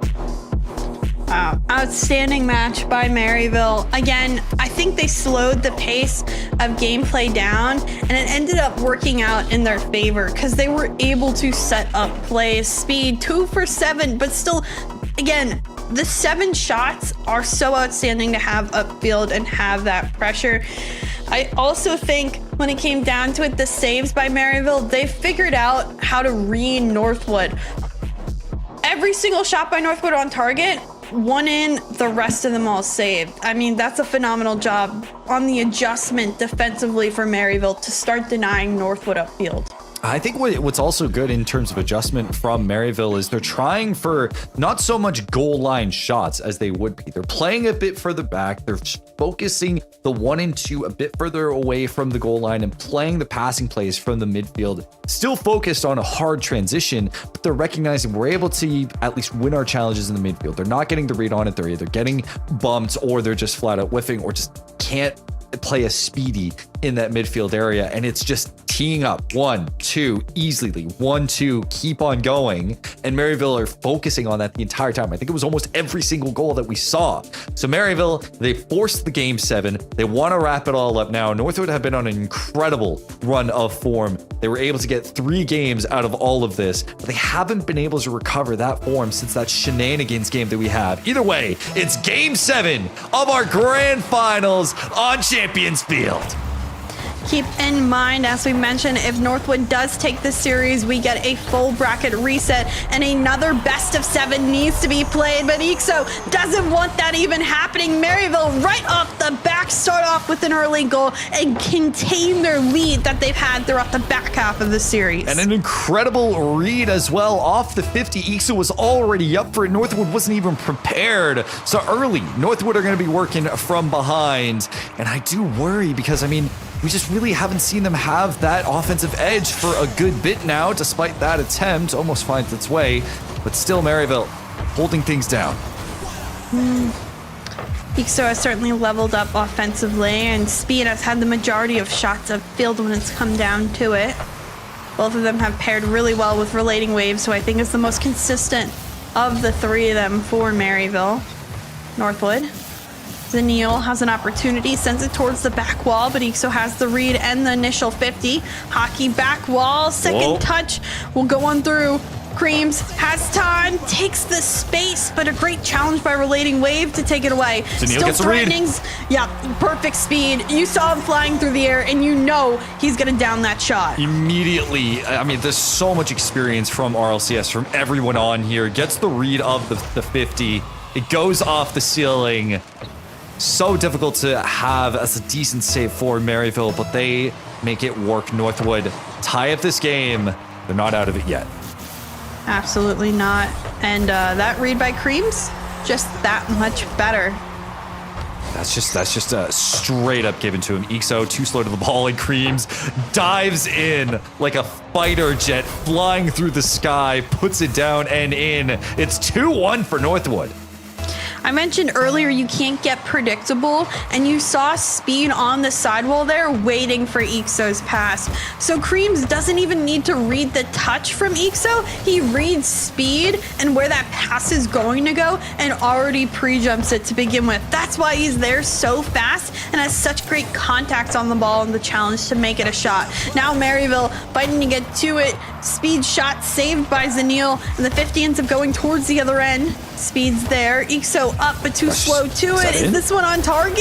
And it is. Relating Waves not reading it. And again, Northwood extending the lead and finding ways to score. And this is just Creams with another read, catching Maryville out, putting this in a situation where he's just able to lob this one through. Creams, again, we say he's intelligent, and he continues to show it with his timing, with his challenges. And now is where it comes in handy most, being able to give Northwood a chance in this Game 7 with a 3-1 lead. Back up towards the sidewall and back down towards the other end. Speed can only get it so close. Another pass in midfield, and Ixo doesn't have contact. Another missed opportunity by Maryville. Could the pass have been better, or the positioning? Either or, the adjustment needed to be made. Maryville searching to get back in it. Speed denied with that 50. Hockey only goes away straight down off this touch on the waterfall. And again, Northwood not giving up and keeping the pressure upfield. Yeah, but you can see just how methodical Northwood are at collecting the boost in the offensive half. Sure, it might not always work their way. The waterfall, they're prepared for it. Speed makes it 3-2. They're not done.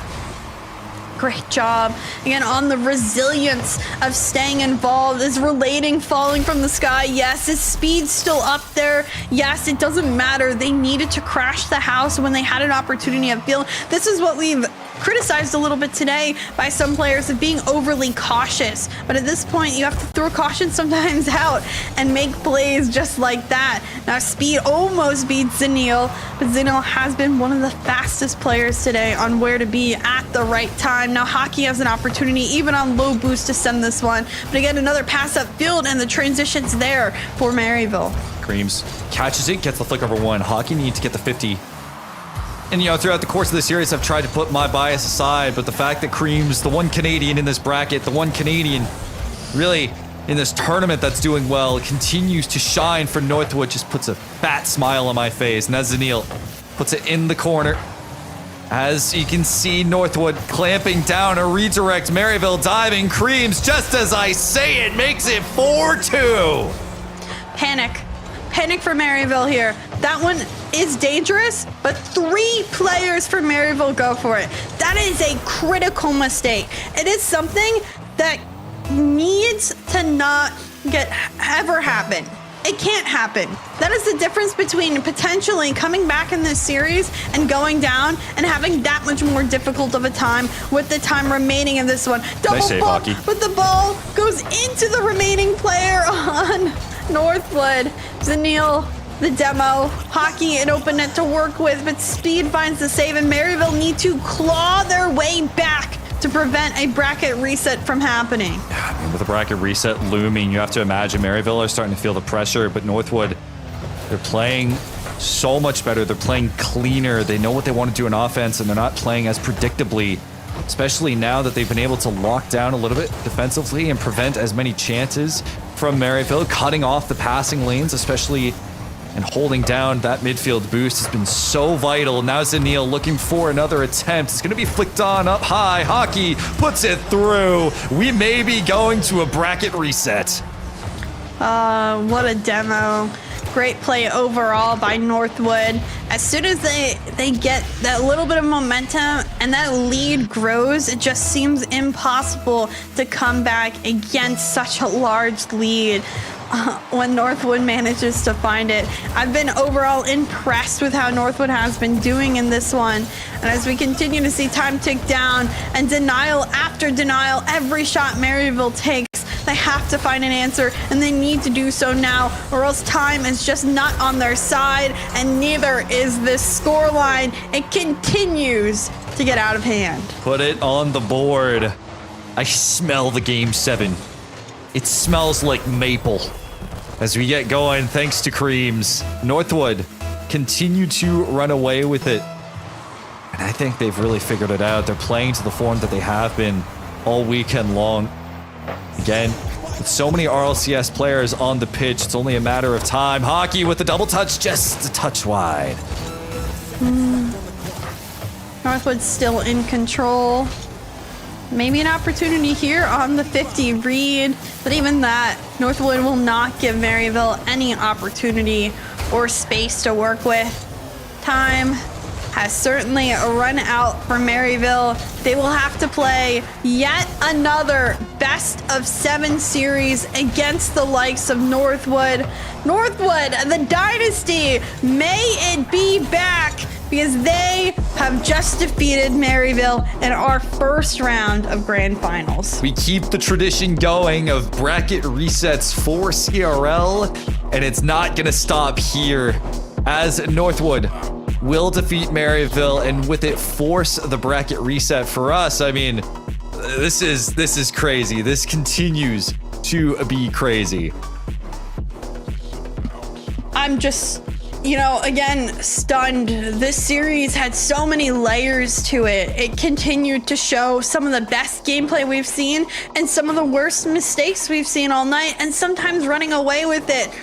It's hard when a team like Northwood gains a lead further than 2 or 3 goals. It's impossible to come back just due to how confident they are and how consistent their gameplay ends up being. Maryville did well, but the panic came through at times and it just made the situation that much worse than it already was. Both these teams are so talented, have the opportunity to win it in this next one, but it's now a clean slate and the momentum heavily favoring Northwood right now. But that being said, I mean, we did literally have the same case from Open 1, where Maryville had an incredible lower bracket run. They ran through everyone. They reset the bracket against St. Clair.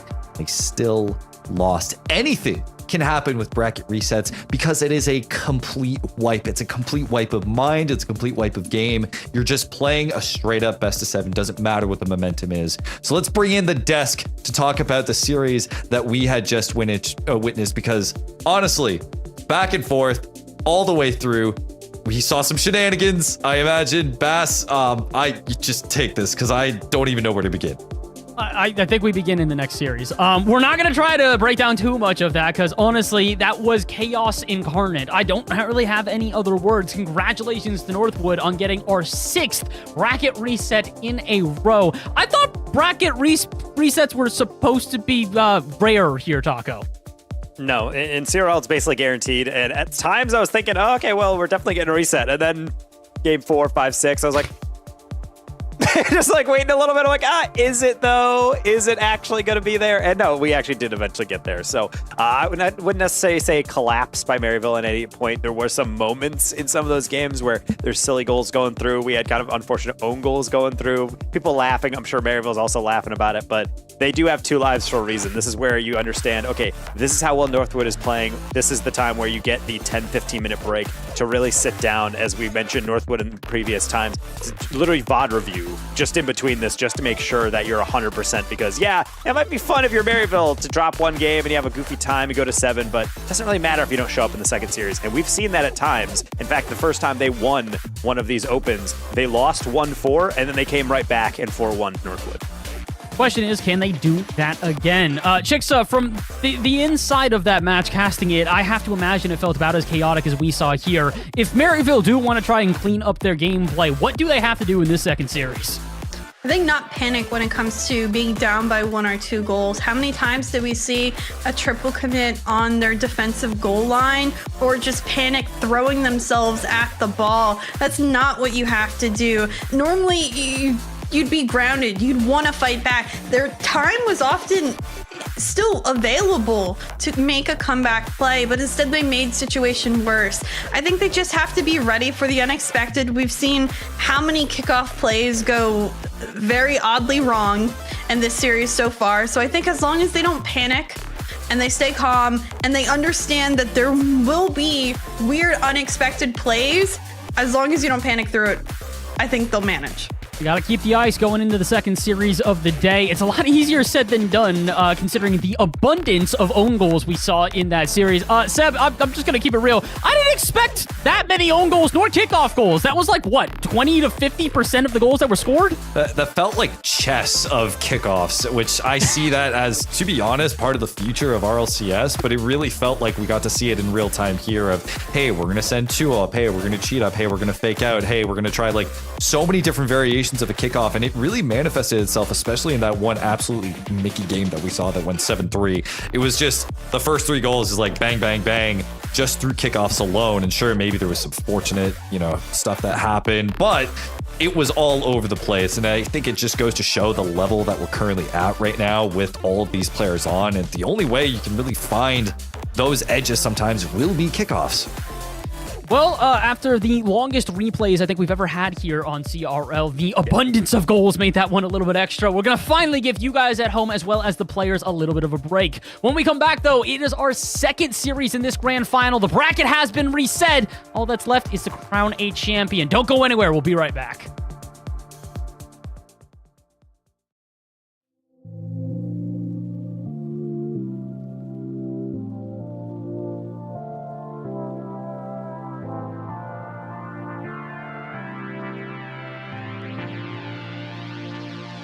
The way that you make me feel like I've never been felt before. When look in your eyes, I found the one one I've been waiting for. I'm feeling electric. Our love is electric. The way that you make me feel like I've never been felt before. I'm feeling electric. In your eyes, I found the one I've been waiting for. I'm feeling electric.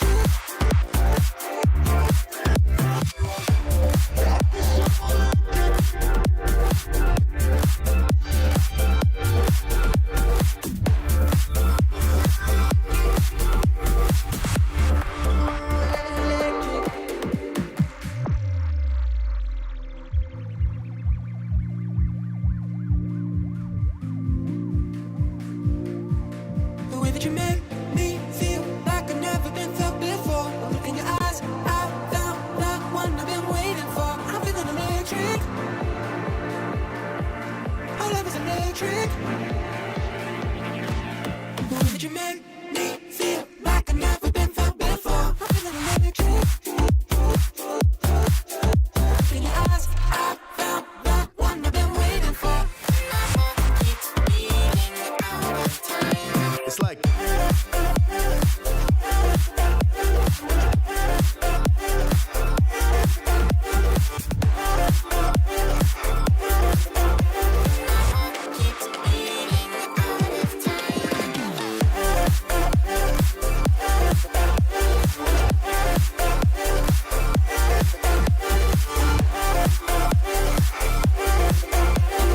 Close my eyes, I get butterflies.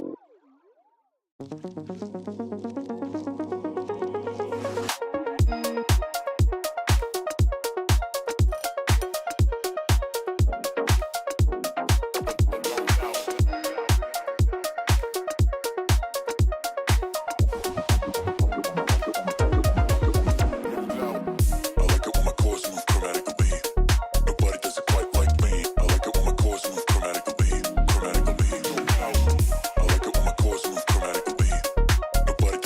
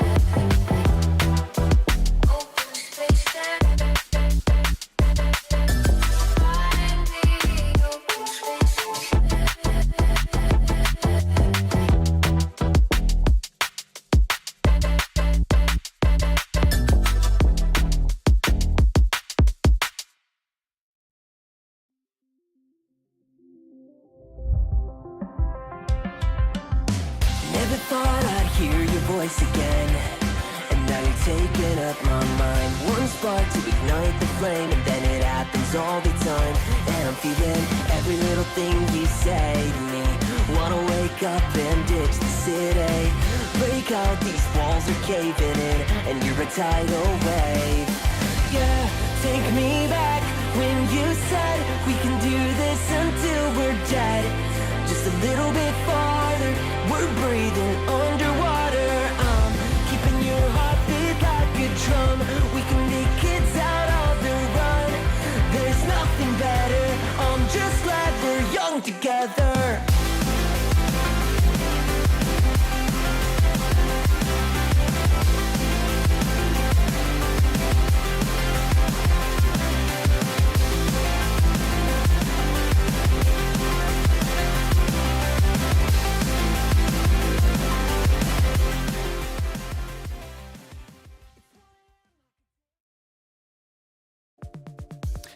Welcome back to CRL Spring 2025 Open number 2. We have just completed our first series in our grand final, and you might be wondering if you're just tuning in, what do you mean first series? Well, the bracket has been reset for the 6th time in a row. Taco, you would like to think this is an anomaly, but considering the fact it's happening over and over again, this might just be the standard.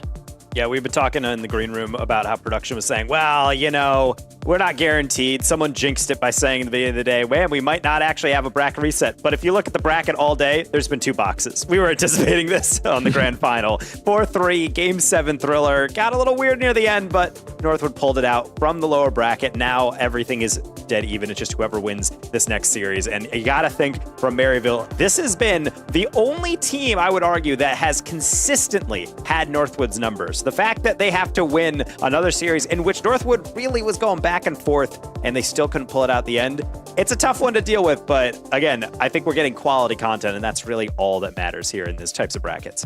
Quality content, even if it's a little bit chaotic. We talked a lot about this in the first series. Kickoff goals and random own goals were abundant. At this point, Chicks, as we've mentioned, the teams need to make sure that they can keep their nerves going to the second series. If they don't, this could get a little messy for either side.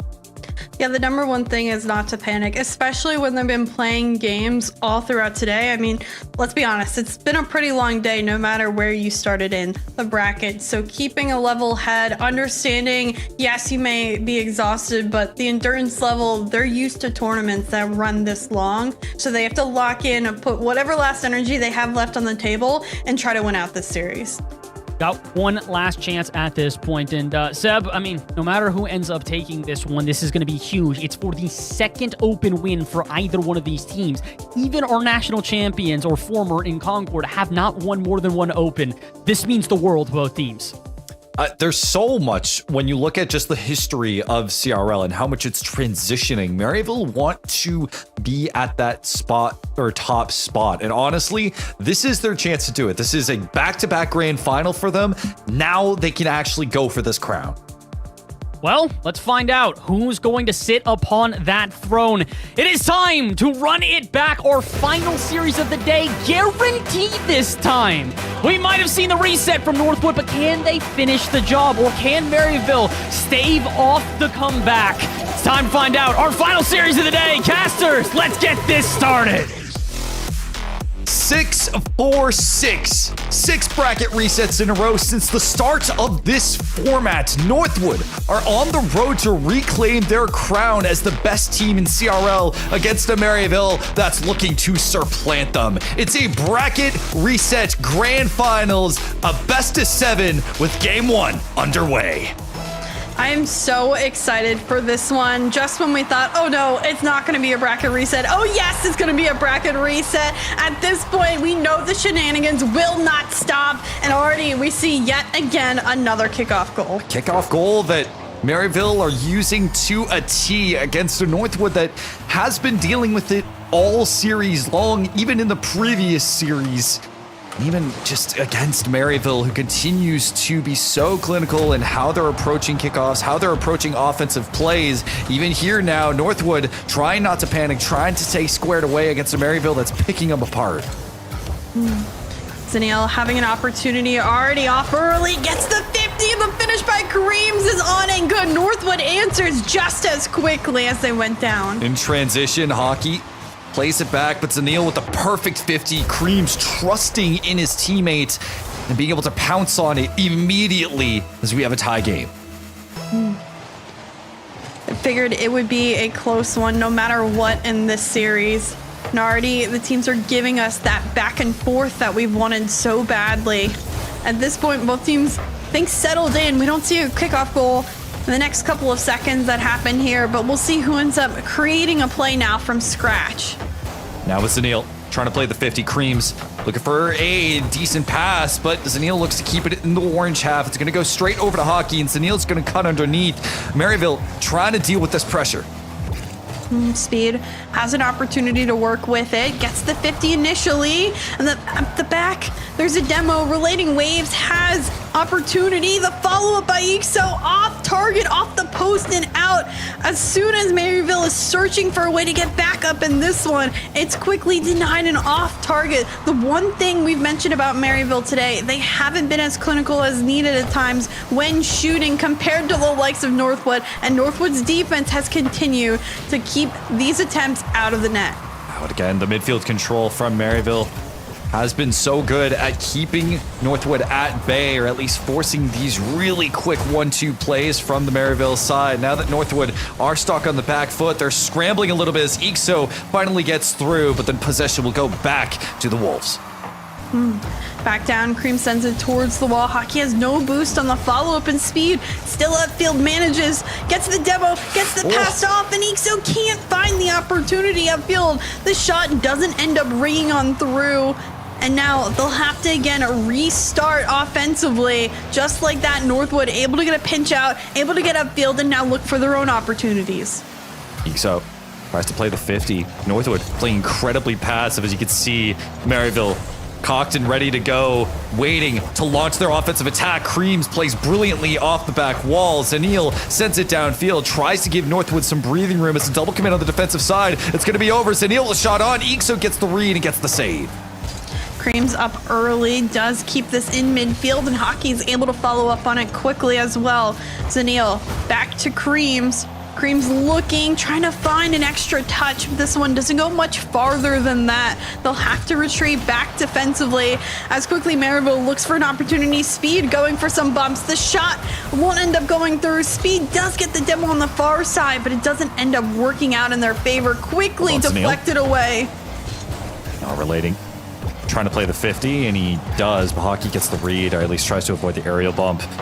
And we see Northwood, they're coming up with these interesting offensive plays, but they're not having as much boost as they would like to play with, so they're just settling for these long clears until they can fully reset. Ixo challenged by Zanil, Relating Waves to clear out towards Speed. Speed already up on the challenge, almost has the double tap read, but can't. Hockey one-on-one with Relating. Isn't able to get the follow-up touch either. So now Relating, doing his best, gets past one, 50s another, and Ixo following up, doesn't get the touch in mid that's needed. Speed gets a flip reset off the corner, but won't get anything out of it. Creams, it's going to go off the ceiling. Does he have the shot? He puts it high over to a teammate, but Zanil gets cut off. That was the perfect chance for Creams. Seems like crumbling under the pressure of both teams. We've seen so many open looks, but they haven't been finalized. Shots now need to be on target. They have to be in order to get a lead. And as we're tied at 1-1, it only takes one more to end up splitting that difference and someone taking this first game in a very paramount second bracket in our grand finals. It's all about who makes that mistake first. As Zanil tries to chase the demo, doesn't get the boost and tries to just eliminate Speed. Hockey will take control, doesn't get the catch that he wanted, but a double commit might leave an opening for Creams if he can get to it and recover quickly enough. The 50 in the orange half will keep it under tight guard as Northwood will reset going to these last 30 seconds. Back down in front of net, Relating. Able to get to it first, but Creams in control, takes it to the ceiling. ZZ has one teammate, but not much boost in the tank to work with. So back again, we go towards the corner. We're stuck on the Maryville half and Speed. That's the best clear that he can get with no boost. 50 with 18 seconds left are giving a lot of room over to Maryville. The moment that they can get that transition going, they look like they're ready for it. Ixo gets one touch. It's going to go all the way. Relating misreads it.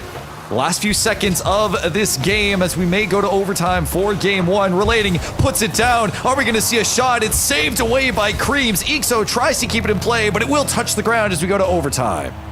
As expected, a very close game in this first one. Overtime nonetheless. I don't want to say that we have a higher probability of scoring a kickoff goal compared to a regular one, but for now it doesn't go on in. Grit and Creams has a bump on the goal line. The touch by Speed, the best he can do. Right now the defense isn't that set up for Maryville. They don't have much boost in the tank and they have to make a play out of their half. We'll see Ixo again just try for the 50. Maryville setting up for these transitions, but I'm wondering if Northwood are finally getting a read on it. Relating puts it down underneath. Creams almost gets bamboozled by it. This Relating will be able to steal some boost off it as a minute into this overtime. Thus far, Northwood, they're waiting. That's a long ball. That's not going to be defended. Creams opens up the bracket reset with the free one. Very typical shot for Northwood, but the vision is always phenomenally in their favor. I don't think Relating realizes that's on target because he has an angle if he really wants to save it. Maybe ball cam was off, maybe realizing and thinking it's off target. It ends up going on in. Northwood find an open opportunity to score at the end of overtime, and Creams, again, plays a phenomenal round one game. Now, with this game one over, the momentum is back in Northwood's favor. This is a Northwood that was struggling a little bit to close out Series 1, but now really does feel like they're able to keep Maryville at bay, though it is just 1-goal games and the margins are so tight. It's back and forth for a reason. I mean, the shot count is the same for both teams. Again, the only difference we really see is that 1-goal difference.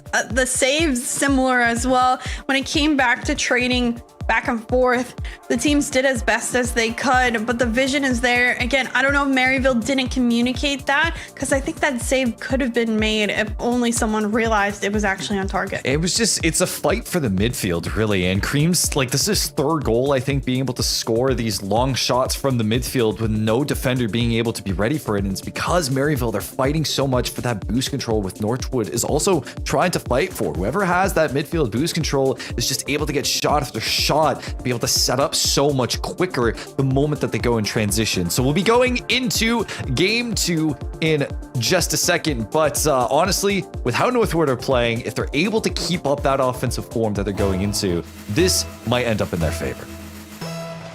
Northwood certainly still have momentum on their side. Can Maryville cut that and manage to find a way to score and be consistent themselves? Already Hockey's threatening right off kickoff, finding ways to pass across the team. Zanil's shot will be saved away. Follow up by Creams off targeting. Zanil can't get there either. Northwood still relentless when it comes to pressure upfield. Just a touch slow for Northwood. Maybe not this time. Creams is able to get a decent 50. Speed has to get there before Zanil, and he does. Hockey gonna try for play for it in the midfield. Relating, not the best touch at all, especially as Zanil plays such an aggro first man. Creams will look to keep it in the orange half. Decent pinch, but Maryville able to take care of it. Zanil towards the back wall, finding a couple of 50s. Again, followed by Hockey with no boost, can't do much more than that. Relating has an opportunity, but he is poked away. Creams will be 50'd, and Ixo actually gets great contact on the ball as the water falls down. The pass to midfield collected late by Speed. What? The shot, though, unexpected, and that one will go on in. Yeah, it was incredibly speedy on my end in the big boy units. We got 115 kilometers per hour from Speed, and it's just straight from the midfield. There was no really answer for it. You could see Creams was headhunting him, but it just didn't come early enough. And Northwood weren't expecting it, so Maryville will work from ahead 1-0 early into this game as we just have backflips all over the place, but it's fine. It's only bracket reset game, for 2. Things happen. We've seen mistakes. Even the most professional players still make mistakes throughout a series, and sometimes those will actually work out in your favor. Things happen. We've seen shenanigans throughout this series so far, and now I think settling down, again, fatigue, a huge factor, momentum, a major factor as well, and not panicking, just keeping a level head. All of those important and vital for professional players, and they are professional. They are thinking about everything they can right now to close out this series. Neil chasing this down, trying to play the 1v1. Doesn't. Creams is going to play in the midfield. They pinch all the way across. Hockey is going to try and play for it, but Relating gets there first, so Northwood are going to have to reset. Again, with how strong these transitions have been, this is going to be a lob straight over. A demo will go in Northwood's favor, but not enough to open up the rotation. Relating wave, the bounce is in his favor. This one going in front of net. Hockey, I think, puts it towards the back wall himself in speed now. In a one-on-one with Zenil. Hockey following up. Zenil bumping speed. Zenil also going Pass. for relating wave. Hockey straight down, and the pass will not be to anybody. Zenil just trying to buy time as best as he can, but now it goes in favor of Maryville, who has possession and 50s and opportunities upfield now. Brilliant bump, though, from Hockey. Again, one of the most defensively minded players you will find within CRL. In fact, of RLCS in general. Really does have a gift for pitch vision. Now it's Zenil. Let's get on the board. A bit of an awkward spot. This is going to go high. This is going to be a shot. It's going to go to Ixo, who solidifies this lead at 2-0. Great positioning for Maryville. I think they've met the pace of gameplay as being on their side. Speed initially on that touch goes for Hockey. Hockey has to dodge the contact, and the follow-up is so strong and on target. Maryville are playing very comfortably when it comes to this one, and unfortunately that kickoff goal for them doesn't go on in, but they don't need it at this point. They're up by 2. They have to hold on and keep playing the game they're playing. I think Northwood just have to be careful not to go for really unfortunate and risky 50s at the moment. That's what we're seeing here. Relating's going to put it up high. Maryville not going to respond, but just wait for Northwood's touch and try and play off it. Relating just doesn't get that much of a pass, so it will go to Northwood's favor as they try and just get this transition going. Zenil looking to just carry it all the way, but it will be blocked. Back up again, relating wave off the sidewall. Just get bumped away initially, and this one sent. Speed is there, off the ceiling and down, almost an opportunity, but Zenil denying that off the read, and Hockey to send it that much further away. Northwood's still good defensively, but at the end of the day, they need offense to be able to tie up this one. Yeah, I mean, you can only be on the defense for so long, especially as Maryville are able to keep you in your half. Control that boost. This is going to be a redirect from Ixo, but it's not going to find its mark. Demos coming through thanks to Relating Wave as Northwood continue to be pressured with no reprieve in sight. And not only is the demos coming through, but the boost steals are also coming through from Maryville. They're not giving Northwood opportunities to have space or boost or even be on the field at times with those demos. Maryville is setting themselves up for success in this game, and they have to hold out just a little bit longer. See, 50's coming through for Northwood, and there is still a chance, especially if they're able to score within 30 seconds here, but with how Northwood have been operating just so little on boosting the offensive half, like look at Hockey now, has nothing to play with. Creams, nothing to play with. Who is going to go for this shot? It's going to be Zenil, but there's still so little left, and even a double commit from the offensive end, both whiff. It's going to be another one for Maryville. I mean, Northwood, I give all the credit to them for even attempting a play like that, for sending the house upfield. When you only have 20 seconds or so remaining, you have to try to make a play and send the house. It doesn't work out in their favor.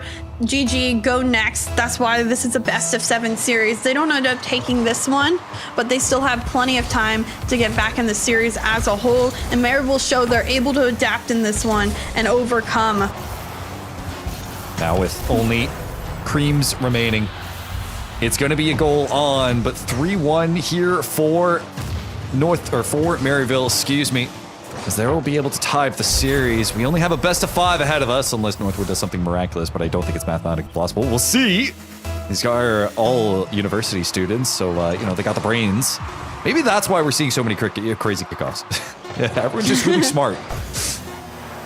It's certainly interesting. I think being, again, dynamic and unexpected makes it really hard to predict plays like that, and I give them the creativity.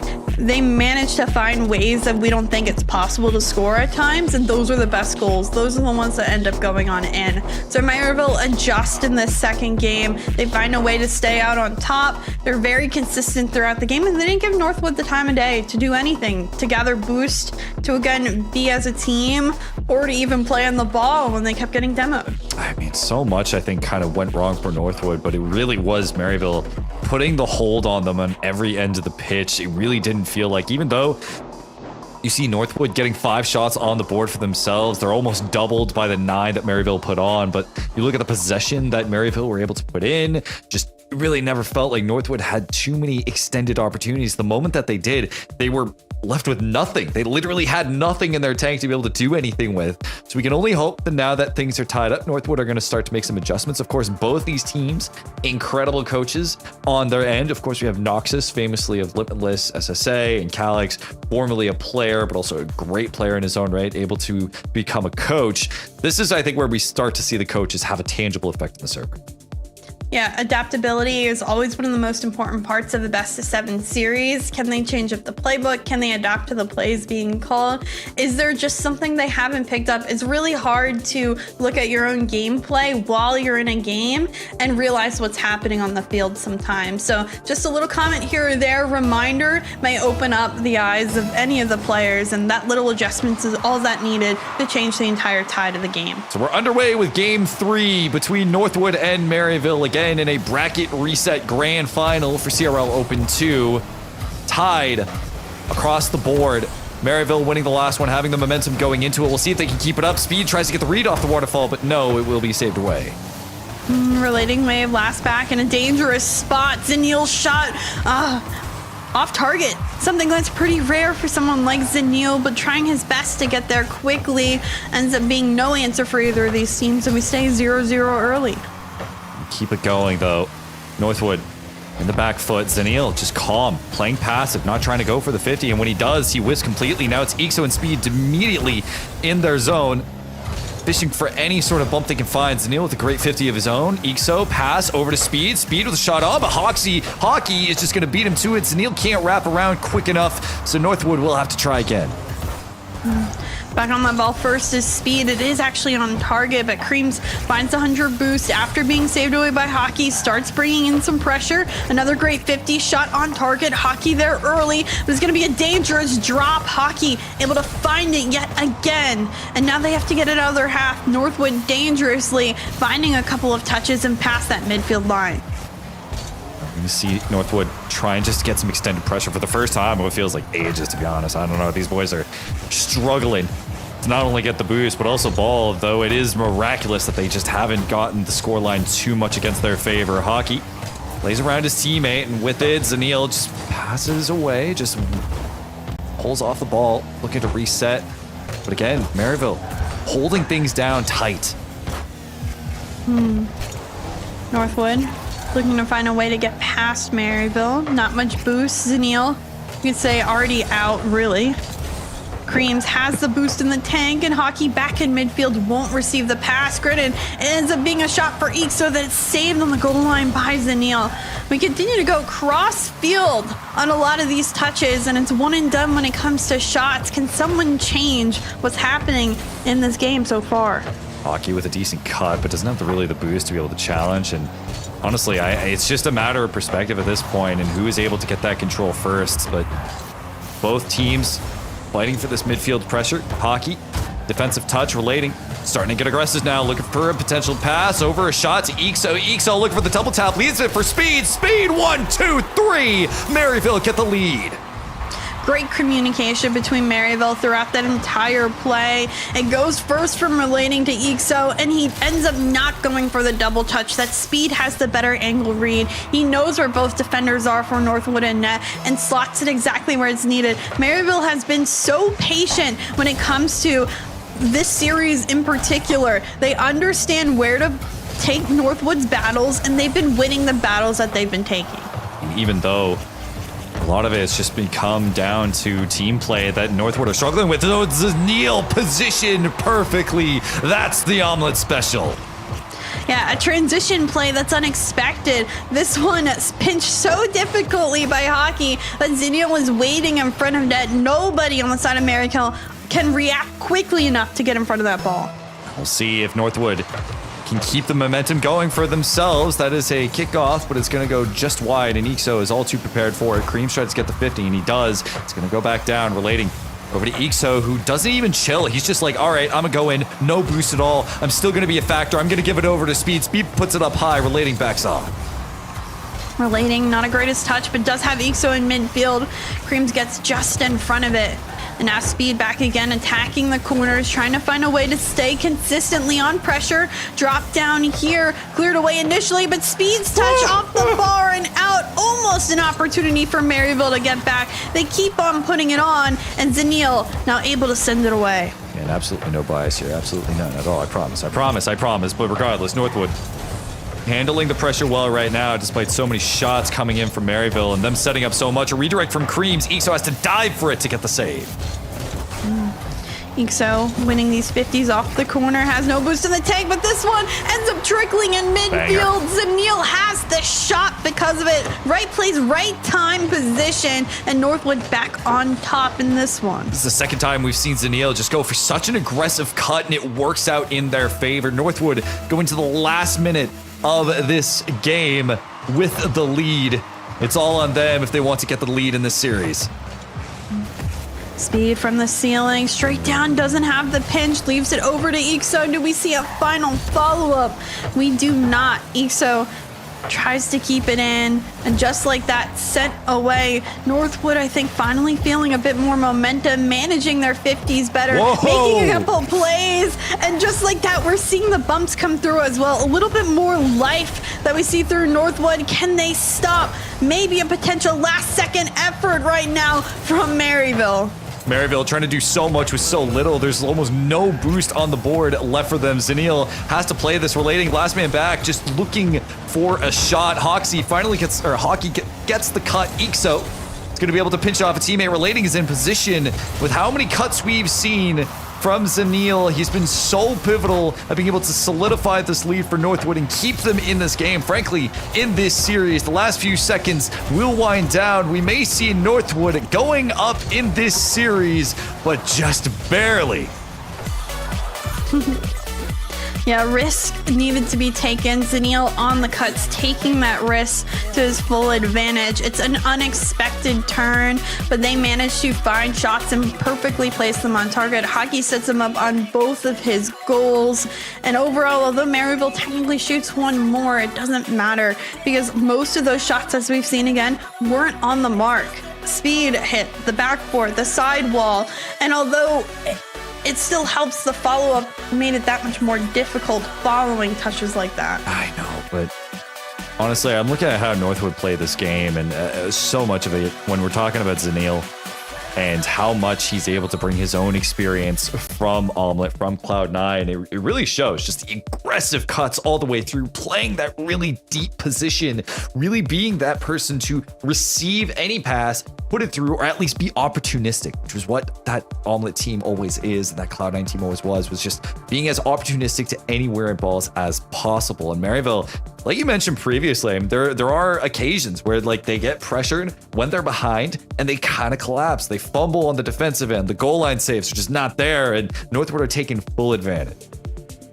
Yeah, impressive game by Northwood overall as a unit. I like how we're seeing different members step up. In that case, it was definitely Zanil's game to have. We've seen Hockey, that 5-save game sticks out in my mind, and Creams, who has scored multiple goal after goal after goal sometimes in games today. All of them step up at different times, and because of it, they're able to change the dynamic of who they're up against. Hockey, can he start one off here? No, gets denied on the goal line, but always a great start to have that pressure early on. Though Northwood's not done just yet. Yeah, they're going to reset, and Speed is going to be able to get one. Zanil's going to be able to cut him off, though it still looks dangerous as Maryville able to take advantage. Goal line, is anyone going to be there? Yes, Relating will be able to open things up.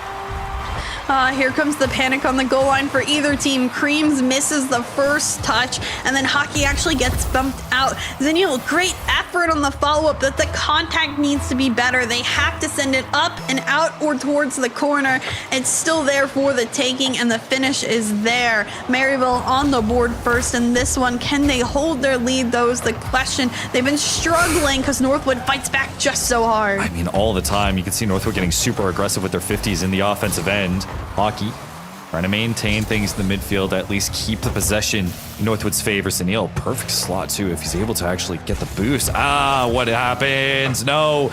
But either way, they're able to pounce upon it. Maryville doing a decent job of just not letting this get too dangerous. So, misses the touch in midfield, opens up an opportunity for Creams to send it to the backboard. Relating wave there first, but doesn't have any boost. Does pick up his own 100, but there's nobody in net to initially save that shot. That's bar and out. Almost an opportunity again for Northwood, and we've been saying almost a lot because Northwood has 4 shots to start this one out and 2 saves and 2 misses on the board. I mean, again, the slimmest of margins between both these teams, and that any mistake could result in something disastrous. Hockey tries to force it through with the 50. Cream's no boost, looks to keep the possession alive as every member of Northwood reset. The Timberwolves looking at their prey, locking their eyes in. Zanil over to Hockey. Creams looks to keep it going, and he will, but it's looking to be blocked away by Maryville. Back up is Speed. Ixa's still there, actually ends up giving it to Relating Wave, who puts it on target. Cream's perfectly placed, has boost to deal with. You already see the challenge coming from Ixo, but that one well read. The cut by Creams is good, but the pass out. Relating Waves gets an initial clear, but can't get the follow-up challenge. Northwood try number 2, and another great clear, at least into midfield temporarily. Good waterfall read from Zanil, keeps the possession going. Now Zanil from the ceiling tries to just go directly for the shot rather than a pass, and I don't think that's been working out well for Northwood, though this might be a fumble, especially as Creams comes in for the demo. Ixo able to steal away this boost, but how many shots on the board for Northwood right now, as it feels like they've been able to maintain this possession for what feels like ever at this point. Yeah, another shot that should have probably been on target for Maryville. But at the end of the day, they have to transition. Ixo jumping early. Good thing Speed can get there in time in front of the ball, or else that could have been another Northwood goal. This one trickles out. The demo comes on through. Speed's there, but just too late. Zanil's shot on and in. Finally, they're able to break the stalemate with Maryville. A perfect demo, and again, Zanil comes in when he needs to, puts the Timberwolves on his back. Impressive performance by Zanil, who has made the clutch plays in the second bracket so far. And now they have life. Both teams have very different stories. If Maryville is able to take this one, they tie up the series. If Northwood takes it, then they go to match point. And that match point would be so much easier than having to potentially claw back in another game 7. What a crossfield pass! Creams to Hockey to on in. We talk about Maryville having the team plays because you're European. Let me introduce you to Northwood, who's been doing it for years now. The Timberwolves able to secure this lead with a 1-2-3. Can they keep it going? Outstanding job by Northwood. I think it's pretty rare for us in the open bracket to have a team win not only their initial first game to cause bracket reset, but the follow-up game as well. And Northwood might just be one of the ones to do it. They've managed to have control. Creams is able to send it out upfield. That one's open, and Zanil can't find the taking. He's actually deflected away, and not only touched by the ball instead. It's crazy. They were playing a pretty wide transition. I respect Zanil for still going for it, but honestly, Maryville on the shadow defense did incredibly well. Now Relating, gonna come from the ceiling. Gets over one. Zanil's a bit awkward. Speed is gonna go for it, but whiffs on by. Right back. Another demo, but it's still a dangerous ball. And Maryville's half, they flick it out to midfield. Hockey is there instead. Backboard is in red. It is touched away. Speed no boost though, misses the first touch, and so does Ixo. That's a double miss. This could cause chaos. Cream's in control. They both spawn on the same size. They're awkward and still manage to not get anything out of it. It's actually insane that Northwood's able to stay alive, even though Maryville are throwing every single transition idea they possibly can. They're holding down the midfield. They're getting these bumps. Hockey is still alive, still able to put his car in the way. And oh, this is a disaster. All the boost is gone. No one is there to defend. Speed capitalizes. We have a tie game at 16. I can't believe Ixo got the initial touch onto Hockey that kept him away from the ball, and then Hockey gets demoed to boot, and he was the one that could have had the read on that play. Instead, Maryville tie it up. There's very little time left. All it could be is one play. Speed on the initial demo.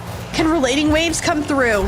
Looks towards the corner. Does he have the read? Challenged by Creams, has no boost. Backboard, gets the touchdown. Oh, no. Speed has the shot, and Maryville up in a turn of of events quickly. Snatched it right from under Northwood. It doesn't matter how many shots you put it on. It doesn't matter what your possession is like. Maryville will find a way to snatch away your lead. With 2 seconds remaining, Northwood are left bewildered. They try for a fake, but it doesn't matter. Maryville have won the game. And this series just gets that much more interesting. We continued the back and forth. 2-2. Next game decides who gets to be on match point, but it's still a long way to go and a lot to think about between both of them. Does Northwood have great parts about their game? Did they have the early pressure? Yes, they did. Were they able to deny Maryville eventually? But at the end of the day, Maryville find what made them successful upfield. They caught Northwood off guard, and they managed to be really, that last second play was quite phenomenal. I mean, I'm looking at the shots on right now, and it's actually surprisingly even. Despite everything, but I really would love to just get like a possession chart of how much Northwood had control of that ball. It felt as though they were poking and prodding from every single angle, but the moment that Maryville were able to put it on, it was the goal line passes. They're playing aggressive. They're going for the demos in the offensive end and holding down the midfield to go for these in-your-face goal line passes, so stereotypically EU, and it works out within 16 seconds. I mean, again, the turn of events, Northwood had that game. It was 2-1 with very little time left. They had that game and they let it fall and slip from their fingertips.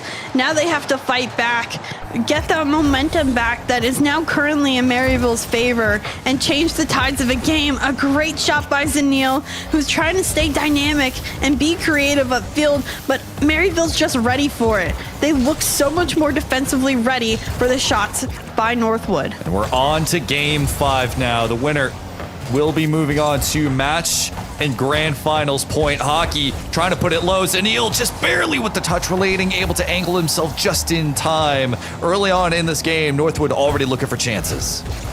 And this one towards the sky, and the ceiling. Hockey right behind Zanil, but challenged by Relating Wave. Ixo as well has a touch, sends it towards the back wall. It is well read. The bounce, though, continued by Speed, sends it straight down. Does he have a bump? No bump and no Relating Wave touch either. Now Northwood with space, creams upfield. Does he get the beat? Speed still finds contact with the ball. Hockey puts it in the corner and over to the Relating. Speed doesn't have enough boost to make this work. Actually, no one has boost to make this work. Maryville somehow creams puts it right towards Relating Car, even though really didn't have any business to. Northwood will look to just extend this pressure, reset, go for more chances. Back up towards the sidewall. Ixo trying to find a way to get through it all. Good fakes. Still there, though, beat by Creams. The shot on target saved by Speed. Back towards the middle field. And a back pass, a 2-1-2. What a And a save. save by Ixo up his own inner post and out. That will keep the game at 0-0. You would have thought that would have been enough. It was a 1-2-1, and it had every chance to work, but somehow Maryville, with all the RLCS experience from Europe coming in hand to be able to get that save away. So now Maryville will take their turn trying to put Northwood away with all the pressure in their favor as Northwood looks for the boost.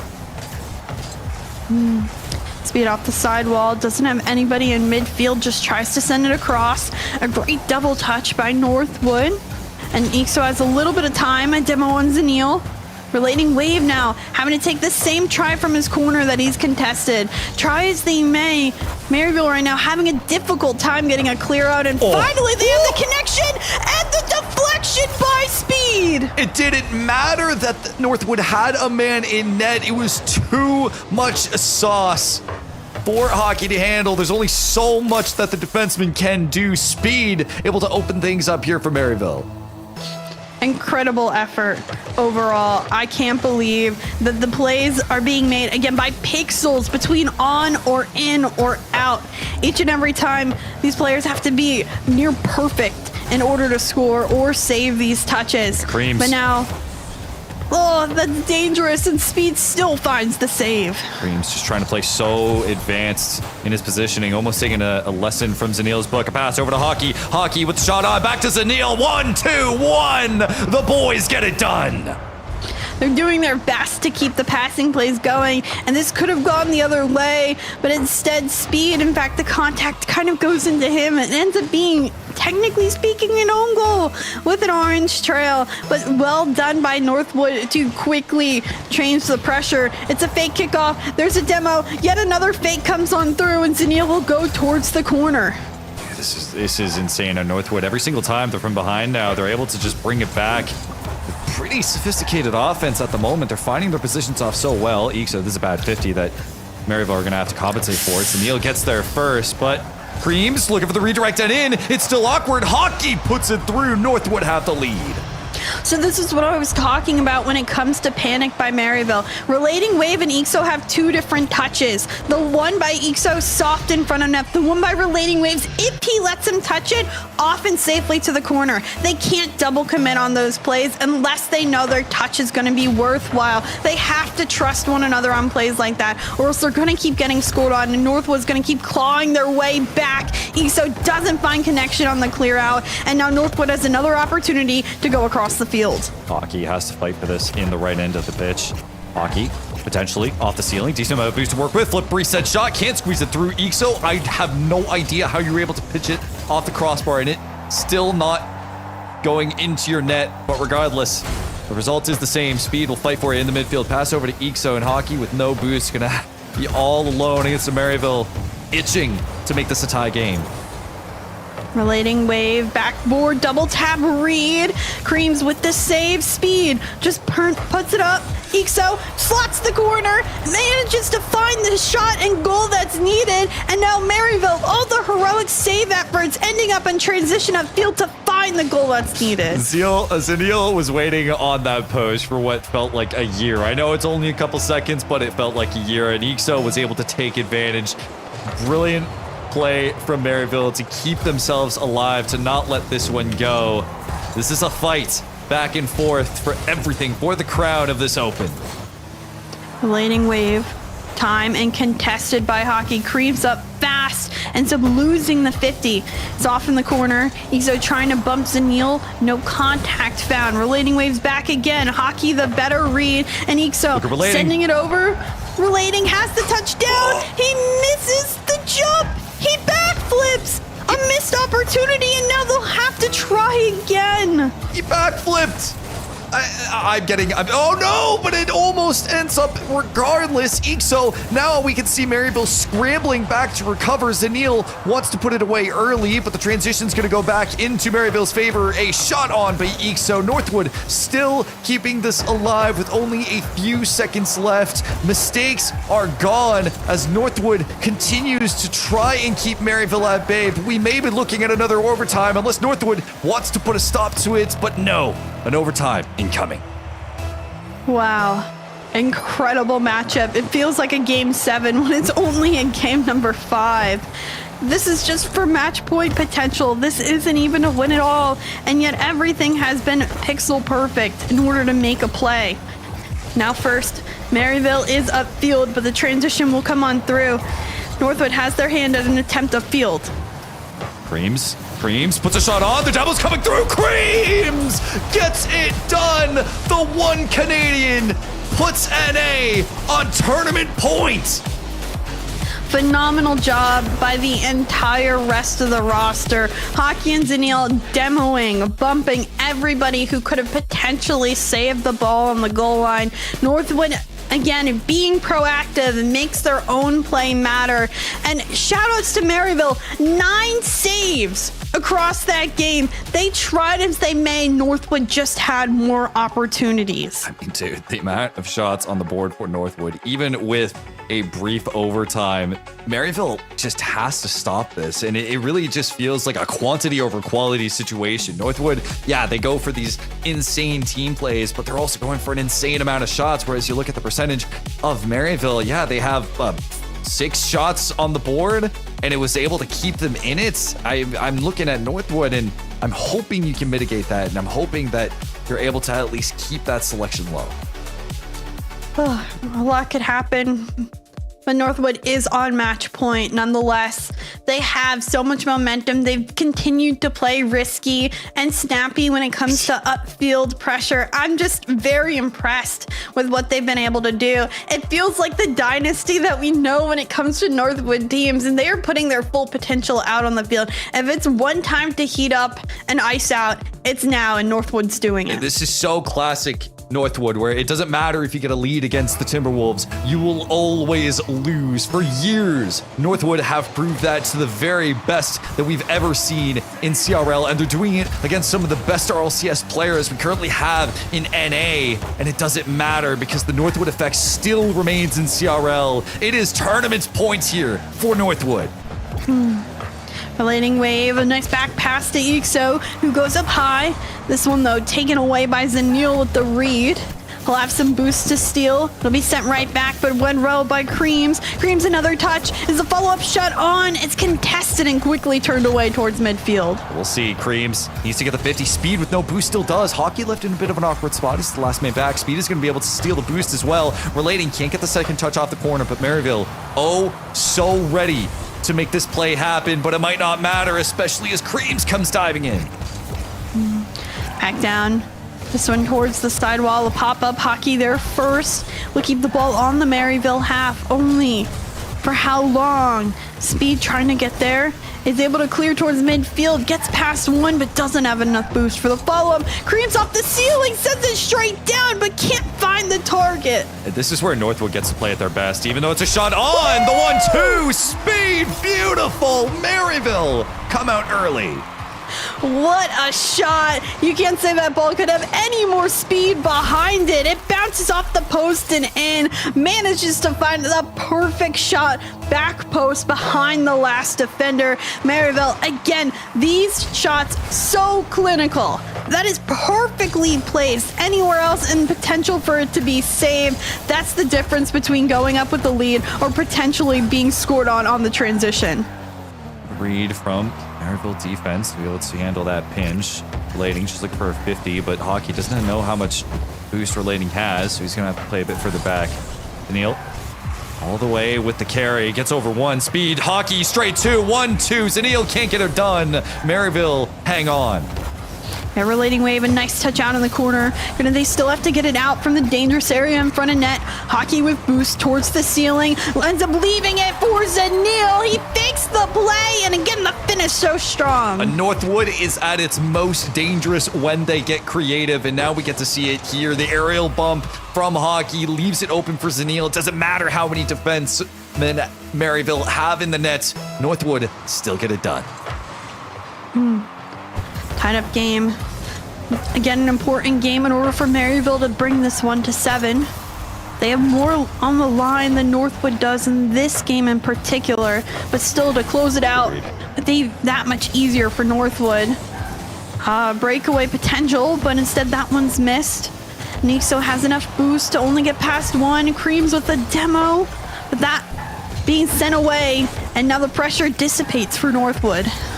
Maryville playing more team ball to at least get Northwood out of their zone, but at this point, with how proactive Northwood are being in their positioning, playing so aggressively when they need to, they're challenging every 50 to prevent Maryville from having any space. Neil in the goal line defense, and thus far it's a bit of a stalemate. Everyone trying to feel each other out, not make too many hard mistakes.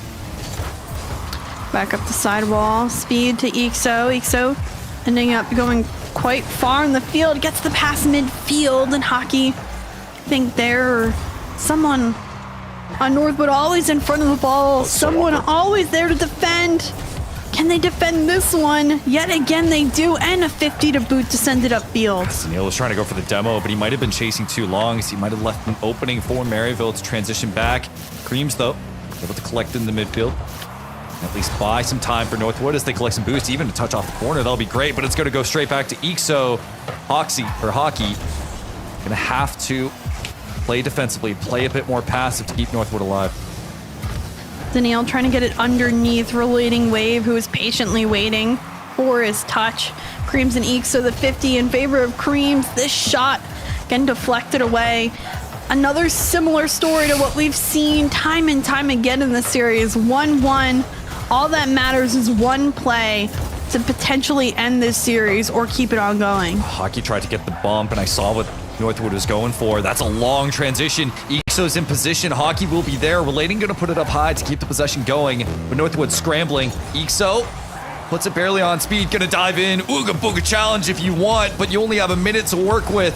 If you want to force this game 7, you're going to have to score now. Ixo tries, but fails. Speed now has an opportunity of his own. Gets a bump, way. but is bumped into the ball. Relating wave with it over his car. Gets the first flick. Gets the shot over Hockey. And now a 2-1 lead for Maryville. I thought when Speed got bumped, I was like, it's over, but Relating, a masterclass as he does, catches the ball, gets the flick over the defender, snatching it away, gives Maryville the lead, 40 seconds remaining. Time not on the side of Northwood, but Creams does get to start from his own half with full boost towards the ceiling. Beats one. Speed needs to find the read, and he does. Ixo demoed, so now it's going to be panic mode.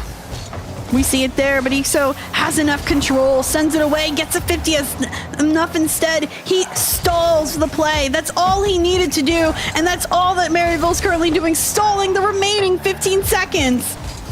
With only 15 seconds remaining, Northwood, they're on the cusp. They have a chance to put this away if they're able to do as much as they can with this last possession. Zanil a bit aggro on the bump attempt with no boost in their favor. This one is going to game 7, everyone. 14 games in a row is what we're going to end up doing. Both of these teams fighting every tooth and nail to the last second to get the win. Maryville, 2 back-to-back phenomenal games from them. Northwood managing to do their best at times, but haven't been able to deny Maryville as much as they'd done earlier. Again, everything has been so pixel perfect in order to make the play matter. You have to be perfect to make a goal at this point. I mean, this play from Relating was so clutch. Unbelievably clutch. It needed to happen at that moment, at that time for Maryville. Could it have gone any other way? A double game 7 back to back. This is the second time we've ever had it in the history of CRL. The first time was with St. Clair and Concord, and that was Concord taking it all the way. Now it's Northwood on the cusp. They have had their opportunities, but Maryville 2 times in a row now have snatched victory from the jaws of defeat, have consistently been able to come from behind. It's just so impressive to watch them play. We saw a shenanigans game earlier and we were like, I don't know how the rest of the series is going. Can either team come back? And they just seem like they're putting every last ounce of energy they have on the field. One last game, one final winner to be announced in a series. Who will win Open number 2 for Spring 2025 CRL? I cannot wait to crown another winner. And it looks like Northwood's first on the board. It's going to be Northwood. Open things up. And especially in a game 7 bracket reset, whoever comes out first has so much momentum. Maryville have been behind before and they've been able to consistently do well. But this is so much pressure on these boys. This is so much on the line for this Open 2. Speed will take possession, try and get over Hockey. Ixo tries to be in position, but can't do much. Coming out early, Maryville looking to do everything they can with this possession. No follow-up touch from Relating Wave. Speed needs to read the ball here. He gets the first touch, but no follow-up. Now space given to Northwood as they go across the field. Phenomenal read by the likes of Ixo and Relating. Able to clear up field, but that's about as far as they go. Northwood locking down that midfield again, and we've seen how much of a monster they can be when they've been able to lock down the field. Hockey keeps the possession. Creams, no boost to play with, so this is just a reset touch from Northwood. That's a great pinch, though, from Speed, but Creams, you don't want to be the man who's going up against him solo. Relating will take that challenge. We'll get demoed for it. Hockey will put a shot on. It is just barely saved. Zanil will clean up. Northwood claim the 2-0. Northwood's momentum, it's been so daunting, and it's something that Maryville has struggled with throughout the entirety of today. Maryville cannot seem to come back in a series as soon as Northwood gets 2 or 3 goals up. If Northwood gets one more, I'll claim it. I don't care how much time's left, that Northwood will win it because they are just so dominant with a 2 or 3 goal lead. It doesn't seem possible for a comeback. The answer needs to be now for Maryville, or else they're going to quickly find this game. It's out of control, and it already is. Zanil, a 3rd goal, and now can they come back with 3:38 left? Zanil, as aggro as ever, sees his moment and takes it right at the goal line, right in the face of the Maryville defenders. Northwood, this is classic. This is vintage. This is an antique, and they continue to do it here, running away with Game 7s.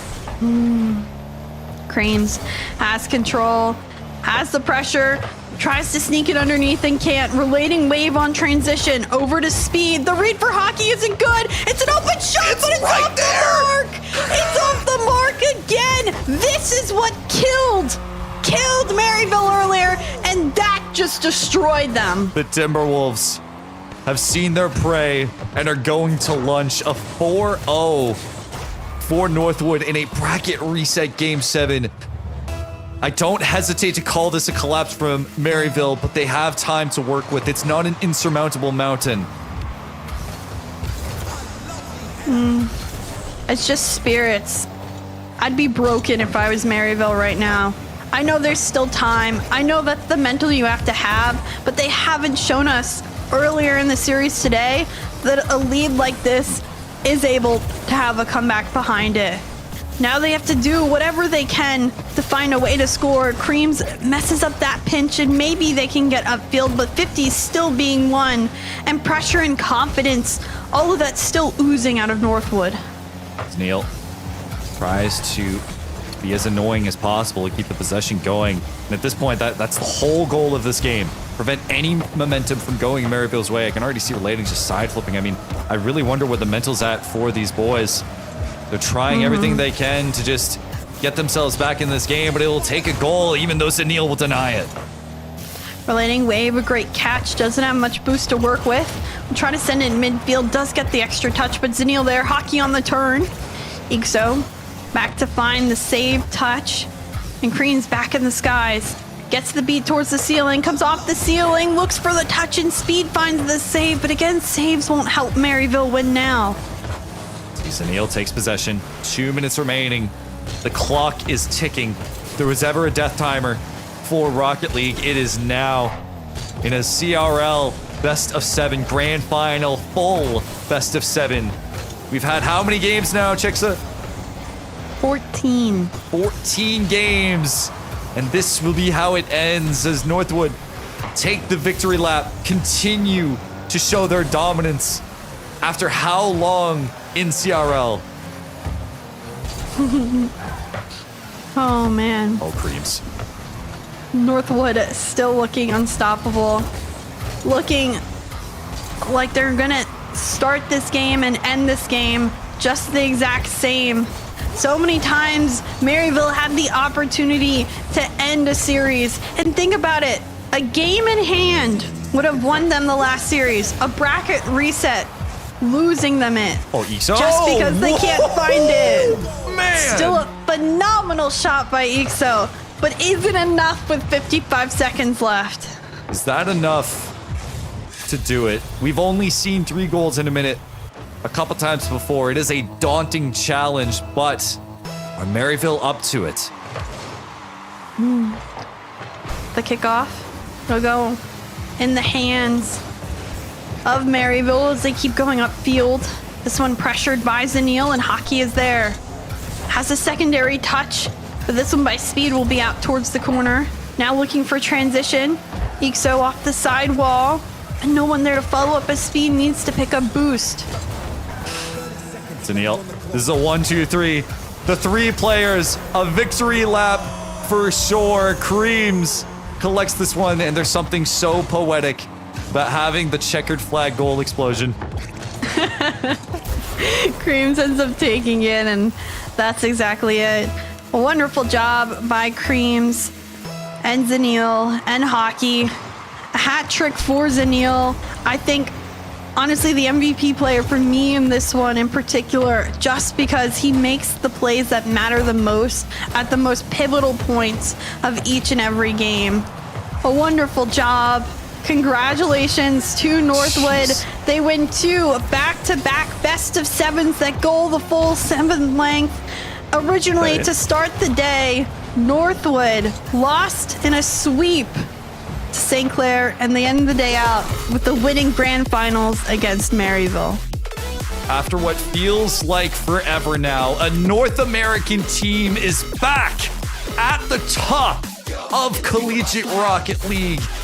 In our entirety of top 4, there was only one North American team, Northwood, come from the abyss to take the crown in Open 2 and put themselves in the race for the national championship. What a crazy game by Northwood. They, again, relentless is the word for me to describe them. They continuously stay on pressure. They continuously make plays. They work as a team. They generate leads that make teams feel like there's never any hope of coming back on them. And Maryville overall had a wonderful day today at points, but just the little things, the missed shots that should be in, did them in at times. I gotta get it, everyone. It's a requirement. Creams has once again been at the top of CRL, the one Canadian, along with 2 Americans, Hockey and Zanil, though I agree with you, Zanil was balling out throughout the entirety of this series. There were so many times that it really came down to Zanil getting that one goal required to put Northwood in the lead. And with a best of 7, with 14 games played, every single goal counts. So now that we are here, we've seen 2 back-to-back best of 7s full. Let's bring back our desk just to get the reactions. Bass, it happened. It happened. I got my first prediction wrong of the day, but I could never be more happy than for a United States and Canadian-based team to take this thing home. Taco, from the sidelines, we were looking at this one like, man, great game. Oh, game 7. And then we went to the bracket reset and went, all right, this is high. We'll run it back. Great. And it happened again. Maryville, their kryptonite seems to be in game 7s versus Northwood. Yeah, the thing is that, yes, every series are going to have some games where it's just like a little bit off, it doesn't really happen that well. But game 7 in series 1 was a 6-2 loss. And then the second series, it was a 5-1 loss. Those are the 2 largest gaps that we've had. And that includes those really ridiculous ones at 7-3 in that first series as well, because that was 4 goals, their loss was 4 goals, etc. Like, it's really bad that Maryville can get all the way to the precipice of taking home the series and then suddenly double commits, lack of clears, missing open shots, missing demos, like everything goes wrong. And at this point, it really feels like nerves from Maryville, because we talked to Speed. He was on Champ League. He was talking to people outside of that, just personally and privately, and saying that not necessarily that they have Northwood figured out, but they think their playstyle counters them pretty well. Well, Creams is on campus. They're doing the work, and this is why Northwood can never truly be caught out, because we thought they fell off. And here they are, taking back-to-back series in emphatic fashion.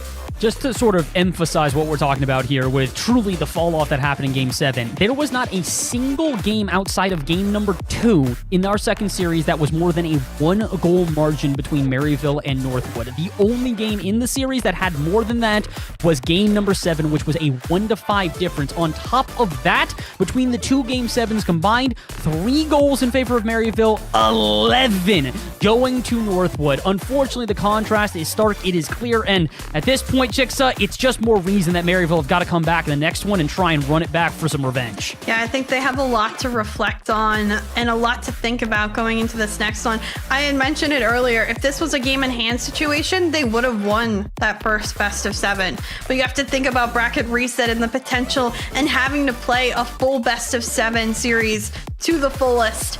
And they just didn't manage to be as consistent as needed, to be as clinical as needed. Something that we told Northwood time and time again was throughout this series. They managed to make the goals that you didn't think were possible at times. And when they needed to score, Northwood did. And they did it with the most satisfaction that they could.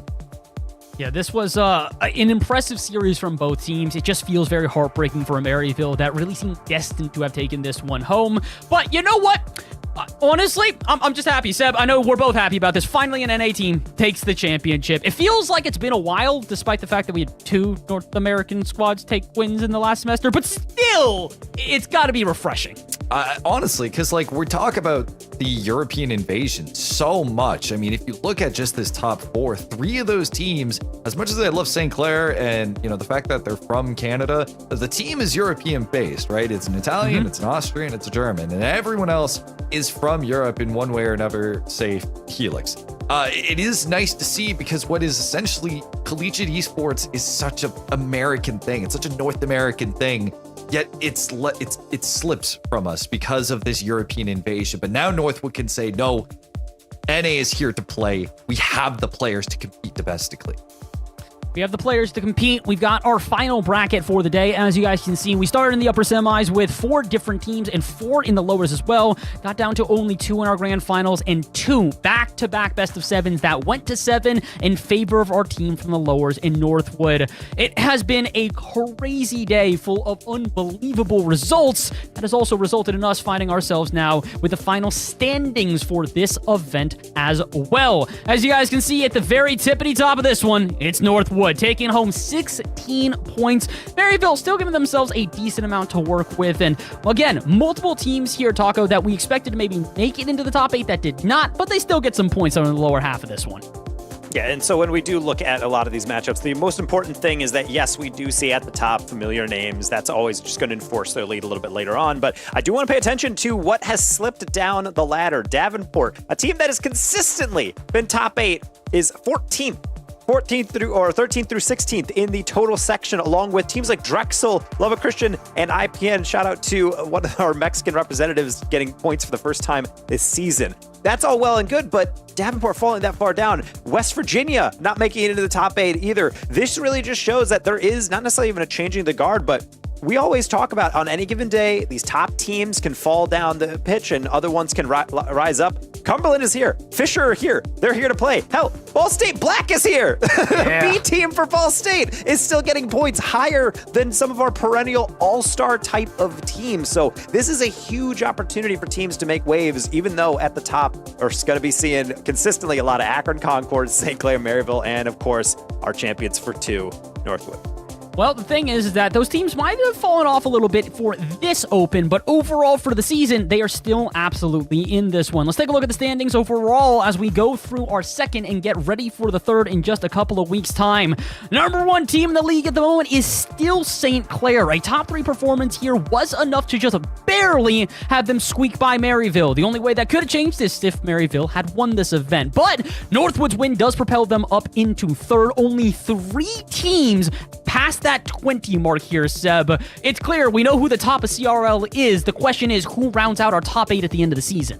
I mean, dude, the fact that Oklahoma Christian and West Virginia are tied in 2025 is actually insane to me. Or Ball State is beating West Virginia. I think as we get more and more opens, the more we see these results start to round out, the race for that top 8 is going to even be more exciting than it was last season. I think we pretty much have our solidified top 3, but it's who's going to round out the rest of those last 5 spots for the national championship that I can't even predict anything right now. Yeah, the predictions are out the window at this point. We've still got multiple events to go before we end this one off. A reminder, by the way, Open number 3 is on February 15th and 16th. So we got a couple of weeks until we get back into the action. But make sure that you guys sign up at home. As we mentioned before, these are all open brackets. If you're a collegiate team and you are interested, head on over to start.gg/CRL2025, I believe is the link. I'll make sure on that one later. If not, there should be links floating around, or just join any of the socials. Go and check on socials. We've got plenty of links to that, plenty of ways that you guys can sign up, and you absolutely should. We've had plenty of teams compete. Maybe you could be the next CRL Open champion. Who knows? We will find out. Otherwise, guys, this has been an incredible day full of action. Again, my name is Oliver Basho, alongside by Chicksa, Seb, and Taco. And guys, honestly, we'll go down the line. Taco, I'll give it to you first. Any final thoughts as we close out the weekend?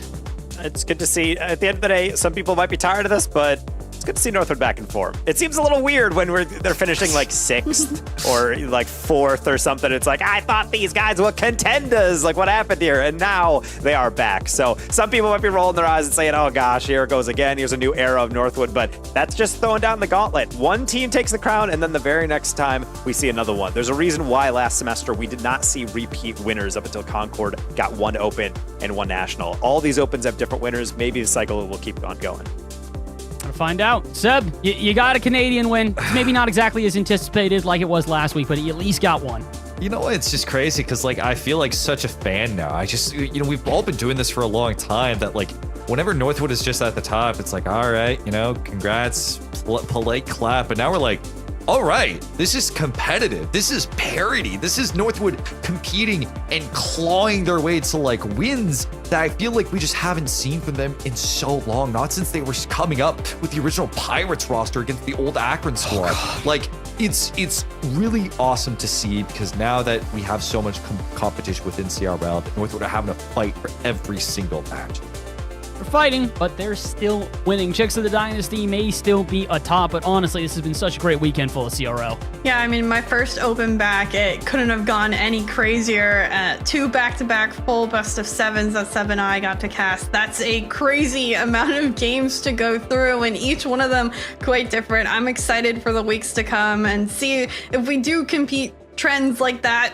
Last season, having a different open winner, does someone else come out through? We still haven't had that dark horse that's come out through yet either, so something's gonna happen. Each open seems to be wildly different from the last. Well, let's find out if the next one's going to be just as chaotic. Reminder, once again, Open 3 is going to be on February 15th to 16th. It's going to be a couple of weeks' time, but I promise you there'll be plenty of Rocket League action to go around in the meantime. For now, that is all that we've got. Thank you again to all of the crew behind the scenes that helped with this one, as well as you guys at home for participating. For the final time, what the heck is a kilometer? We will see you in just a couple of weeks. Enjoy the rest of your weekend. Comes from nowhere, makes you wonder if you lost control, leaves you breathless, changes what you think is possible.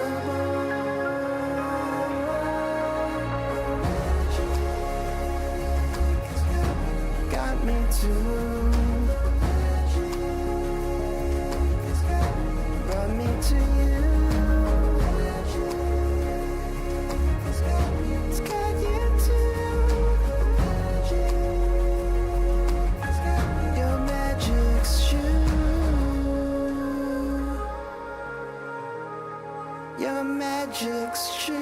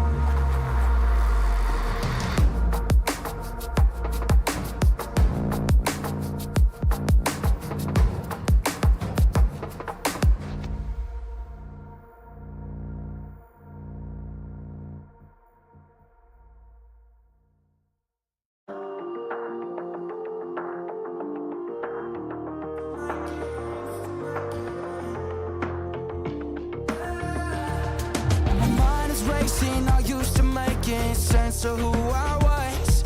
And when the opens, I dance with demons until the sun comes on. On the outside, I seem like it's all my way of having fun, thinking this is just a part of me you love. It's not my night when you're back.